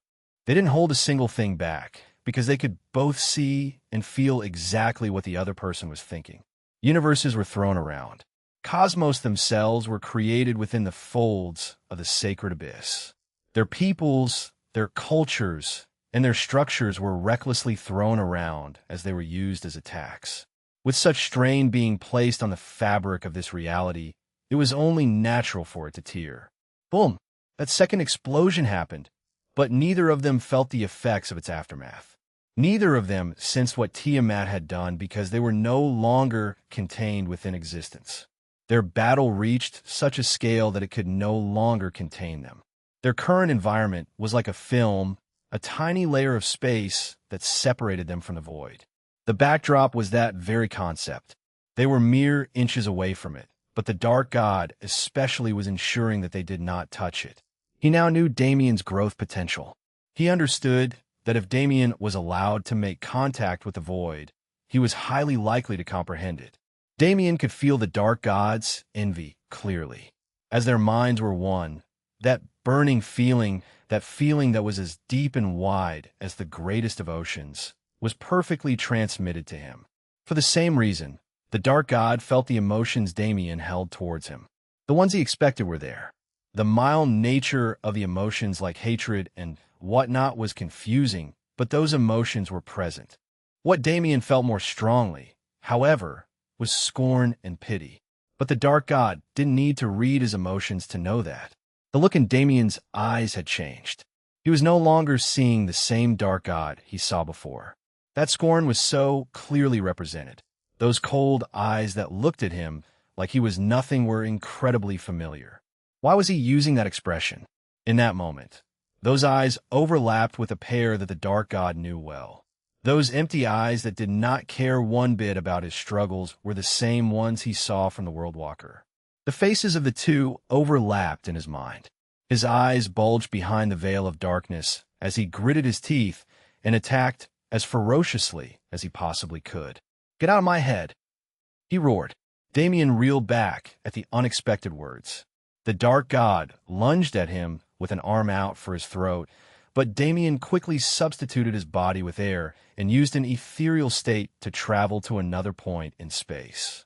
Even behind the veil, the other party's madness was not hidden. Damien's eyes didn't change despite the fact. No, he was only given more reasoning to have that expression on his face. The conjectures he had when he watched the dark god's memories did not have to remain hypothetical. He was sure that it was true, and that only made him respect the dark god less. Chapter 1885 Clash of the Titans. Chapter 1885 Clash of the Titans. 14. As Damien's respect disappeared, the dark god became more manic.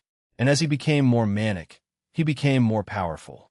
Damien had the upper hand for a second there, but the dark god took it back almost instantly. He pushed him back and forced him into a corner. Damien's energy was special because it could be used very precisely, but it took time to make the necessary calculations. That amount of time wasn't much at all, but the dark god was able to prevent Damien from having even a single fraction of a spark of a second to think. Using pure volume to overcome any and all obstacles, he created a situation where he held a great advantage. Damien's memories made him feel endless envy, but he watched them all. He understood the core of Damien's existence extremely well. The problem was that it wasn't very easy to target. The center of Damien's everything was his own name. It was the pride he held in himself, his integrity, and his morals. To break something like that took a lot of time and effort.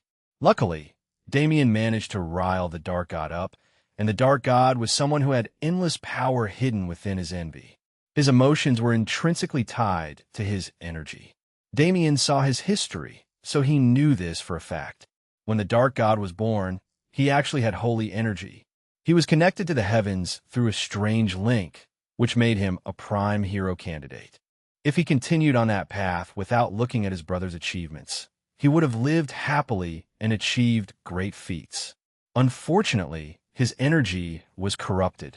When his energy was corrupted, his ego dipped into a pit of envy so deep that it touched upon non-existence. Non-existence became a crutch for the dark god. He used it as a way to affirm himself and assure himself that he was not useless. It became his emotional support, and because it liked this position, non-existence responded to him. However, it entertained an emotion it should not have touched. Rather than becoming a pure representation of itself, it became a twisted weapon of his. It was exploited so he could gain control over existence, and that existence which never willingly chose him was corrupted as well. This bundle of corruption was held together by one and only one thing: emotion. Emotion was an interesting fuel for existence and non-existence. Perhaps this was the only aspect where Damien could find a parallel between him and the dark god. He also used emotion to connect to the two concepts, but rather than his own, he focused on theirs. He gave them the opportunity to feel like a human and evolve past their original states, and they accepted wholeheartedly. Because of that relationship, The flow of Damien's energy was smooth and buttery. It was flawless, like the whitest of swans in an icebound lake at the top of the most beautiful mountain in the world. It was like crystal clear glacier water. Meanwhile, the dark god's energy was murky. It was a sludge of muddy water filled with the residue of his emotions. Because he focused on himself instead of the elements themselves, he influenced their states negatively. They became further from the void, further from their fullest potential. As such, they manifested in ways that were similar to his internal state. Naturally, that wasn't a good thing. If he wanted to reach the void and change all things so that his legend would change, then he needed to first reach a state of selflessness and become one with the void. Damien was under the assumption that the dark god had never even felt the void with his own body. There was a real chance that the current madness he was exhibiting was caused by the visions of the void he saw in Damien's memories. Why did he ever think that? Why did he ever think he was going to be able to reach the peak if he was pretending like the concepts of existence and non-existence were nothing more than concepts to be controlled? Wait, why did he ever think that? Right? Damien was able to get this far because he always took the two concepts into consideration. Always, right? That was it. He wasn't looking for it. For the first time since he came back to the heavenly world, he didn't think about the merger between existence and non-existence at all. He completely put it out of his mind with the thought that he would focus on it after the dark god died. But precisely for that reason, the clue he needed came to him. The things that evaded him when he was single-mindedly focusing on reaching the peak finally dawned on him. In the first place, existence and non-existence needed more than just his control to come together. He treated them as their own beings with thoughts and emotions while he was comprehending them. But he never once maintained that mentality after he came out of the land of nothingness. The two concepts still had their emotions after becoming one with him. They embraced him because he showed them that he was willing to consider them and recognize them in a way that nobody else could.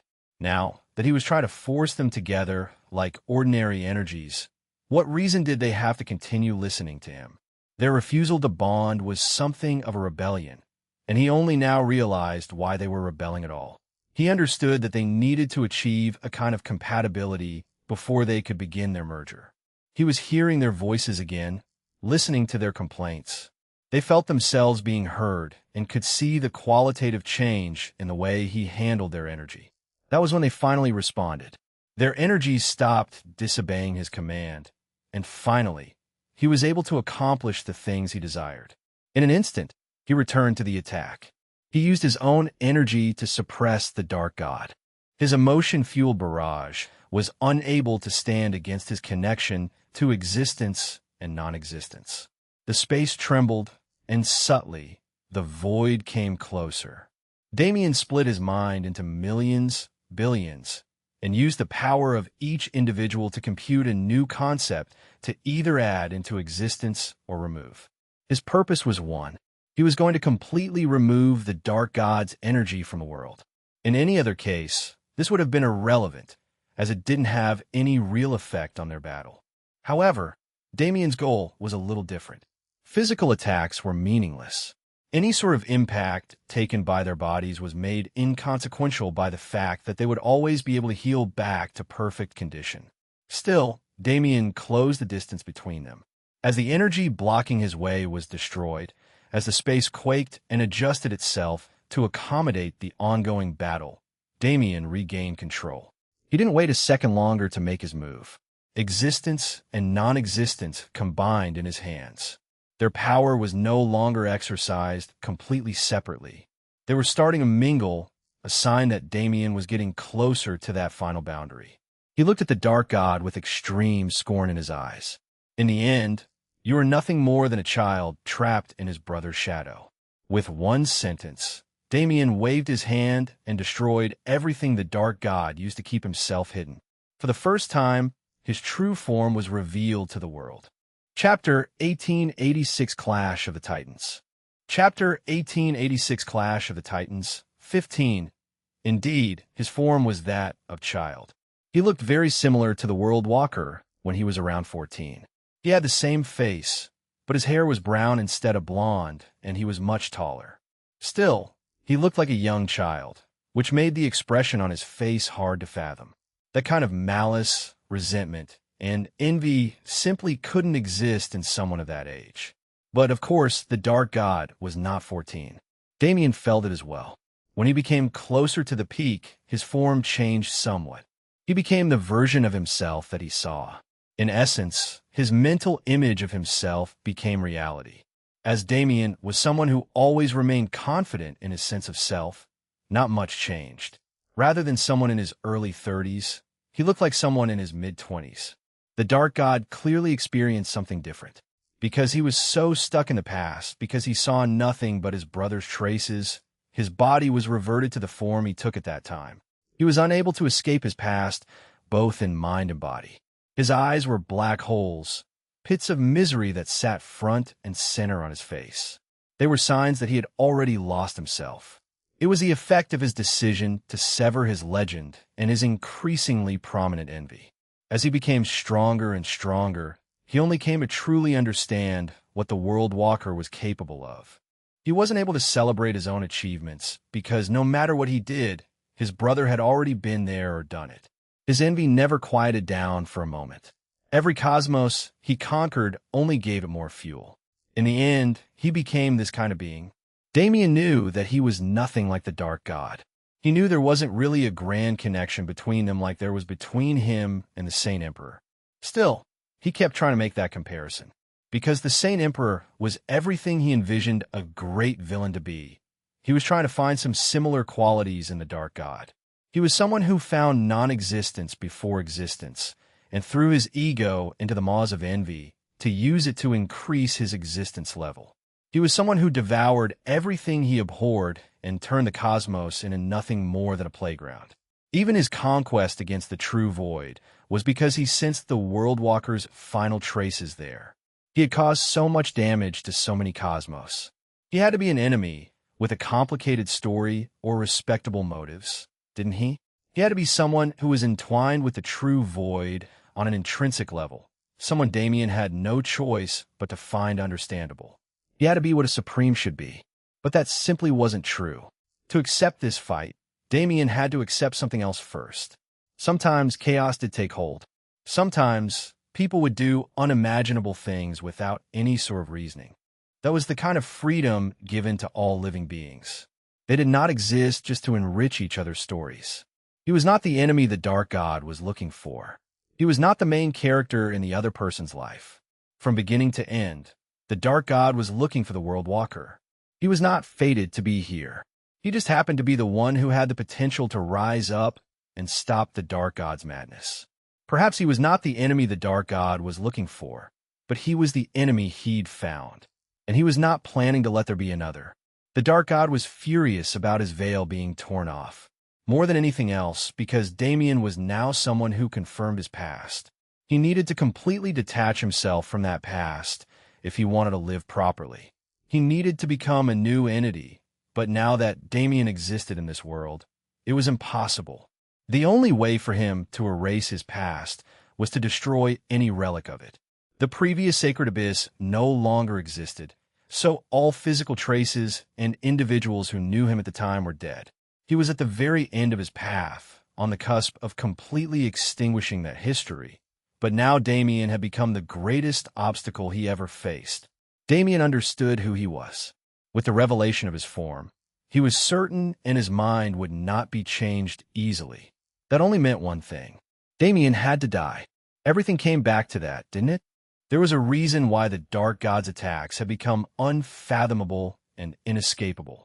Damien was being pressured intensely despite the advantage he possessed before. He had an absolute advantage in the sense that he understood the core of the Dark God's existence. The Dark God was matching and even surpassing him through sheer emotion. Two faces became one in the Dark God's mind. He was convinced of it. Damien was not unrelated to the World Walker. Through his memories, the Dark God knew that there was no direct connection between them. After all, Damien only learned about the World Walker moments before they fought. Still, there was something. Their demeanor, their energy, their talents. It was impossible for him to not draw wild conclusions about how they could be connected. His envy bred a sense of twisted curiosity. He had to know, because depending on the truth, his attitude would need to change again. Frankly, that curiosity wasn't his alone. As Damien listened to the Dark God's thoughts, even he was forced to entertain those thoughts. The void physique chose him at random. He really didn't have anything special to draw it to him other than his origin. That was a fact he believed for a long time, but the origin he thought mattered was Dante. What if it was something else? The void physique was not just unique in the true void universe. There was only a single void physique in the entire void. No matter how many cosmos one traversed, one would never find second.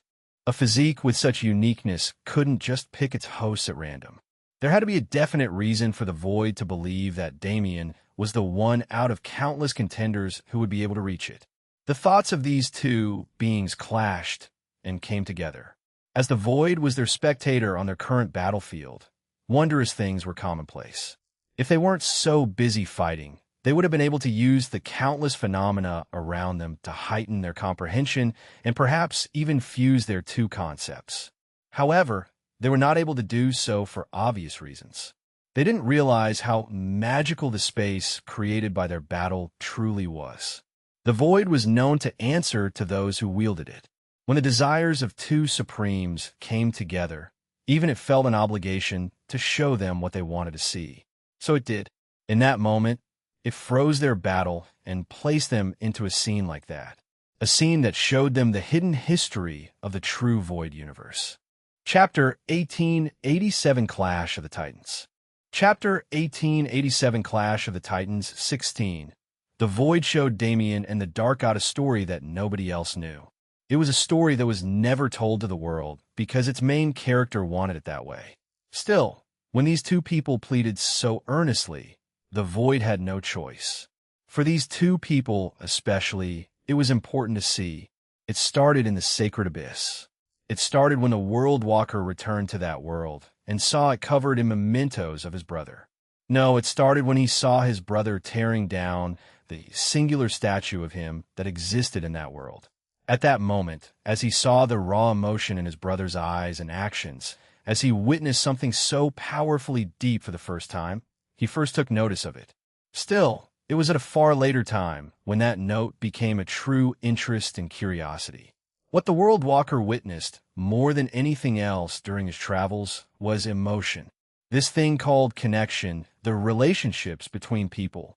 It was entirely new to him when he first saw the world from the grand perspective of an absolute. He remembered the relationships he once had, and he remembered the relationships that could have been formed if it weren't for his detachment from all things. He had never been curious about it before. As he was still learning himself, he didn't take the time to consider the things that were set in stone. He merely accepted that he was the way he was.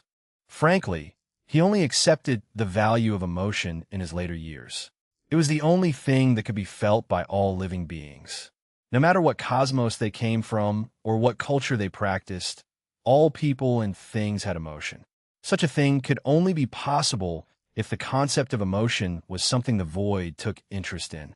It was from there that he gained his curiosity, and it was in that moment when he decided to try and find it for himself. As the World Walker wandered the void, he started interacting with people. Those interactions were slight most of the time because people couldn't help but view him as a god, but he did gain some insight from them. The feelings that others held towards him gave him a relatively negative view of the concept. He wondered why the void cared about them so much when they were so useless. Wouldn't his path have become more difficult if he entertained emotions? Perhaps the void realized its mistake. When he was born, the World Walker also had something like the void physique. Only, it was an unrefined version. His physique did not have any restrictions. Unlike Damien's physique, which existed separately and only came closer to him through time and effort, his physique gave him everything without conditions. He was immediately connected to the void, and that was what ruined him. His entire being became void. His personality disappeared, and he became a mindless entity who only strove for the void. He could not experience life because his fate was that of a puppet. The void was not seeking this kind of person as its companion. It understood that it made a mistake. It could not change what happened to the World Walker, but it gave him a chance. The void was not an entity, but a concept. It was a concept that had sentience because without it, sentience could not be born as a concept at all.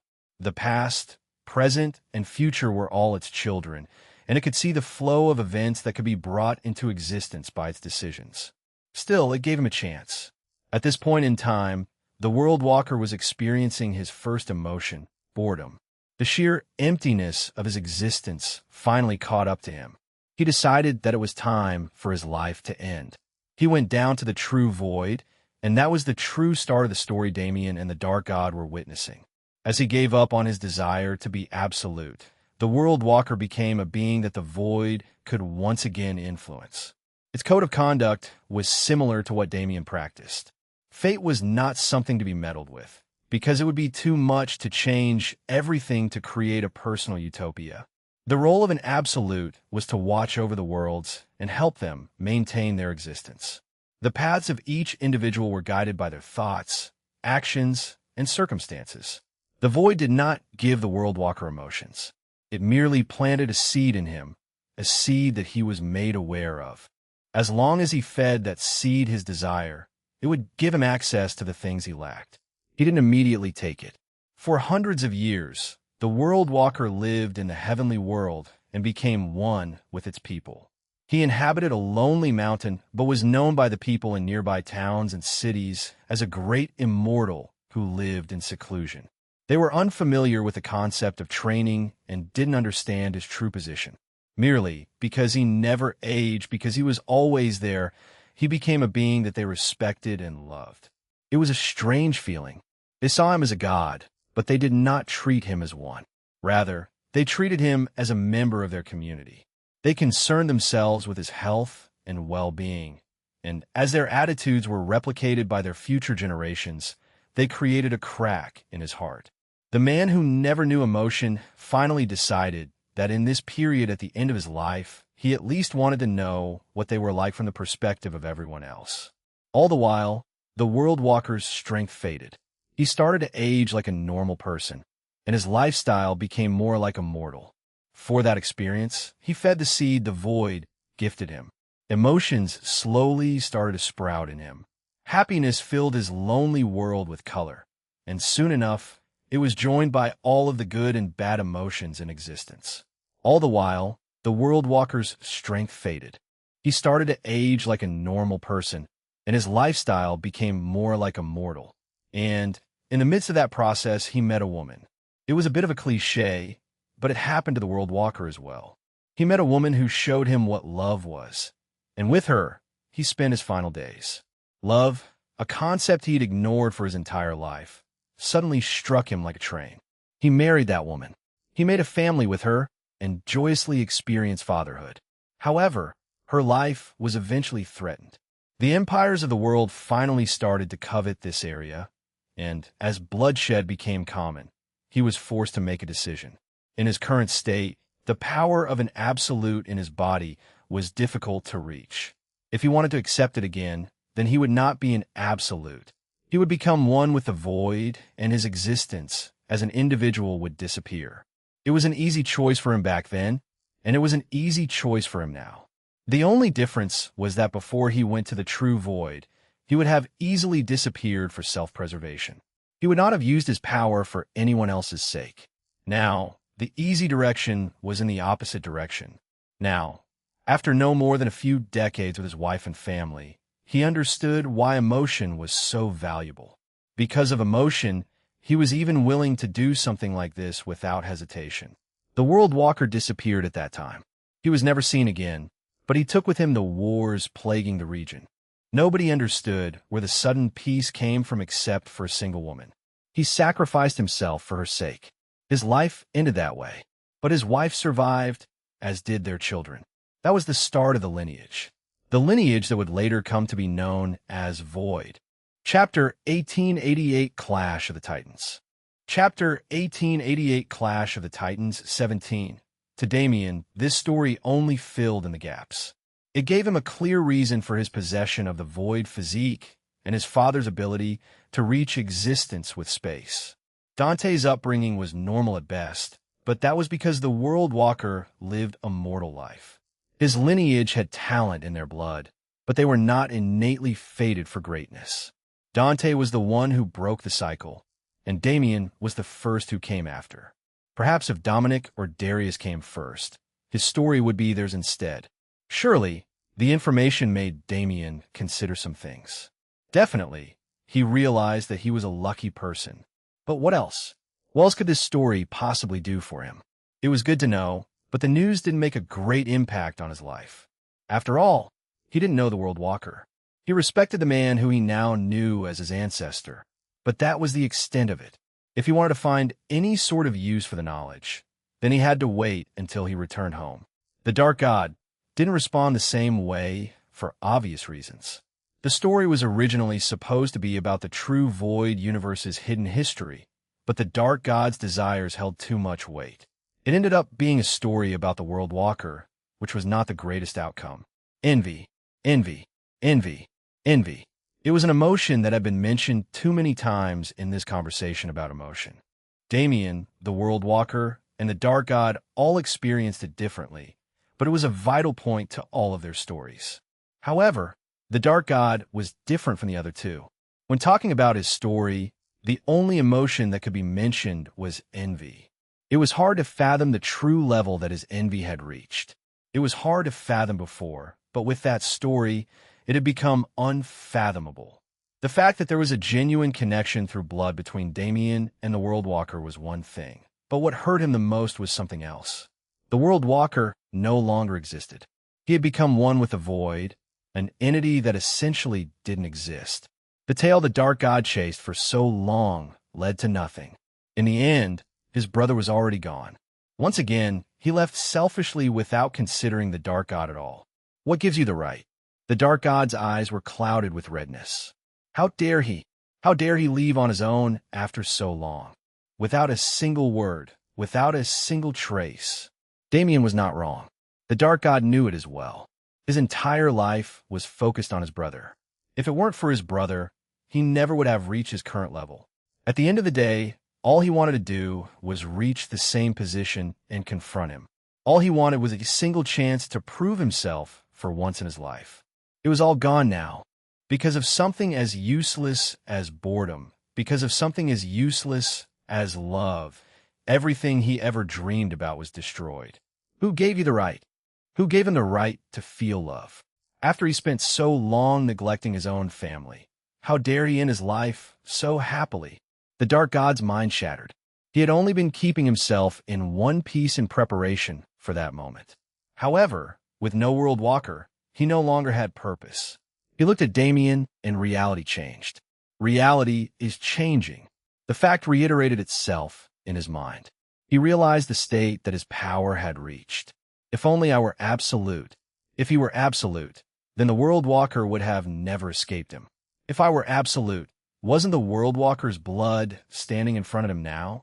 Damien Void was his own person, but as long as he became absolute, he could entirely erase Damien Void and replace him.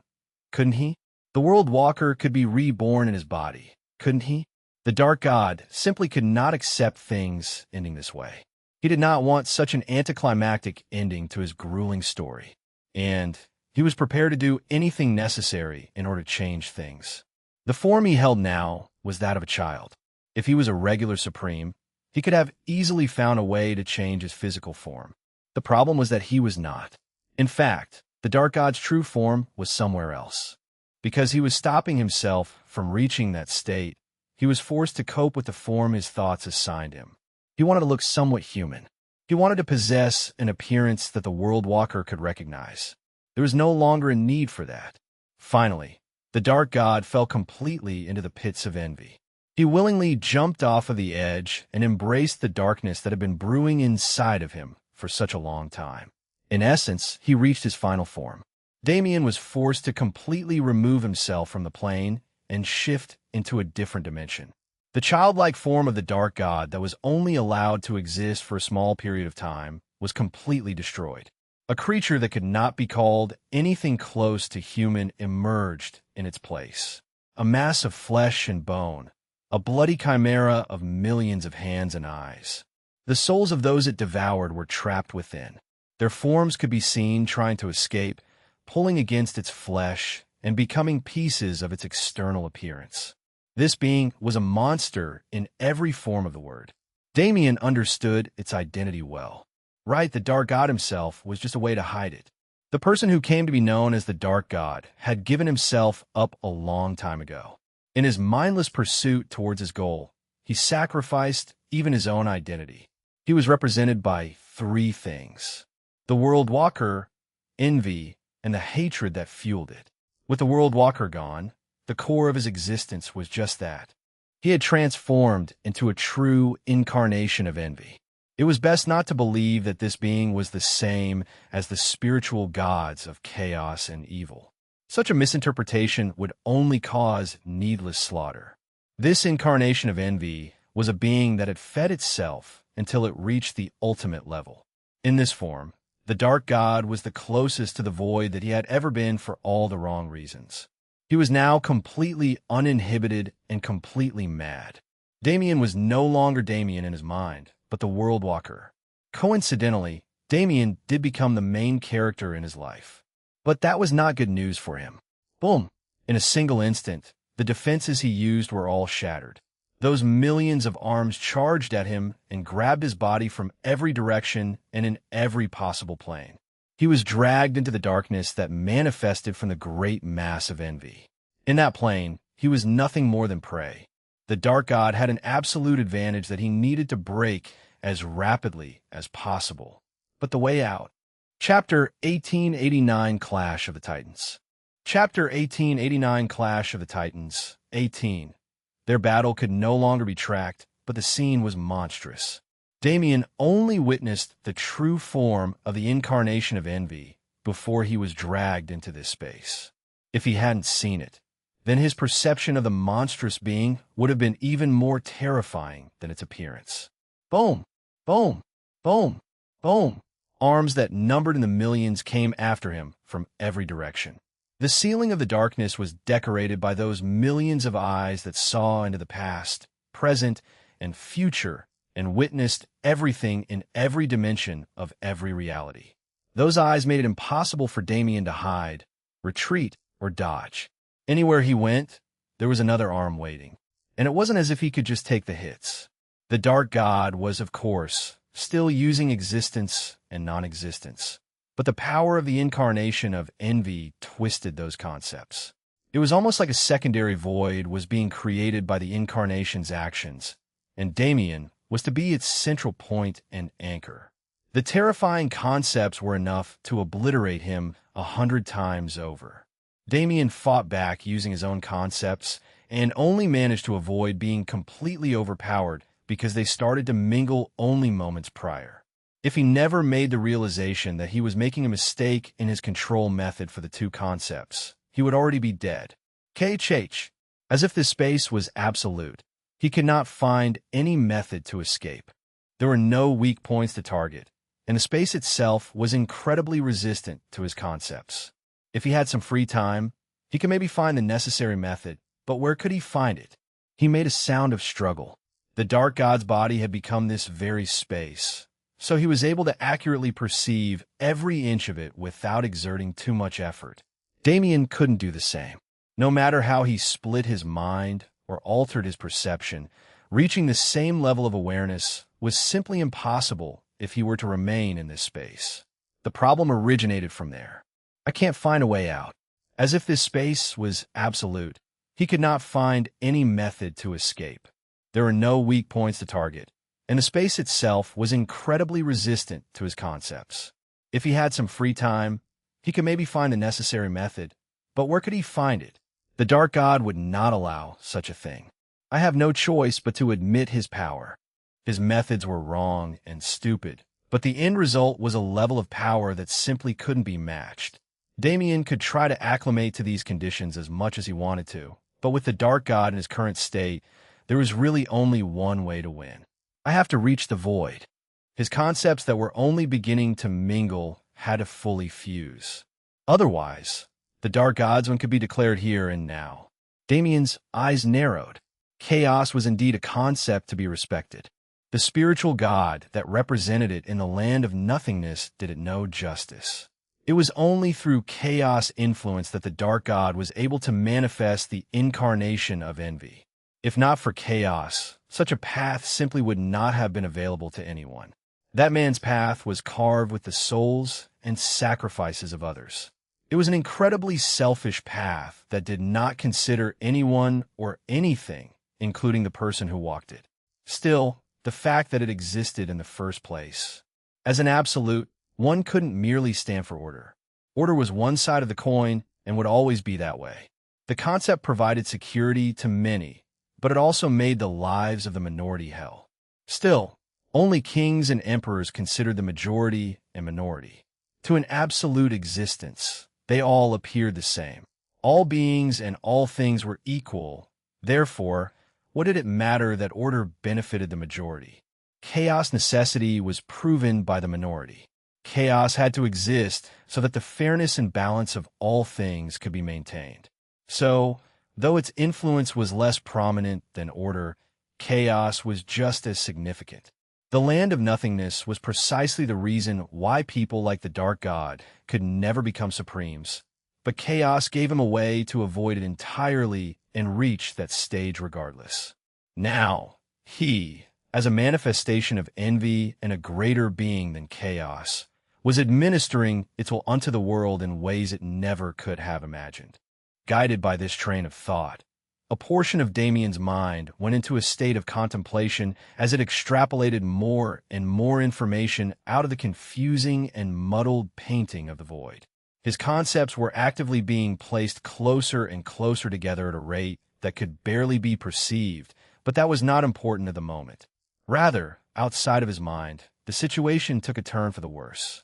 Damien needed to put his entire mind into the fight if he wanted to survive. That was how he had been surviving before, but it clearly wasn't possible anymore. He took a risk in order to win, and the consequences of that choice appeared instantaneously. The Dark God couldn't ignore his slowed reactions. He refused to ignore such a good thing. Countless hands charged Damien's body and wrapped around him. He was only able to half-mindedly survive for 30 seconds before he was caught. The hands caressed him disgustingly, feeling every part of his body. The information received from that sensation was transmitted to the Dark God, and suddenly, Damien was indeed prey. Malice entered his mind and body. Damien noticed it, but the best he could do was protect the portion of his mind that was busy comprehending. The rest was sacrificed along with his body, and that malice immediately misused its freedom. Damien's memories and ego were targeted. They did not immediately fall, but with everything around them changing, they were bound to eventually do the same. His figure itself shifted. His genetic sequence mutated until it belonged to someone who was not Damien Void. His hair turned blonde, his eyes turned blue, his skin became paler, and his height decreased rapidly. His body lost all of its muscle mass, and though he did still look like a man, he was weak and fragile. A new set of memories entered his mind. They were not real, but instead an assumed history of the world walker created by the incarnation of envy. The life seen by the Dark God through his own eyes and the memories of the universe were used as a basis. The perspective was shifted to a first-person view, and events were created to link the more important events together. The Dark God's intent didn't need to be explicitly mentioned. He would ensure that Damien became the world walker, so the world walker would die the death that he wanted to see. He would change reality itself to achieve his goals. And erasing Damien had become the first step in that plan. His body and half of his mind were rapidly changed, but the transformation couldn't be completed. Nevertheless, Damien's essence still remained. It burned brightly and turned the traces of the world walker into ash. However, in the process, Damien's body and soul were burned as well. In the darkness was only a bright golden light. A strand of energy, one could say. That was the only remaining trace of Damien Void in existence. No, that energy was Damien Void himself. Chapter 1890, Clash of the Titans. Damien's body was completely destroyed in the darkness. His physical form and soul were both gone, so in a certain sense, he could be considered dead. The human known as Damien Void was already exterminated. However, he was no longer human in body and soul. He was a supreme, and his body responded to death like a supreme's would. His existence maintained itself. His legend shined bright through the blackness and created a place for him to exist. The void soul and void physique still existed, anchored to that essence. They were ready to reappear at any time. This kind of state could not be considered disadvantageous in any other situation. Damien was essentially impervious like this, and with resurrection on the horizon, he wouldn't usually experience danger even if he was forced into such a corner. The Dark God was an issue because he could target what others couldn't. His target changed when he managed to erase Damien's body. After realizing that superimposing the World Walker onto him wasn't enough to create the outcome he desired, he changed his strategy. He was now targeting exactly the few things that held Damien together. He went after his legend and dismantled it from beginning to end. He went after his body and did his best to destroy anything that gave him strength. All of the connections Damien made as a celestial were shattered. The World Core fusion reactor managed by the fragmented Universal Core, Riva, disappeared. His spiritual world was rid of everything that he established there and returned to a plain landscape with no defining features. Damien's physical body was gone, but its properties were maintained in his essence. The Dark God targeted those, reverting his bloodline to what he possessed when he was just a human, destroying his traits, including his regeneration, and doing everything possible to disrupt the Void physique's existence. The physical body and soul that had been baptized by the Void were meant to be unbreakable, but the Dark God transformed into an entity that was the antithesis of such words. He was so close to the Void now that even these aspects had to stay to the side and let him have his way. Because this was Damien's final challenge. No matter what he did or what happened, the Void would not help him. He either survived this and became absolute or died in mediocrity. Its stern demeanor would not give him another choice. It was undeniable that Damien was dying, but he did not pay it any mind. His ego, hidden in the deepest recesses of his existence, was too busy with other things. He spoke to existence and non-existence. He formed a connection between them while comprehending their interactions. With every passing second, the light that made up his essence became dimmer and dimmer. However, with every passing second, his two concepts became closer and closer. If existence and non-existence were considered as two pieces of a puzzle that was half white and half black, then most of the pieces would already be in place. Merely, there were 10 pieces in the very middle that were not in place, leaving the black half and white half disconnected. Damien placed the pieces down one by one. 9, 8, 7, 6, 5, 4. His efforts had him progressing at a speed that he had never reached before in his comprehension of anything. The pieces filled themselves properly because now that Damien was in such a state, existence and non-existence had to make a choice. Inevitably, either he or the Dark God would become a representative who spoke for them. Damien was the better of the two choices, at least in the opinion of his own concepts, so they stopped fighting. They supported his efforts and wholeheartedly accepted him as their everything. And with that acceptance, he was granted progress. Enough progress to make that key realization. The seconds were too important. Not many of them had passed, but from a moment when Damien was destroyed to now, his essence was devoured at a disastrous rate. His light was too dim to even be seen for a long period of time. It was protected by a thin, invisible film that the Dark God could not cut for a very long time.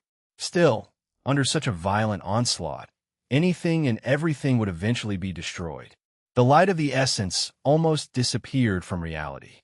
Damien reached the tip of true death, his entire being almost consumed by the incarnation of envy. However, that final moment was like a lifetime. The light disappeared entirely for only a second before a real difference was seen in the incarnation of envy's behavior. Suddenly, it reeled back as if it was panicking. As its darkness retreated, a spark could be seen. It was no bigger than a grain of sand, but it was light nonetheless. Damien still existed. He did not allow himself to fall into the jaws of death. No, he revealed the very core of his existence and lured the dark god in. He used the sensation of being completely erased to finally fill in the parts where he was lacking. Damien finally perceived it.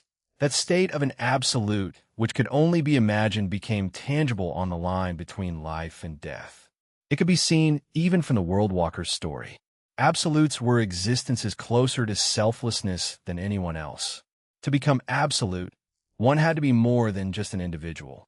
It was a necessity to grow past that point and become a being that could not be defined through pre-existing concepts, laws, or even their non-existent equivalents. What Damien experienced on the line of erasure was the cold feeling of the void that his body was not allowed to feel when he was sent there before. Back then, he couldn't survive it, so it was hidden. Now it was different, wasn't it? He felt it clearly, and by feeling it, he achieved what he needed to become more than himself. That's it, Damien thought to himself. His essence experienced a qualitative change. For this moment, he had been waiting his entire life. From the moment the world awakening took place, when that set of asterisks appeared in his status window. Damien questioned it many times throughout his life, but he never delved too deeply into it. At some point, it lost meaning to him, and he stopped caring about learning what it was. However, it was the most important piece of his essence, and the reason why he was able to resist the dark god's attacks while in an energy state. The title in Damien's status window revealed itself, and finally, its effects became true. It was that the entire time, in this moment, I am to become infinite. He was to throw away his connection to the mortal plane, if only for a second. Because, even if he wanted to be an absolute who stayed grounded, he had to reach infinity first. His essence exploded. Everything that originally created the existence known as Damien Void in mind, body, and soul was dismantled. Child of Infinity, for that moment, the title was the only thing that remained in reality. The title that signified his fate, the title given only to him. It was a title that told him that no matter what happened, he was always bound to be infinite. And it was the key that unlocked for him the door to the void. Chapter 1891 Clash of the Titans. Chapter 1891 Clash of the Titans. 20. The tiny speck of Damien's existence rapidly expanded. In a single instant, his soul was returned to being. It was pure black in color, but extremely tangible. It was hard to imagine that this was not a physical body. That was until the physical body appeared around it. Damien's soul was reformed into a true void soul. It reached its complete state.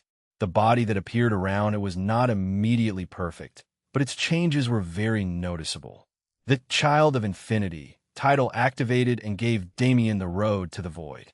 It did indeed act as a key to the massive door that blocked everyone else from the peak. The door was open. That was a fact. Damien could now see the proverbial staircase that led him to the position of absolute. However, those stairs still needed to be climbed. Damien's two concepts did not immediately merge and form some sort of beautiful situation where he could easily destroy the dark god. Instead, those puzzle pieces started to fill themselves in very slowly.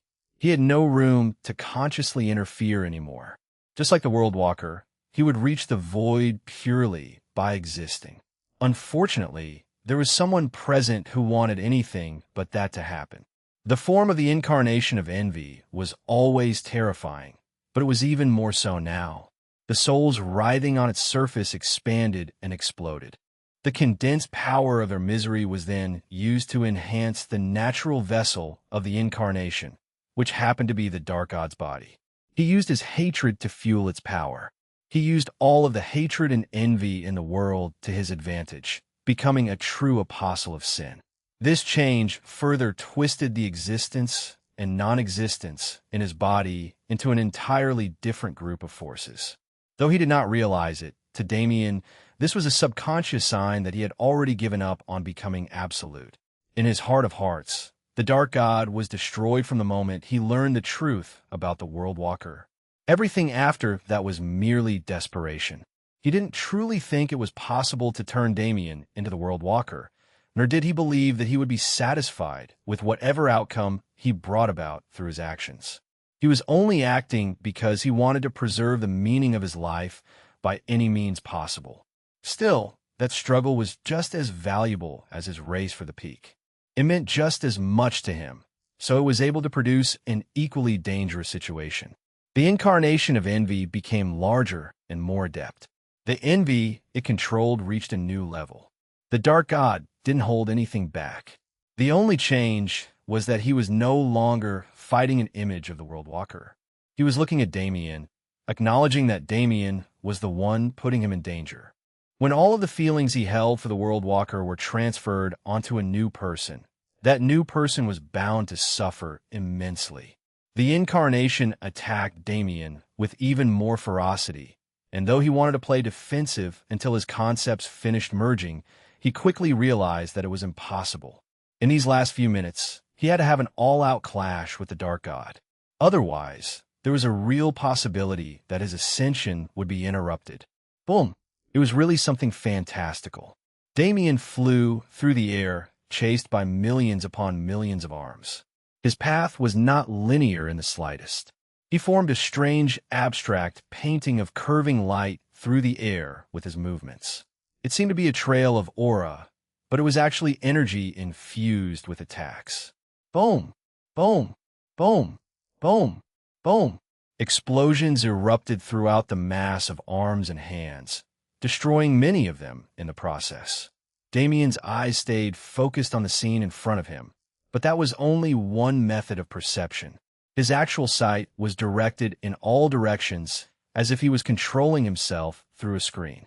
He could see the countless dimensions and planes being created around him. They were filled with the dark god's corrupted energy. He could not risk touching even a single one, for if that energy was allowed to once again pollute his mind and body, then the intensive processes his body was undergoing would be ruined. That was the reason for his insane movement. He precisely twisted and turned through the air, changing his altitude freely. Every few degrees that he moved allowed him to dodge another dimension, carving his own line through the plane and establishing himself as an existence. It truly was an image of lights and colors alone.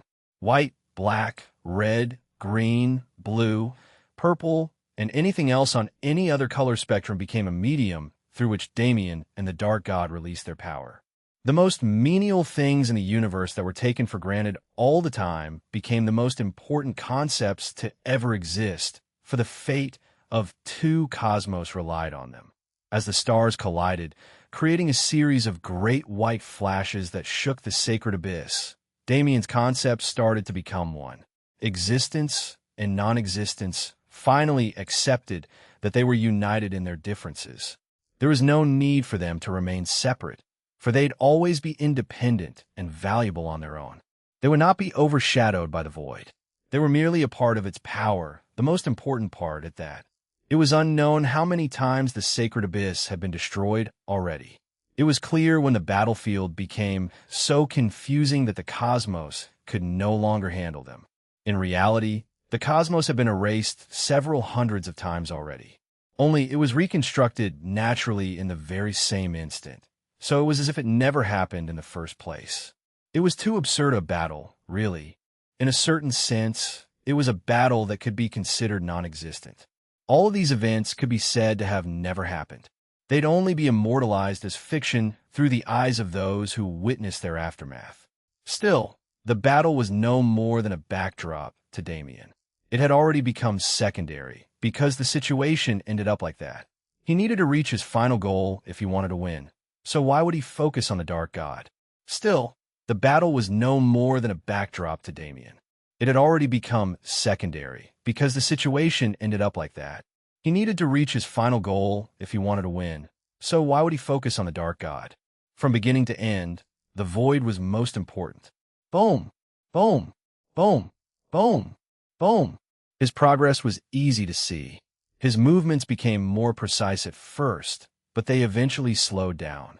Damien's body became stronger, so his need to dodge decreased. At some point, he stood still. He stopped moving entirely and allowed the stars to strike his body. Their explosions decorated the sky and fractured the sacred abyss, but the scene caused by those attacks was irrelevant. Damien closed his eyes. He felt his body reach that impervious state. There was no longer a need for him to keep his focus on the battle. He finally reached that place. No matter what the Dark God did, he would no longer be able to injure him. There was only a single step left for him to reach the void. Chapter 1892 Clash of the Titans. Chapter 1892 Clash of the Titans, 21. The darkness faded long ago. The setting was currently something like the void, in that both the sacred abyss and the true void could be seen in the background. The incarnation of Envy's body moved disgustingly as the Dark God tried his best to damage Damien, but it truly was no longer possible. His body was already at that point. It would only take a little while longer for him to completely reach it. This will not happen. The Dark God was speaking clearly for the first time. He was no longer entertaining his inner monologue or his twisted perspective of the world. The aura around his enemy's body continued to change. It was not becoming closer to the World Walker, but more and more definitively that of an existence called Damien Void. He understood what this meant. For anyone else, the opposite would be perceived. Damien was fading into the background and becoming one with the unimaginable. He himself was becoming void. However, the Dark God was at the level just below him. What he saw was a being who was becoming defined in a way that could not be understood. Damien was truly becoming an individual. In any timeline, in any reality, in any space, in any dimension, he was the same person. Regardless of whether he was born in the true void universe or another cosmos somewhere in the middle of nowhere, if a potential Damien existed in the folds of the void, it became a part of him. This was the effect of transcending space, time, and dimension entirely. Damien was now independent of existence and non-existence. You have. Damien could not hear him, but the Dark God addressed him directly. How did you reach that place? It was the same boundary he had been aiming for. How could he not recognize it? The incarnation of envy trembled. The basis of its existence was a delusional belief that it was always right. To validate the Dark God's path, delusion was a necessity. The moment Damien achieved something that broke his delusion, everything else shattered alongside it. I will never, he mumbled to himself unintelligibly. In the end, his meaning could only be perceived. It was never meant to be me. The realization broke him. Why does the abyss hate me so? What have I ever done? Why was I forced to live such a miserable life? He was no longer speaking to Damien. His countless eyes were directed at the sky along with his millions of hands. He pleaded to the entity above all, unresigned to his fate. My fate. Yes, my fate was always scorned. When all things fade, even you are my enemy. His eyes opened wide as he raged at the void. He is the one you have chosen, I see. Then, I must be the reason you are ruined. If the void was going to be his enemy, then he would treat it as such. He knew it was impossible to destroy it. The void was an entity that could neither be created nor destroyed. However, he witnessed its love for Damien. In reality and in Damien's own memories, it was always guiding his path. Therefore, if he wanted to ruin the void, then all he needed to do was ruin Damien. Naturally, Damien could not hear him. From the moment his body became impervious, his focus shifted to the unbelievable change taking place in his being. He did so because he was confident that the Dark God could not harm him, and that confidence was not unwarranted. Damien was now an existence similar to the void, which meant that he could neither be created nor destroyed. However, unlike the void, he could still be ruined. The Dark God's perception landed on the war. He saw how his own troops were being treated, but it did not matter to him if they won or lost. Right, Damien's core. It was extremely self-centered in all ways except one. His only exception was his own family. If they were to vanish, the Dark God's many eyes flared with madness. He could already see the bleak future Damien would lead, a bleak future that led to a death even more pathetic than the World Walkers. And with that prospective future guiding his actions, he chose to act drastically. His body rapidly expanded in a single instant. The energy of existence and non-existence within him, the pure and disgusting energy of the incarnation of evil, and the energies of both the true void universe and the sacred abyss universe were all pulled into his being. He quickly became large enough to encapsulate the entire sacred abyss and continued growing. All the while, the energy he controlled became extremely volatile. His plan was obvious. With no hope remaining, he did the only thing he could think of. By putting his own life at stake, he was going to destroy anything and everything that Damien loved before he could cross the final boundary. He was now a living bomb that Damien seemingly had not perceived. And as he used the power of a Supreme to destroy himself, the effects were almost instant. The Dark God roared. Damien had his eyes closed. He was not paying attention. However, he did not care. His words are going to carve their way into his soul regardless. Everything came down to a matter of a fraction of a spark of a second once again. Time stretched around them, and this single instant became the defining moment of all things. The Dark God roared. Damien had his eyes closed. He was not paying attention. However, he did not care. His words were going to carve their way into his soul regardless. In the end, you will be no better than me. You will be a monster who lives alone in a world of puppets. Damien Void, I may die today, but you will never see true happiness either. The Dark God raged maniacally as the energy he gathered became more and more destructive. He was too far into this to back out now. He was guaranteed to die. However, everything was bound to die with him. His form was massive, encompassing both the true void universe and the sacred abyss universe by this point. But why? Why did his eyes tremble as he lowered them to look at Damien? That man was still the same size. He was still but a human standing before an inviolable force. However, why did he seem so massive? With cold eyes indifferent to all, Damien met the Dark God's gaze. When did he open his eyes? He disregarded the legitimacy of everything the Dark God was trying to do with one look, and with one sentence, he destroyed that man's pride as well. You talk too much. Were those words worthy of being the last before all existence was destroyed? As they were spoken, the Dark God's body reached a tipping point and became pure energy. The explosion that was bound to leave the two cosmos as no more than ash particles in the void started. But for some reason, Damien's voice was louder. What was meant to be a grand scene was ruined by one person. Without a sound, without a trace, and without a show, Damien reached that point. His energies combined, and he became a person above everything. He could feel it in his body. Nothing mattered if he didn't want it to.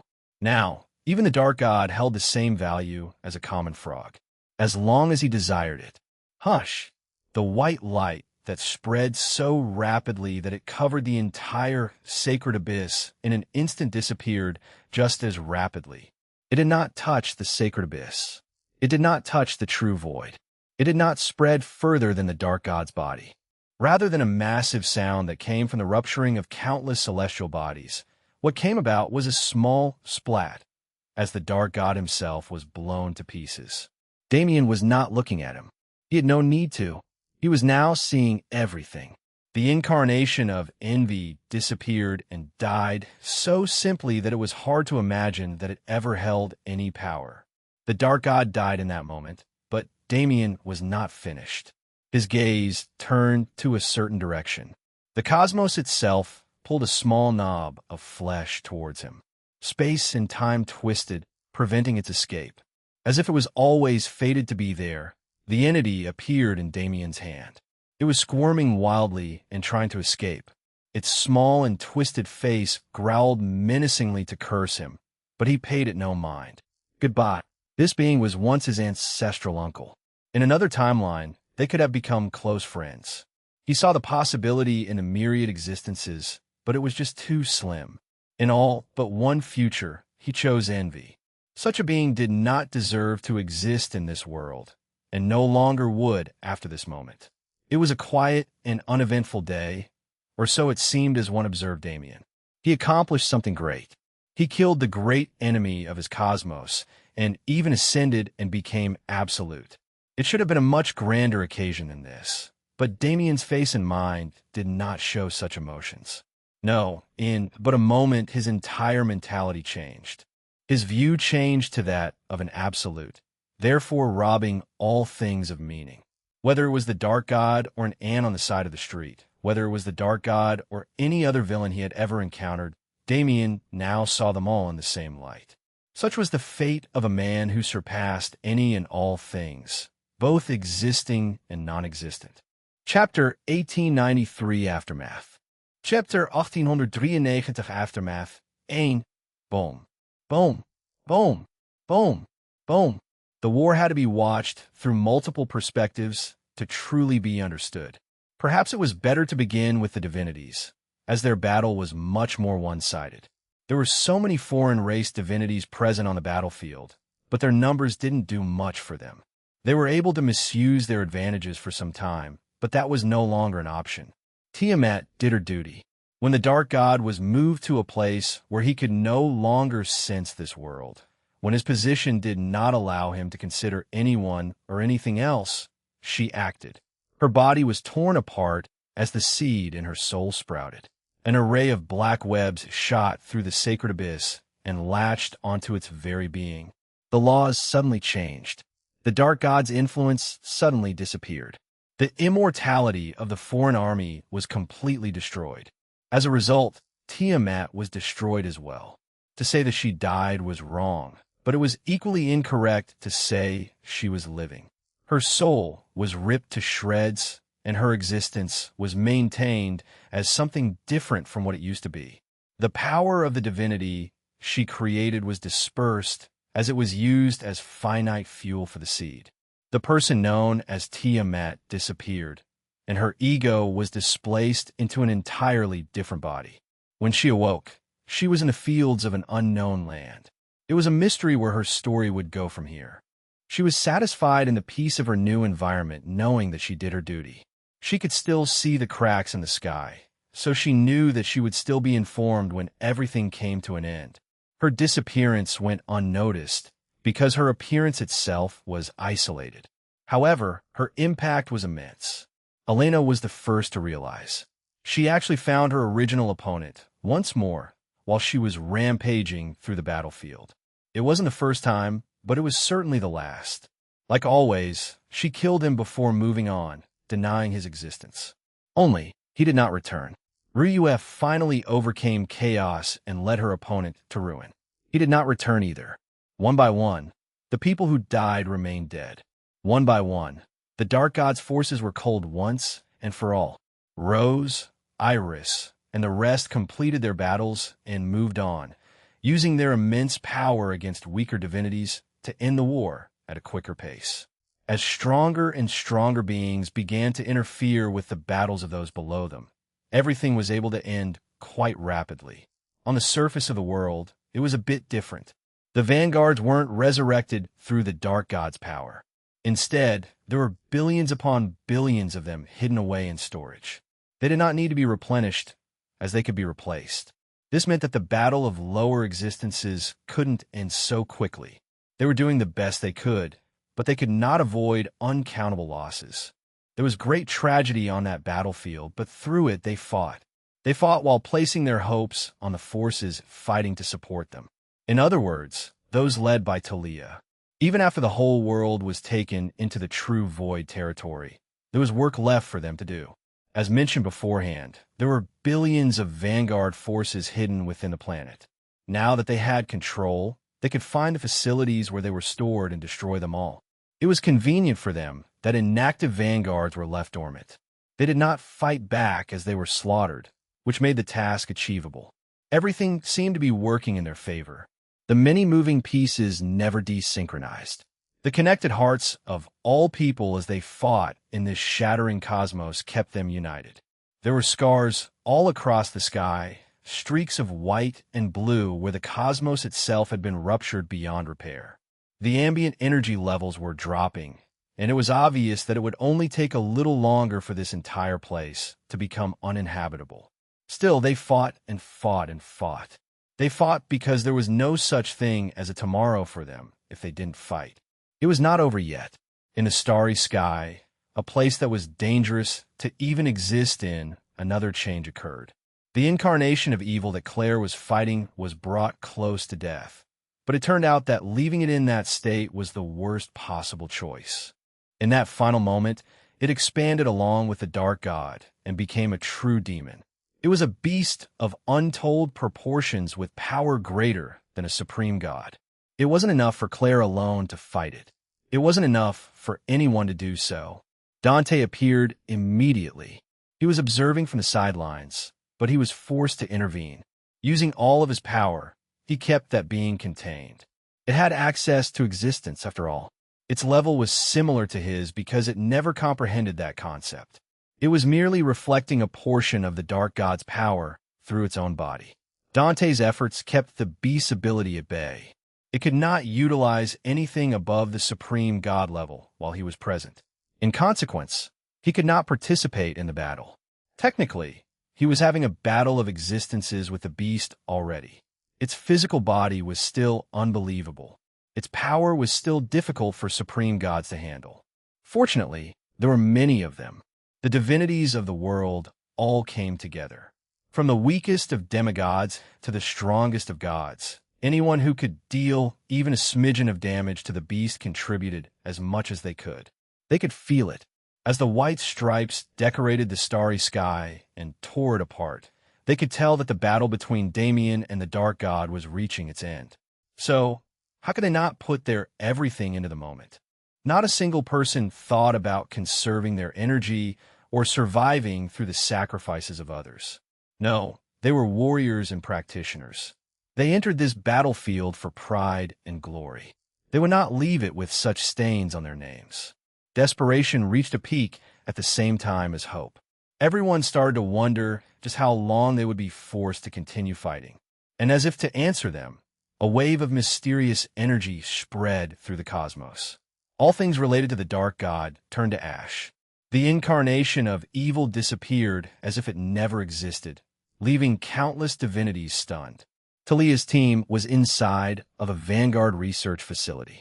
They saw the dormant beings turn to ash in their pods. The confusion of the people only lasted for a single second. Soon, a wave of understanding made its way through their ranks. The world's environment faded away as it was replaced. The Sacred Abyss universe was always characterized by its darkness, but what appeared in this moment was a great light. Even the most common of people could sense it in the air. They could smell it, the scent of pure nature and clarity. This cosmos was healing. In that battle where the titans who governed all things clashed, a victor had been decided. Chapter 1894 Aftermath. Chapter 1894 Aftermath, too. It wasn't quite as people saw it. The light people saw was a bit delayed. Their perception didn't catch it, but in that single moment before it appeared, the cosmos collapsed. It was actively collapsing in a way that could not easily be repaired now. Not because there was destruction tearing it apart, but because this was its fate from the beginning. The Dark God was the Sacred Abyss universe's cosmic core. The moment he died, it was left incomplete. How was it supposed to thrive when it did not have a brain? Damien was forced to temporarily take his place and become the center of the cosmos. It was when he made that choice that the light began to spread. He experimented with his power curiously. The cosmos changed according to his thoughts, giving him absolute control. This is why he was arrogant. This point of view almost forced one to believe that one was invincible. However, it was just a facade. This power was not everything. No, only now did Damien realize what everything truly was. There was no longer such a thing as a limit. Anything he thought could become a reality. And, unlike before, he was no longer defined by a human mind. He would never again experience the problem of not being creative enough to use his power to its greatest potential. Nothing was incomprehensible to his eyes. Still, he took this position so he could experience what the Dark God felt. Well, he didn't even have to do this much, did he? The second he felt the desire for it, the information came to his head. He saw the Dark God's story not through his own eyes, but through the eyes of the cosmos itself. He could determine only one thing. The Dark God was his own greatest enemy. He was the reason he found himself in such unfortunate situations. From childhood, his delusion was too intense. Feelings were not as pronounced as they used to be. Damien definitely felt some pity but it was muted. The dark god really was just still back then. Back then, when he had no sins if he had help. If he had help, perhaps he could have lived an entirely satisfactory mortal life. However, as he saw when he first reached this position, there was only one possible scenario where the dark god found himself on the right path. He was an inherently flawed being. Damien entertained himself with such thoughts as he brought the sacred abyss back to stability. Instead of creating a new cosmic core immediately, he first placed the cosmos in stasis and made changes. The single habitable world was turned into a green wonderland where nature could thrive. The laws were shifted to become more accommodating, but they were not made similar to the true void. At the end of the day, these two cosmos had their own ways. He was not going to treat one with bias. The laws were only tweaked back to their original form. The dark god's influence disappeared, and finally, this cosmos reached a point where it could function again. Damien spread energy through the lands to give life to many of the uninhabitable worlds. The ruptures in the cosmos were healed and filled with new space. He created an ecosystem that was fated to thrive and survive. And when he was finished, he brought forth a new cosmic core to take the place of the one that this cosmos lost long ago. The stasis was removed and time resumed. This was when the people of the world saw light. The changes made were solidified, and the war was put to an end. Damien sighed to himself. Okay, the most pressing matters were dealt with. Now, the most important thing was returning. Damien wondered how others would react to him now.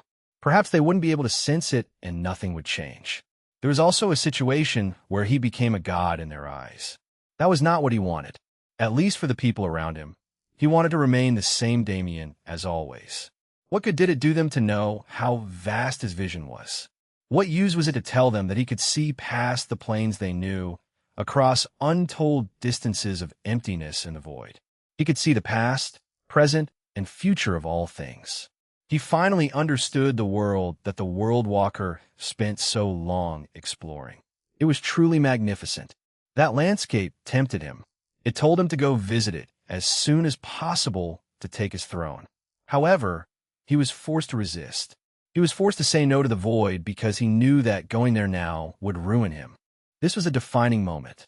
Now that he was absolute, he needed to engrave into the void his own rules and standards. His status was important to him, sure, but it did not take precedence. Above all was his family. Nothing and nobody would ever be able to change their position in his heart. With that thought in mind, Damien descended to reality. He was standing in the sacred abyss, but it was impossible to say that he was in the same realm as others. He was a unique existence, and he existed in a unique plane.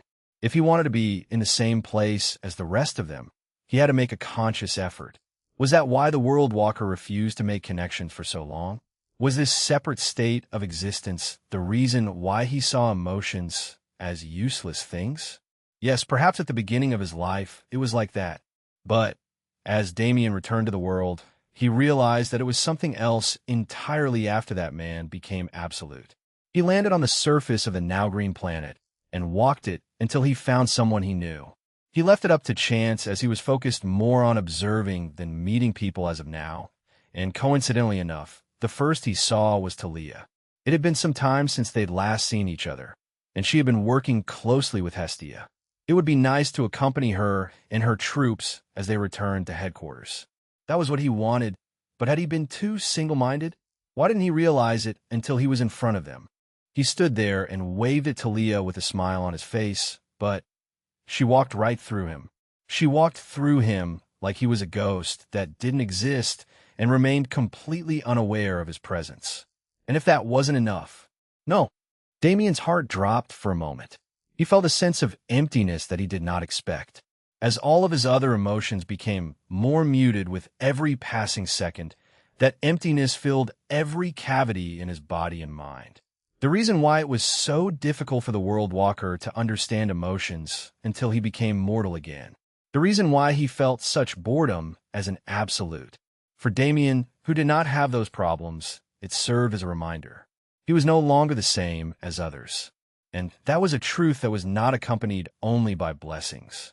Chapter 1895 Aftermath. Chapter 1895 Aftermath 3. It began when Talia walked through him as if he didn't exist. Her group moved with her, and when he turned around to face them, he noticed that they were no longer the same. The entire world was twisting and changing. The newly revived sacred abyss was being destroyed again. Why? Damien purposefully changed his being so that he would not harm this cosmos. So why? The answer was not one he wanted to hear. No matter what he did, he was still absolute. Even if he made an effort to ensure that nothing would happen, he no longer had a choice. The sacred abyss inherently feared and worshipped him. It bowed in reverence and automatically treated him like an absolute. His any thought would be manifested as reality. The cosmos would change because in its core, it believed that the only way for it to survive was to absolutely bend to his will. The only way to stop these rampant changes and the twisting of reality was for Damien himself to become mindless. He had to enter a state where he had no thoughts or emotions, because only then would reality regain stability. What was the point of that? How was he supposed to interact with his people and live a normal life like that? He did not want to be a mindless existence whenever he tried to interact with the worlds contained in the void. He was not the world walker. He would not walk the same path. However, that does not change anything. Still, Damien could not stay in the sacred abyss. If he spent a single second longer in this cosmos, it would destroy itself in an effort to please him. Damien sighed and stepped out of reality. He stood on the periphery of the cosmos for a moment before leaving for the void. Standing there, he could have gone back to the 10-dimensional painting of reality that he had seen before, but that was not what he needed now. Instead, he swept that painting away and saw things as they were. He saw the sacred abyss, the true void, and even the sanctuary below him. If he raised his eyes and stared into the distance, he could see many, many more cosmos. Only they were properly spread out. Beings from different cosmos were never meant to interact with each other. The Dark God was unique because he used his cosmos as a war machine. The majority of the cosmos and the void were very spaced out, and between them were seas of existence and non-existence that refused to meld. Though the two concepts existed everywhere, they were different depending on the cosmos they were attached to. They functioned differently, had different origins, and even different meanings. That was the original reason why they were called differently in every cosmos. Nevertheless, he kept his eyes on three cosmos: Sacred Abyss, True Void, and Sanctuary. I will never be able to return to any of them. If he wanted them to remain safe and uninhibited, he could never see those cosmos from the inside ever again. He could only peer into their folds from the void and watch the ongoing events. He could only see his wives and family question his disappearance from the perspective of an outsider. For a moment, he felt that existential dread. He wondered if he would be forced to live on the same lonely path as the World Walker. However, this is not the end. He refused to be resigned to fate. That was not the kind of person he was. Loneliness in the void? He had been considering it from the very moment he decided to walk the long path of power. And since long ago, he had been preparing. All of the people he met, all of the people he knew and loved, they were his anchors and would always be a part of his life. No matter what, that would never change. How could he ever call himself absolute if he was limited by the rules of the void? He had no qualms with letting go of those three cosmos, but he would not let go of his connections. To think I believed I was going to bind the sanctuary at this time. That was no longer happening. Instead, he waved his hand and expanded it. If he was going to let it go, then he would at least give it what it needed to survive on its own. That sanctuary was his first ever creation and step towards the void. It held a lot of value in his life. The true void universe was the same, wasn't it? The sanctuary was originally the lower universe of the true void. Leaving his home cosmos as no more than the heavenly world didn't sit right with him. Damien connected the heavenly world and the sanctuary and made them one. They would no longer be a lower universe and a higher universe, but one, ever-expanding true void universe. He didn't add anything in particular except for the fundamental elements necessary for the two entities to become one. There was only one massive change he made, And that was the creation of a planet. It was a planet made entirely of stone, and engraved on its surface were the names of all of those who were lost in the Great War. It was not a world for people to live in. Rather, it was a monument dedicated to the people who fought to create the stability that their future generations were bound to enjoy. The Sacred Abyss.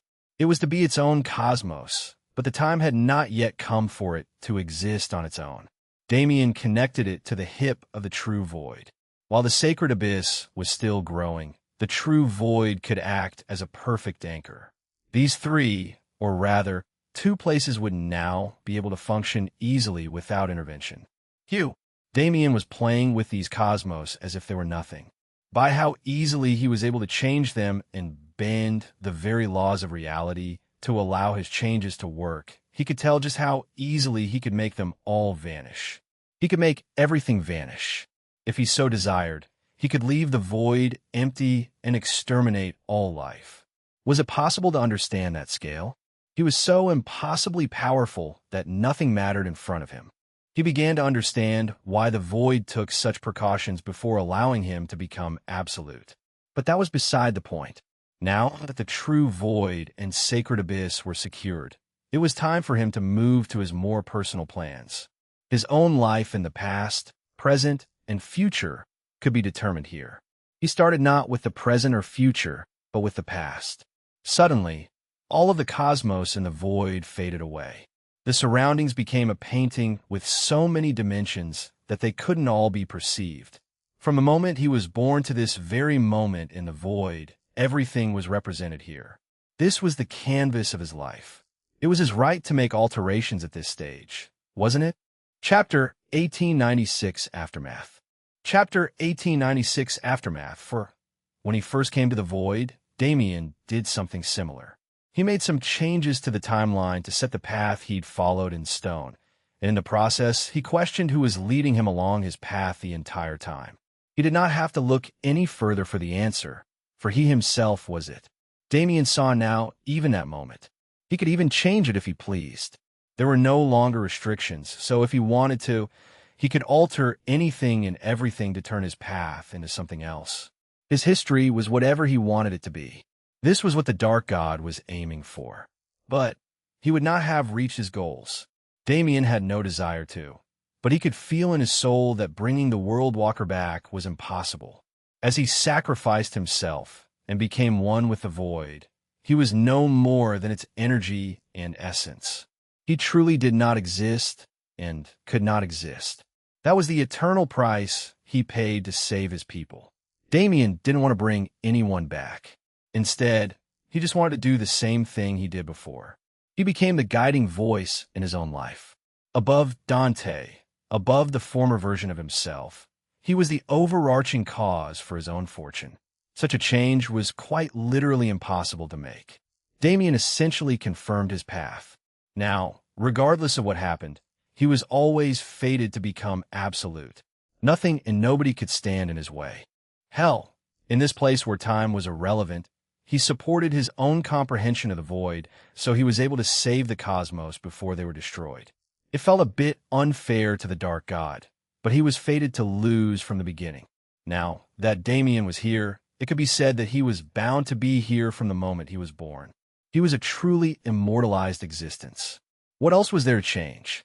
I usually maintain an attitude of selflessness in that I will not selfishly influence matters for my own benefit. However, the lives of other people? Maybe, but he didn't know if he wanted to. At most, he was willing to create a smoother path for his wives and friends to reach their goals. I usually maintain an attitude of selflessness in that I will not selfishly influence matters for my own benefit. However, there were no longer consequences to his actions. Perhaps it was unfair to others that he was exclusively giving this treatment to his own people, but that was his right. He made it all the way here, so they could all live the lives they wanted. He would not succumb to indifference and refuse to aid them now. After taking care of everything, he once again put away the painting of life. He focused on the void itself, prepared for his main project.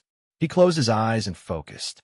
The void constricted around him, and a decent amount of space was made between himself and the cosmos he was watching. In his new position, the laws within the void began to merge and order themselves. Existence and non-existence became prominent. They were in their inherent forms at first, but as Damien's influence spread through the void, they started to take shape as the concepts he'd worked so hard to mold. With those two at his side, he could finally begin. A shining light was created in the void. It was a massive ball of energy that exploded and became immaterial.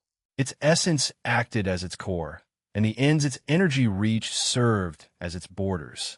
A thin separation was made as the energy turned into space and time. Creation and destruction allowed it before entering that new area of space-time to weave the fabric of reality. He swept his hand and altered the flow of time to let billions of years flow by. Worlds and universes were created and filled with life. The cosmos developed its own history that was entirely unrelated to Damien. A brand new cosmos was appearing in the void. It was a cosmos like no other, because it was the only cosmos in existence that had been intentionally created by a single being. And naturally, it was made to that being's preferences. The laws of this cosmos allowed its people to perceive Damien. It allowed him to live without twisting the very fabric of reality. He swept his hand and altered the flow of time to let billions of years flow by. Worlds and universes were created and filled with life. The cosmos developed its own history that was entirely unrelated to Damien. He entered that cosmos and chose a world awfully similar to Earth, to call his home. With that, there was only one thing left to do. There was definitely a commotion in the cosmos after Damien left.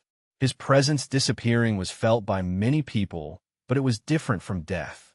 They did not panic, but they were forced to marvel when they saw what was happening around them. The changes Damien made were immediately reflected. The new appearance of the true Void universe was a sight to behold, but most people attributed it to the strange wave of energy that spread as a result of the Great War. Only a few people were able to attribute this phenomenon to Damien, and those few were the ones who worried. They only hoped that he was not overexerting himself to use power at such a high level. They understood that he had reached a stage they couldn't fathom, but did that change anything? They wanted to see him, and they wanted to celebrate the lives they'd earned themselves. It was to those people that the invitation came. Through a notification window, like those from the system, they received a question with very simple answers. Damien Void is inviting you to a new world. Though the message was simple, the context was engraved in their minds as they read it. Damien could no longer exist here, so he had to live somewhere else. He wanted them to live in that place with him, but it was up to them whether they made the choice or not. There wasn't any pressure on them. In the end, the new world would be connected to the true Void universe, so anyone who did not move could visit at any time. Damien was the only one restricted. Still, it wasn't hard for anyone to make the choice. Hundreds of fingers moved forward to press the window that said yes. And though it wasn't a surprise, among them were his wives. Unlike the rest, when they appeared in the new world, they stood in front of a house. It wasn't too big or too small. The best way to describe it was ordinary. It was a house like that of any upper-middle-class family. In front of it stood the man they came to see. Everything was over now. Their stories were reaching their close. Wasn't it about time for them to start working on the things they'd promised themselves? It had been a long time since Damien had peace, but there were many things that he'd denied himself, waiting for this very moment to come. Now that it was here, he wanted to start making progress on those things. We have all the time in the world now, so he looked at them with a smile. They looked at him with varying expressions. Rose and Elena matched his smile.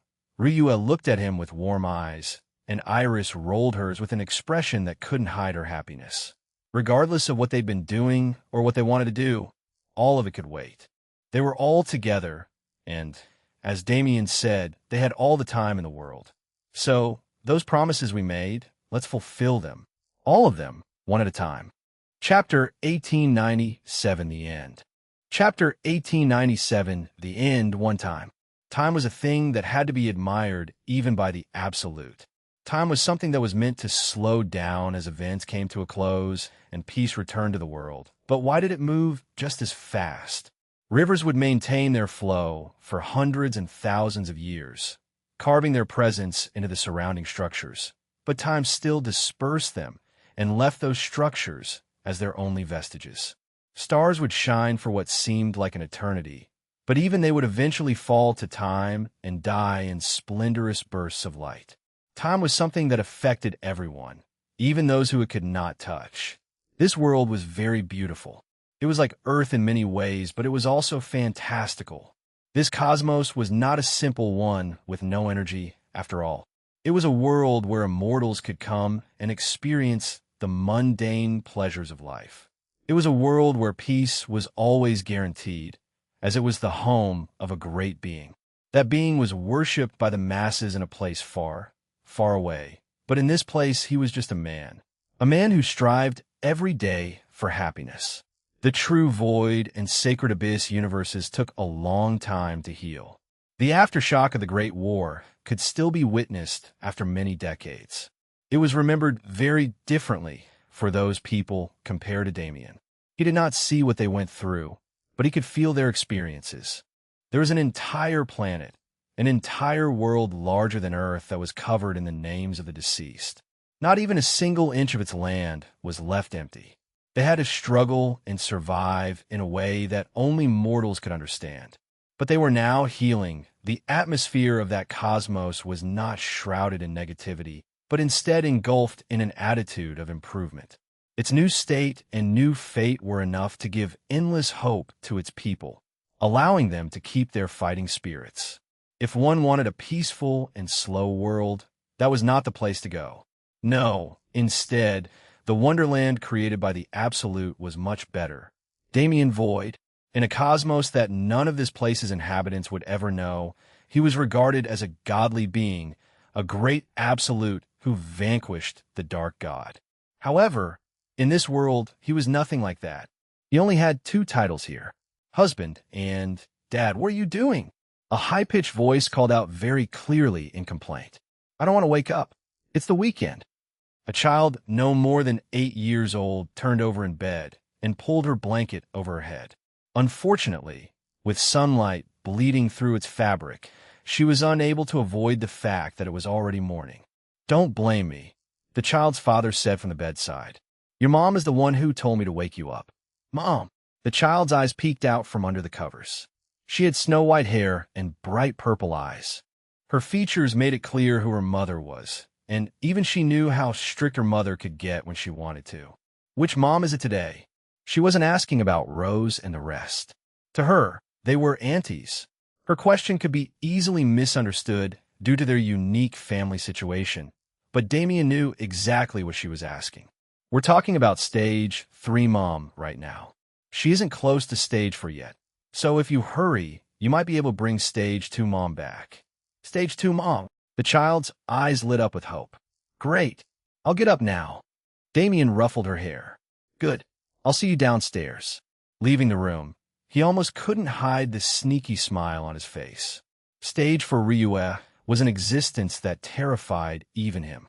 The amount of nagging he'd had to endure was almost traumatic, so he knew she was the perfect excuse to get his kids to wake up. Still, stage 4, it didn't work out so well if he was instantly caught. Ryue stood outside the door with her arms crossed, glaring at him in annoyance. What exactly is a stage 4, honey? Damien's entire body shivered. 20 years and 3 kids later, was it finally time for him to be discovered? Ryue approached him menacingly and grabbed his ear. Stop joking around and come to the kitchen. Rose wanted you to help with breakfast today. Ryue naturally ignored his pain and whining. He was an absolute, for crying out loud. How was it going to be hurt from his ear being pulled? She had to maintain her current stern appearance only because she knew her children were watching.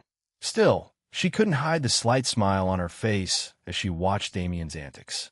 2 girls and a boy with her, a boy and a girl with Rose, a boy with Elena, and a pair of twins with Iris.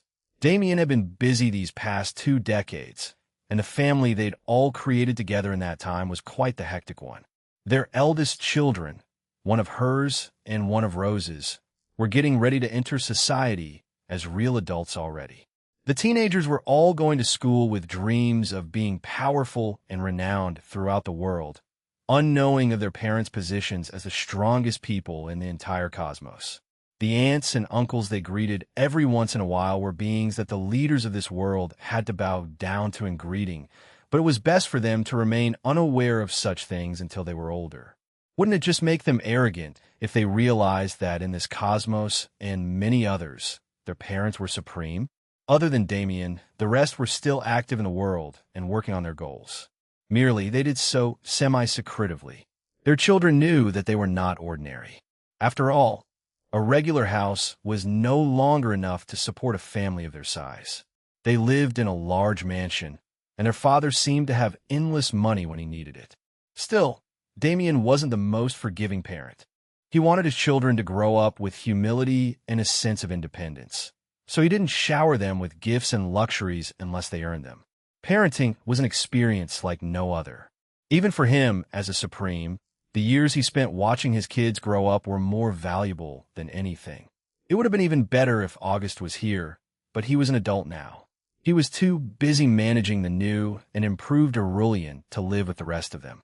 The visits he made every month or so were more than enough. Life had been peaceful in this plane, and life would continue as such. Peace and freedom to do anything. Peace that implied that a new threat would not be appearing anytime soon. This peace lasted for decades and centuries without end. Damien enjoyed his quaint life with his family for as long as he could. He had children with his wives, watched them grow, and eventually had the pleasure of seeing his own grandchildren appear in this world. He was able to do everything he ever wanted to do within those few hundred years. Yes, everything he wanted to do was already done. So what came next? Chapter 1898, the end. Chapter 1898, the end, two-time. To an absolute, it was perceived like that. It felt like just moments ago, his youngest daughter was just 7 years old. Peace was still young, and every day felt like a refreshing breath of air. However, that was just a faded memory. All of their perspectives of life back then were just dreams in his mind, things he saw from his omniscient point of view. It had already been 1,000 years since then. Life had already moved on. It wasn't as if those people and memories were gone. This was a world where people were not forced to remain mortal, especially those with talent. How were Damien's kids supposed to be untalented? They were still alive and well. He could visit them whenever he wanted to check up on them, and their family, of course, gathered every few years. It wasn't the same anymore. In 1,000 years, Damien's status changed immensely. All of his children grew up to be godly entities. His wives also revealed themselves to the cosmos as the hidden leaders behind its greatest organizations. He and his wives still lived in the same house they raised their children in, but only he and Rose were really maintaining this mundane lifestyle. He didn't have a problem with it. He still enjoyed the calm, and there was still much he could do if he so had the desire. However, even on a day like this, even when their family was all together, he couldn't stop looking at the stars and wondering about what kind of horizons lay beyond them. What remained for a man who reached the void? Truly, what was there left to do? The answer was as simple as it seemed. For those who reached the absolute peak, there was nothing left. For that reason, Damien did not consider becoming absolute his only goal. It was merely a protection so he could do everything else with peace. He was able to experience happiness in eternity unlike the world walker, but that was not to say he was entirely happy. At the end of the day, he was a man who fell in love with work. He lived 2 centuries of his life, a period that felt like thousands of years, constantly moving from one goal to the next. His family was here now. His children grew up and introduced him to his grandchildren. His grandchildren grew up and introduced him to their children. As the cycle continued, he no longer felt the same spark that kept him going for all this time. Everyone was living their own lives. He was happy to spend more and more time with his wives. He knew he would never get tired of this peace, no matter how much time passed. However, there was an ache in his heart, an ache that nobody else could understand. It was nighttime now. The day's events had ended, and everyone else had already left.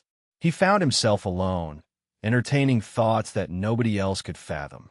Yes, They were forced to admit that they could not fathom his thoughts even after all of them had ascended beyond the supreme god level, but they could still understand him. That look on his face was one they knew well. After all, it was that same look on his face that he'd had for many centuries as he stared at the same sky. How could they not know it? Damien stayed on this plane because he wanted to spend time with them. He wanted to see his children grow up, and he wanted to be a father to them and a grandfather to his grandkids. However, it was past that now. It had been too long. He was God on this planet, and something even greater on the cosmic scale. With the passing of hundreds of years, the separation between him and the newest generation of his bloodline was too wide to even consider measuring. Naturally, they were still present. Everyone that Damien invited to this realm was still here, and they would often come visit. Yet, even they could see it. This life was not the end Damien wanted to see. Rose smiled wryly as she watched him. It felt strange to say, but it was enough. He had spent enough time here. Wasn't about time. He focused on the horizon. He could never stop admiring, no matter how much time passed. Go. It was unknown who said it, and it was unknown when they decided to approach him, but it didn't matter. All four of them were of the same mind about this matter. Pardon? Damien asked. Rose smiled and stepped forward. Go. We know just how much you yearn for the things the rest of us cannot see. You've been considerate enough, so don't feel burdened by us and go. I was never being considerate, Rose. You know I know. She cut him off, not allowing him to contest her.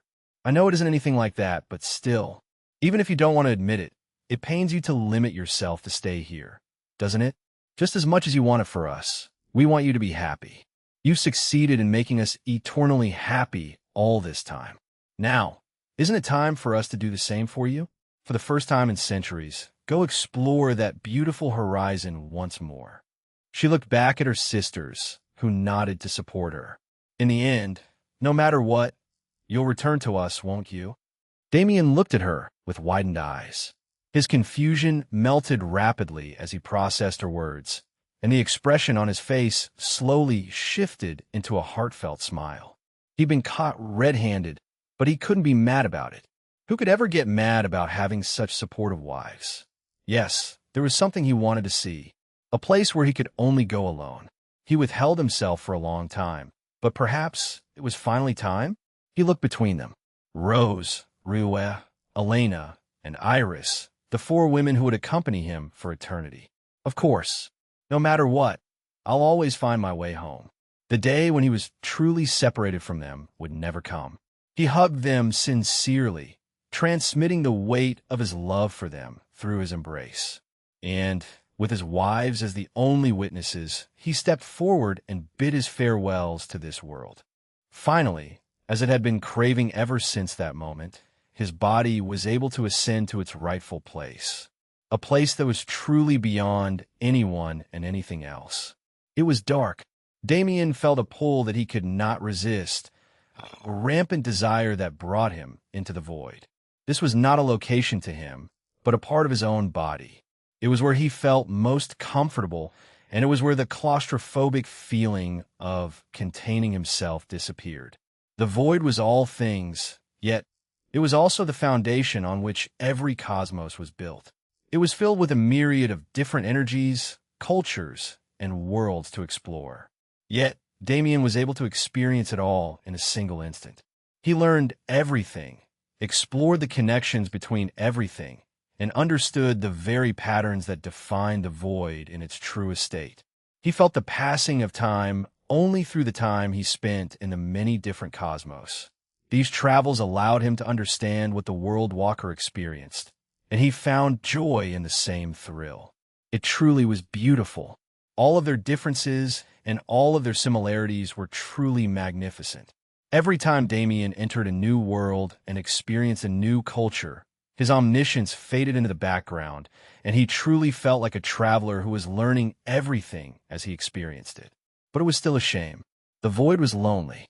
The World Walker was dead, leaving Damien as the only person who could ever experience this feeling. He earnestly wished that another would appear. Paying special attention to the Void Supremes, he waited for the day that one of them crossed the final boundary. That was when he heard it. in some random cosmos in the middle of nowhere, while observing a battle between its greatest entities, perhaps eons or maybe only a few seconds after his own ascension, he heard it. A sound in the void. A sound in the void that should not have been possible. His ears perked up. He immediately dropped everything he was doing and rushed to its source. For it was a moment that he had been long awaiting, and a sign of something spectacular. The end. Chapter 1899, Author's Note. Chapter 1899, Author's Note. Don't unlock this if you don't want to read me yapping for an unreasonable number of words. The main point goes like this. Thank you all so much for reading. I hope to see you all in the next adventure as well. Anyway, let me change the tone for the people that want to read it. I'm going to try my best to be serious, I promise. So, it's finally over.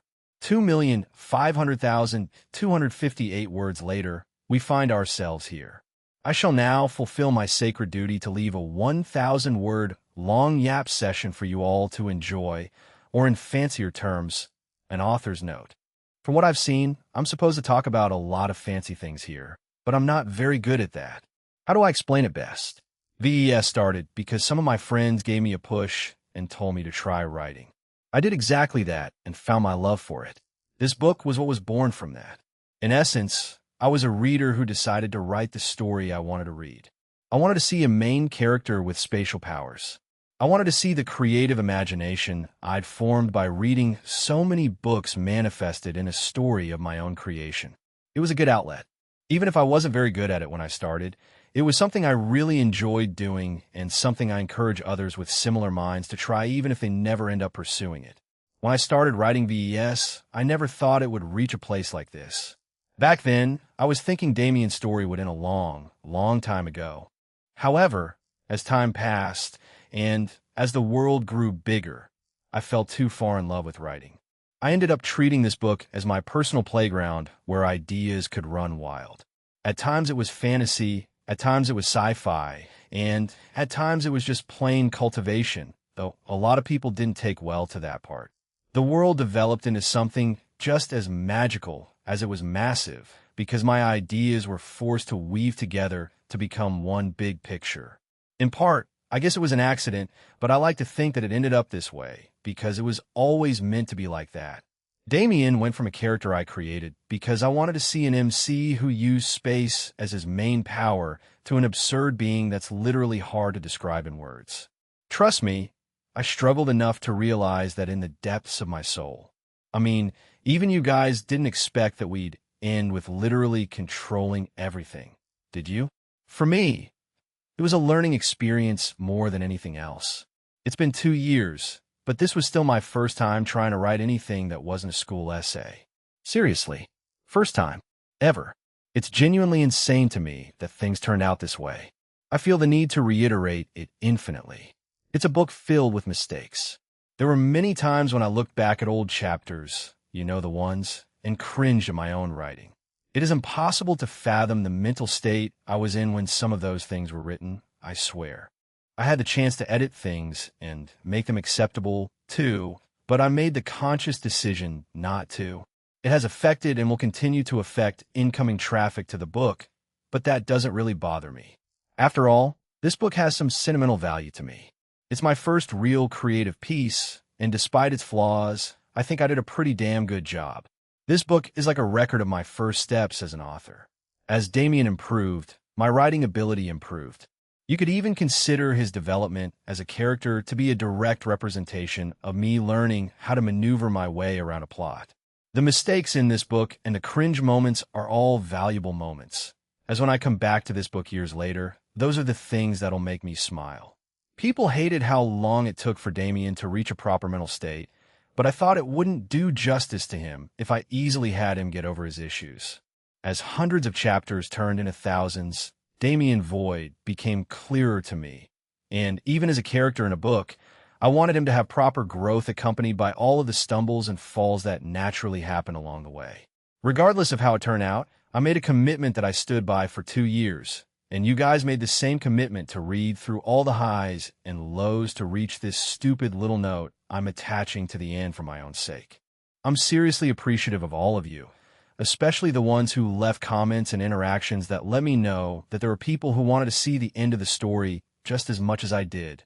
Special shout out to the Beppers. You know who you are. Back to the point, whether it's a third-rate novel or the best masterpiece ever written, I don't care. I'm glad that I wrote it, and I'm glad that you read it. Thank you all for staying with me until the end. I'll see you all again on the next one. It's called Tower of Heaven, and it's out now. I promise that it will be at least moderately less cringe than VES since I have some experience now. The concept is a mix of cultivation and a tower story. It sounds a little cliché, but I had a lot of fun planning this story, so I hope you all give it a chance. I know it's a terrible plug, but what can I do?